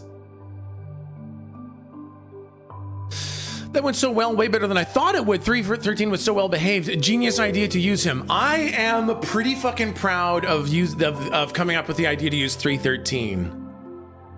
I thought that went so fucking well, and that was super fun. That was super good. Let me just get all these character arts. Milton just finished them now. Wow, they look so good. Wow, they look so good. This worked so well that I'm going to do this again. I will 100% be doing more chat-based D&Ds, more Adventures of 313 as we go. Because it worked so well. And now that I know that it worked well, I can plan even more stuff.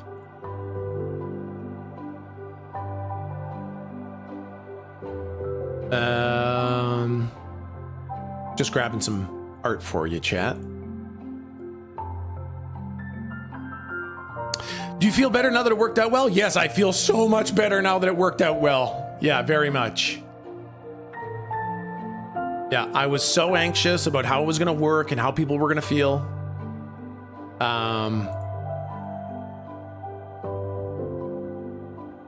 But it ended up going so good.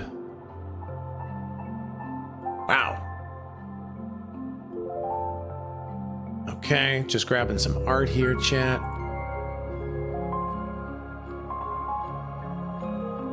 Fuck, this is so cool. Milton did such a good job.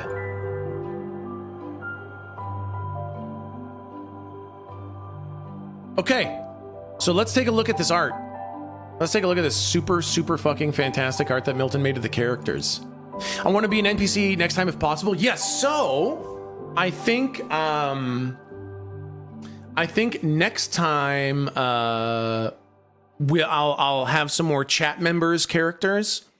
We'll have some more chat members as characters, and we'll have art of them. So we'll definitely do that. Let's take a look. What do we got here? What's the first one? The first one is, we can just go in order that I have them here. This one is Adam. Look at Adam. How freaking cool.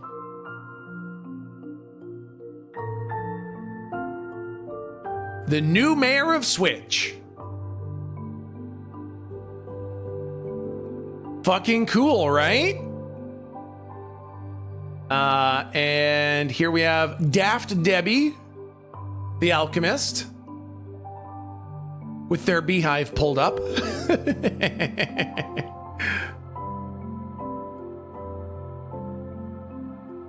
So fucking cool. Who do we got next? Hippow. This looks exactly like what I thought. There's Sleepy Hippow.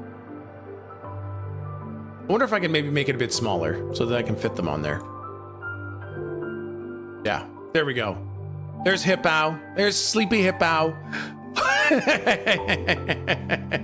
Looks like the voice 100%, right? Who else do we got? We got Kroig. Here's Kroig. Now, I had imagined the hair would be more in the... Hey, look, we found Adam, see? Somebody let Adam out of the Odaluk's resilience sphere.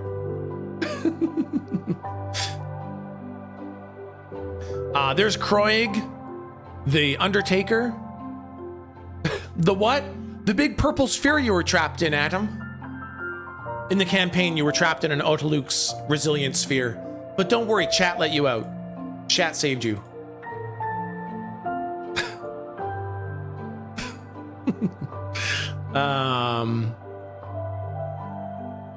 Then we've got Joe. Oh yeah, here. Look. Atom, it's you. It's you, it's Adam. Look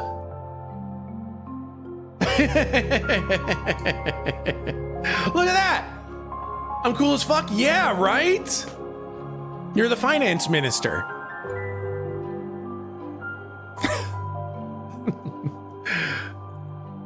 And then we've got Lady Donkey.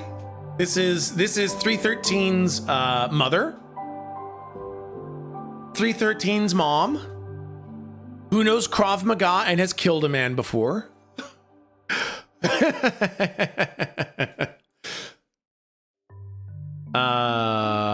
Let's see. We've got Lexarius, the owner and inventor of S Fuel, the spell fuel mana drink.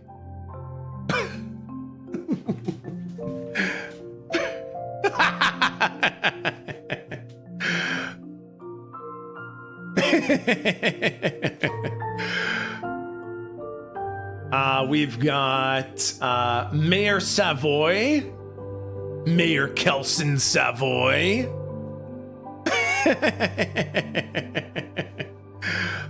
Now it's supposed to be a monocle, but they gave him glasses because they can't do monocles, I guess. But yeah, definitely not a bad guy, right? Yeah, definitely not a bad guy. He's cool, right? If you want a little secret, if you want to know a secret, the mayor's name is Kelson Savoy. That's an anagram for Sneaky Volos.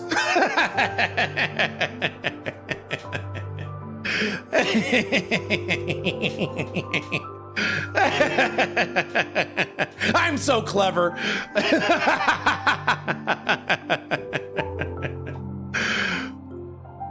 Who else do we got?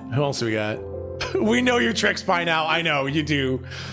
We've got Metalis. This is 313's dad.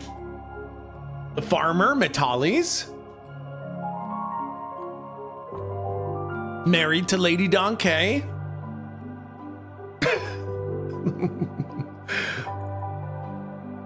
We've got Morhi. Morhi, the CEO of Norb Slaponomics. Self-defense. Look at that man. Looks like he could slap you into next week. Morhi looks like a lumberjack, but the only thing he's chopping down are slaps.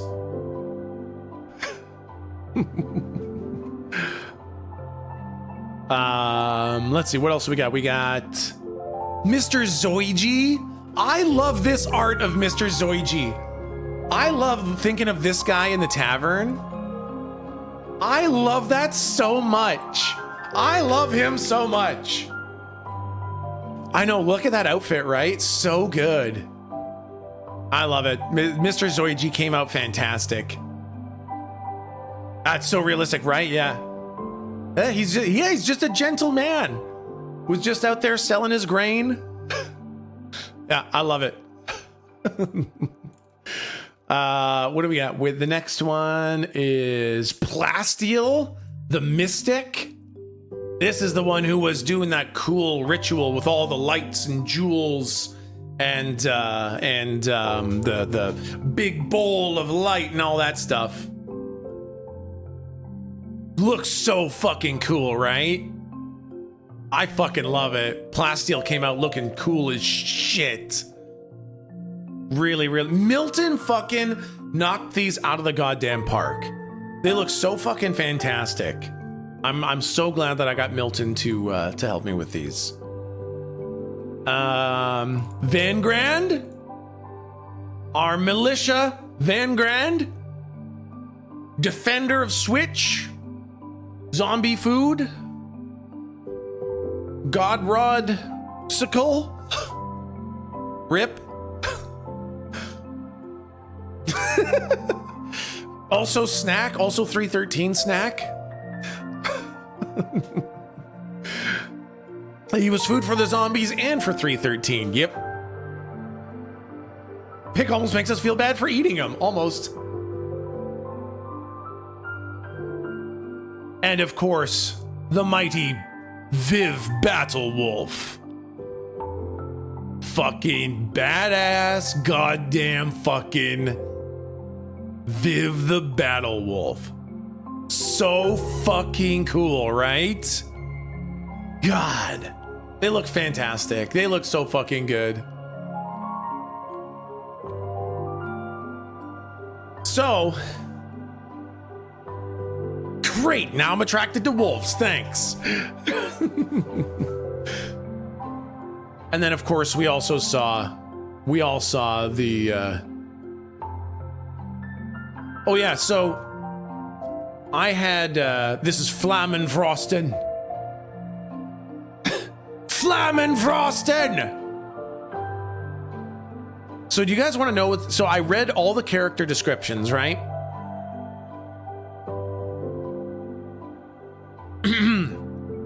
I'll go over the descriptions again quick. I'll go over the descriptions again real quick just to kind of let you hear them, because I got to tell you what the last one is, okay? You got to know what were the prompts that inspired these images. Metalis, a farmer by trade, wrinkled skin tanned by years in the sun, tough cord-like muscles from years tending fields and animals. His eyes are soft but distant, his jaw is strong, but very used to being closed as he's primarily a silent man. He wears faded jean overalls with no shirt and sturdy brown leather boots meant for walking all day on rough terrain. Lady Donkey, an influencer and handles the selling of the farm's goods. Lady Donkey is not actual nobility, but everyone in the town treats her like she is. She wears fine dresses, often with floral prints, and is the official leader of the neighborhood watch as she has been trained in Krav Maga and has literally killed a man before. Mr. Zoiji, a short man with a bald head and thin arms. He wears a brown tweed jacket over an off-white shirt and a pair of cracked spectacles. He has a kindly but exhausted and frightened look on his face. Mayor Savoy, long black trench coat with a high collar, black leather gloves, black walking cane, a black top hat, and a red monocle. Pale skin has a tone that almost looks like dead flesh. His mustache is trimmed into 2 small triangles, and his beard exists only on the bottom of his chin as a small curl pointing forwards.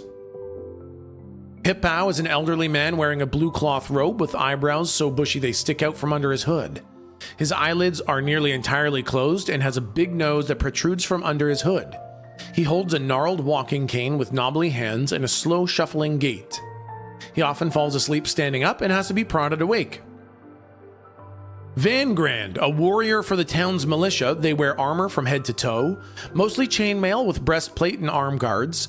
They wield a bejeweled saber in their leather-gloved hands, but just where the sleeve meets the glove, you can see a bit of skin, and strangely enough, it seems green. Kroig is a tall, pale man with long black hair that hangs down past their shoulders. You can't really see the eyes through the hair, but what you can see seems like Kroig has wide, permanently staring eyes. Their arms and legs are lean but muscular, and they stand completely motionless unless they are walking, which they do robotically. They wear black pants, black jacket, white shirt, black tie, and a black bowler hat. Plasteel is a short, round, highly mobile individual. They wear a large purple silken robe decorated heavily with yellow starbursts, and their face is painted or tattooed with a complex fractal pattern that makes discerning their facial expressions difficult. They often smell of a variety of spices and herbs, and their neck and wrists are heavily ornamented with hanging crystals and delicately crafted silver and gold jewelry. Daft Debbie is an individual completely hidden by their outfit. It looks like a beehive sitting on top of a pile of moss, growing ferns and mushrooms and small flowers of a variety of colors. As they walk around the shop, they intermittently pick bits of plants and insects from their outfit and drop it into various flasks and beakers. Viv is an enormous battle wolf with gray fur that appears to be mottled in a specific way, giving an impression of crashing waves of darker gray breaking upon the shoulders of the lighter gray forefront. She wears a metallic lower jaw brace reinforced with large metallic fangs. Lexarius is a sophisticated-looking woman in a charcoal gray pantsuit with a scarlet tie. Her makeup is pristine with red lipstick. She wears half spectacles and keeps her hair up in a bun. There is a chain in her pocket indicating a timepiece, and her nails are immaculate and painted black. Morhi is a man who appears to be the caricature of a lumberjack. Red plaid shirt, dark blue jeans, big bushy brown beard, cheekbones that could stop a train. The only difference is that it doesn't look like his hands have ever held an axe in their life. Rather, his muscular forearms lead to hands that appear to be perpetually held in slapping position. Adam Mizuko is a woman of short stature and slight build. So slight, in fact, that it appears a little bit like the clothes physically weigh her down. She wears brown slacks and a pale blue button-down shirt with 6 pockets on the front, each of which is filled with a pen or pencil or quill of some type. She wears a contraption of glasses on her face with 12 different lenses that are able to rotate in and out of position. And Flammenfrosten is a big red dragon, but like a sexy big red dragon. Got it.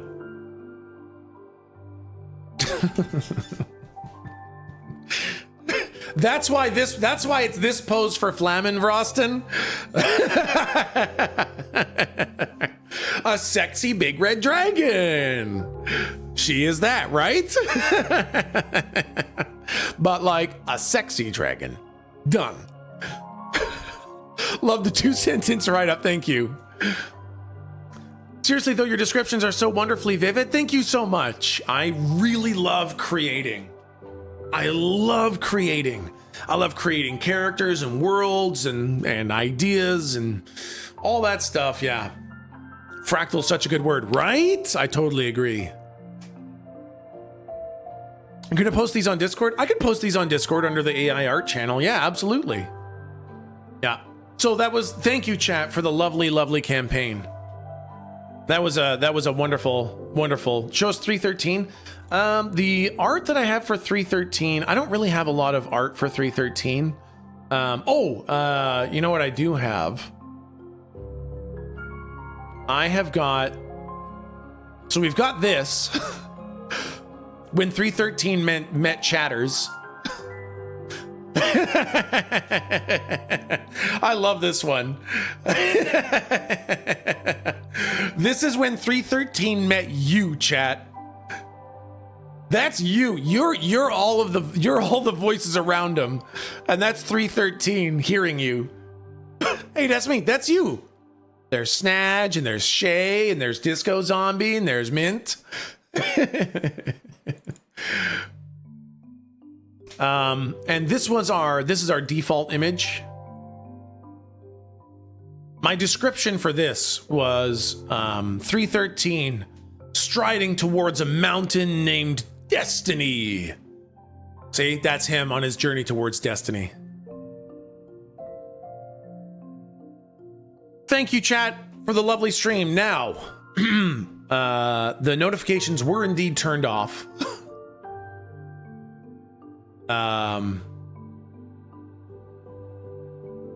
So let's go through those now.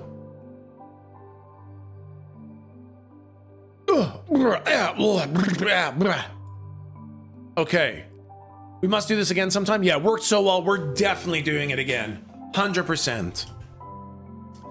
Okay. Yeah, I'll get to the TechSmith after this. Yeah, we got some catching up to do. Big claps for Tech Chat. He put in so much work. Thank you so much, Flame. I did. I put in extraordinary amounts of work to get this to run. This was a huge effort on my end. Many long days. But it went so well. It went so well. I love it so much. It went fantastic. Oh, it went as well as I could have possibly hoped. I fucking loved it. Every bit of the effort was worth it. Now let me thank people for some of these things. Oh my God, there's so much. Holy shit. The Black Star, thank you for the 5 gifted subs. Oh God. It's still happening. Atom, thank you for the 5 gifted subs. Corin, thank you for the 5 gifted subs. Oh my God. Thank you so much. 5 cats with $100 fucking dollars. I was only able to make an hour of stream, but that hour was pure magic. This was a really special moment, and I was so glad you could enable us to come together like this. Here's a bribe so we can do this again soon. Also, no bean. I mean, unless... No, it said no bean. It said no bean.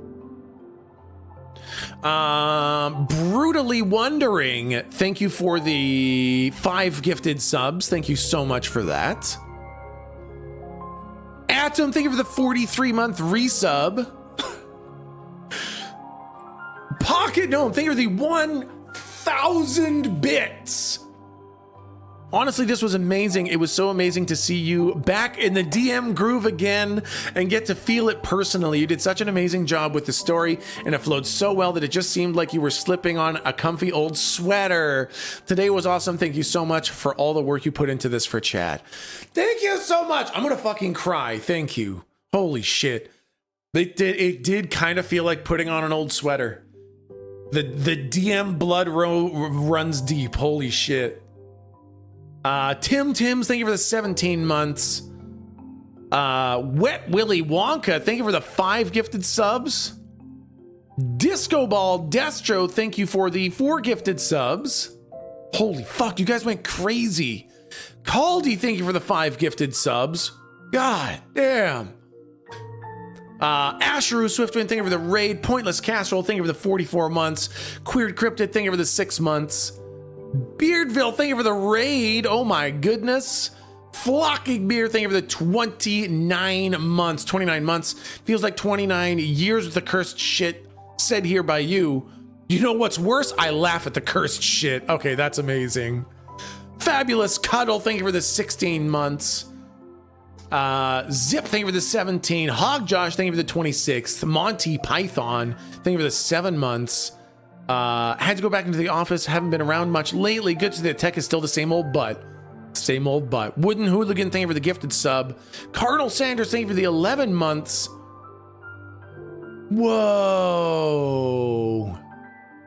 Wow. Hey, Cardinal Sanders, that's amazing if you're still here. Black Lagoon, thank you for the 16 months. Mazy's, thank you for the 40 months. C Wrath, thank you for the gifted sub to Special Agent Cupcake. Maltui, thank you for the 15 months.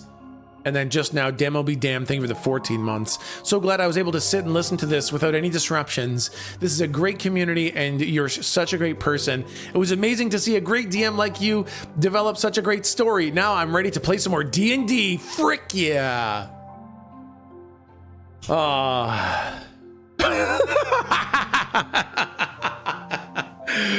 Tinkerbell, thank you for being here. Man, it was like you have not lost any DM skills. It was like you never stopped. Thank you so much. Easily top 3 best streams I've ever watched. You guys are too fucking nice. Vanguard died again. Listen, Vanguard, thank you for your sacrifice. I need you to die in every campaign I run, okay? One day, Tech, I will live through a story. Maybe. Maybe. Oh, awesome. Thank you, Cannon Fodder. Thank you. And there is a new Techsmith. Yes. There is a new Techsmith. Let's turn off this end of campaign music. Let's turn off that end of campaign music. Ugh. And tell Milty, thank you so much for the art. Yes, I will tell Milton. I will tell Milton that his art was well appreciated. Definitely will let him know. The amazing thing is this is only achievable in this format. Movies, music, books can't recreate this. That's true. This can only exist here in this weird little slice of existence. Okay, let's see. Let's get this. Yes. Yes. Who was it that ascended? I missed it. It doesn't show on Chatterino. Aha! I see. It was Big Rig Games. Oh shit. Big Rig. Welcome. Welcome to the Hall of Techsmiths number 393.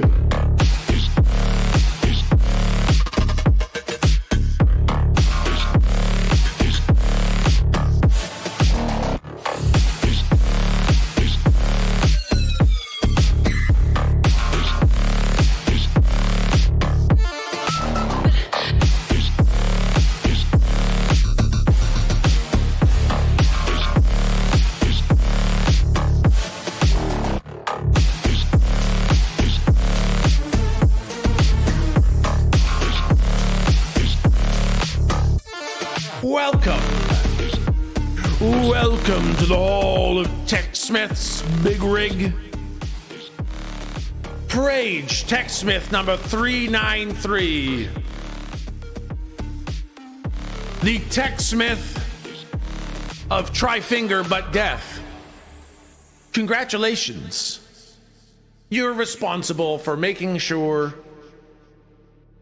that the Finger of Death is always fully operational. Remember to point it at the drag ussy first.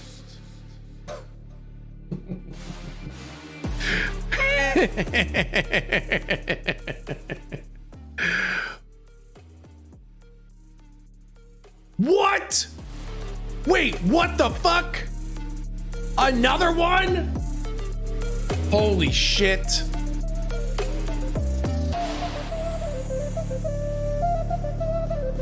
Ammo Thyre! Another ascension! It's a twofer! Stand and rise for Techsmith 394!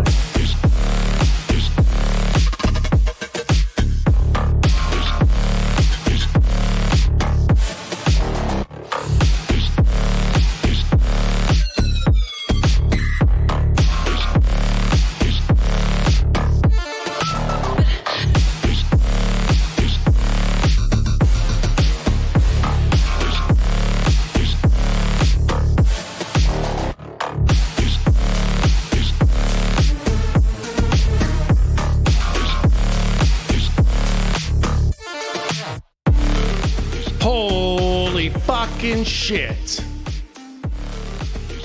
Techsmith number 394. It has happened. Amethyre has ascended. And this one's an easy one. Techsmith number 394. Ammo, the Techsmith of ammo. Make sure I don't waste any. Thank you.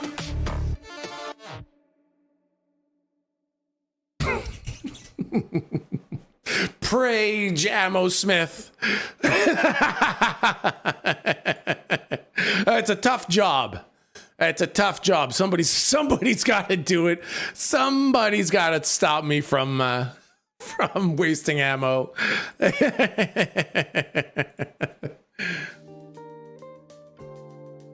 So should we run another session or playing balloons now or marbles? No, I think we'll probably call it there.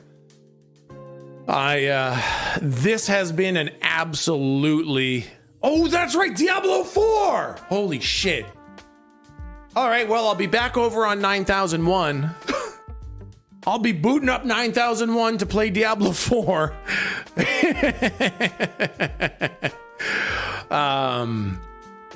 Whoa, waiting for over 2 years, Ammo? Congratulations. Big Rig, Ammo, congrats on the Ascensions. I'm gonna play some Diablo. This week has been insane for me. Holy shit, we did so much this week. The Bob Ross painting stream, the D&D stream, the Fortnite stream, other stuff, the makeup stream. Yeah, super fun. Yeah, talk about variety streaming for real. Yeah, take a fucking day off, my streamer. Okay, so next week is as per normal, but the week after I'll be taking a Monday to kind of recover, and I'll take a day off with Kay because she also has a day off. So that'll my kind of recuperation day is going to be not this coming Monday, but the one after. This weekend is all Diablo 4. Be prepared to watch muchos Diablo 4 on 9001. Been amazing. Appreciate all the hard work you put into this. Thank you so much. It actually it felt really good to do one of these huge pushes for really high involvement, high effort variety streaming. It was fun. Maybe Desert Penis next week? Ooh, maybe. Yeah, I'm going to highlight this stream as soon as we're done. Definitely, definitely, definitely. Oh, okay. I'm exhausted. I am covered in sweat. I was so anxious. But it worked really well. I was very happy with that. Where is it? Okay. That's right. V Rising update soon. I want to get us all in on V Rising too. Lots of really cool stuff. Lots of really cool stuff. Chat, thank you for hanging out today. This went so fucking well that we're definitely doing it again. And until then, chat, you have yourselves a lovely weekend. I'll see some of you on 9001, and I'll see the rest of you on Monday.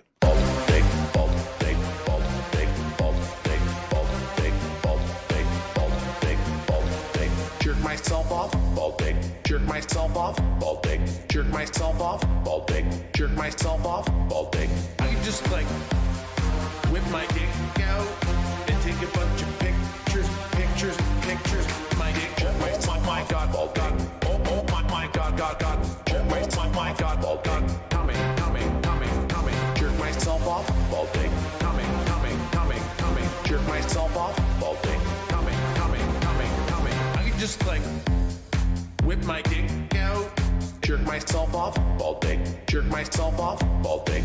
Do you have any idea how much I charge people to get cream pied? Jerk myself off, bald pig. Jerk myself off, bald pig. Jerk myself off, bald pig. Jerk myself off,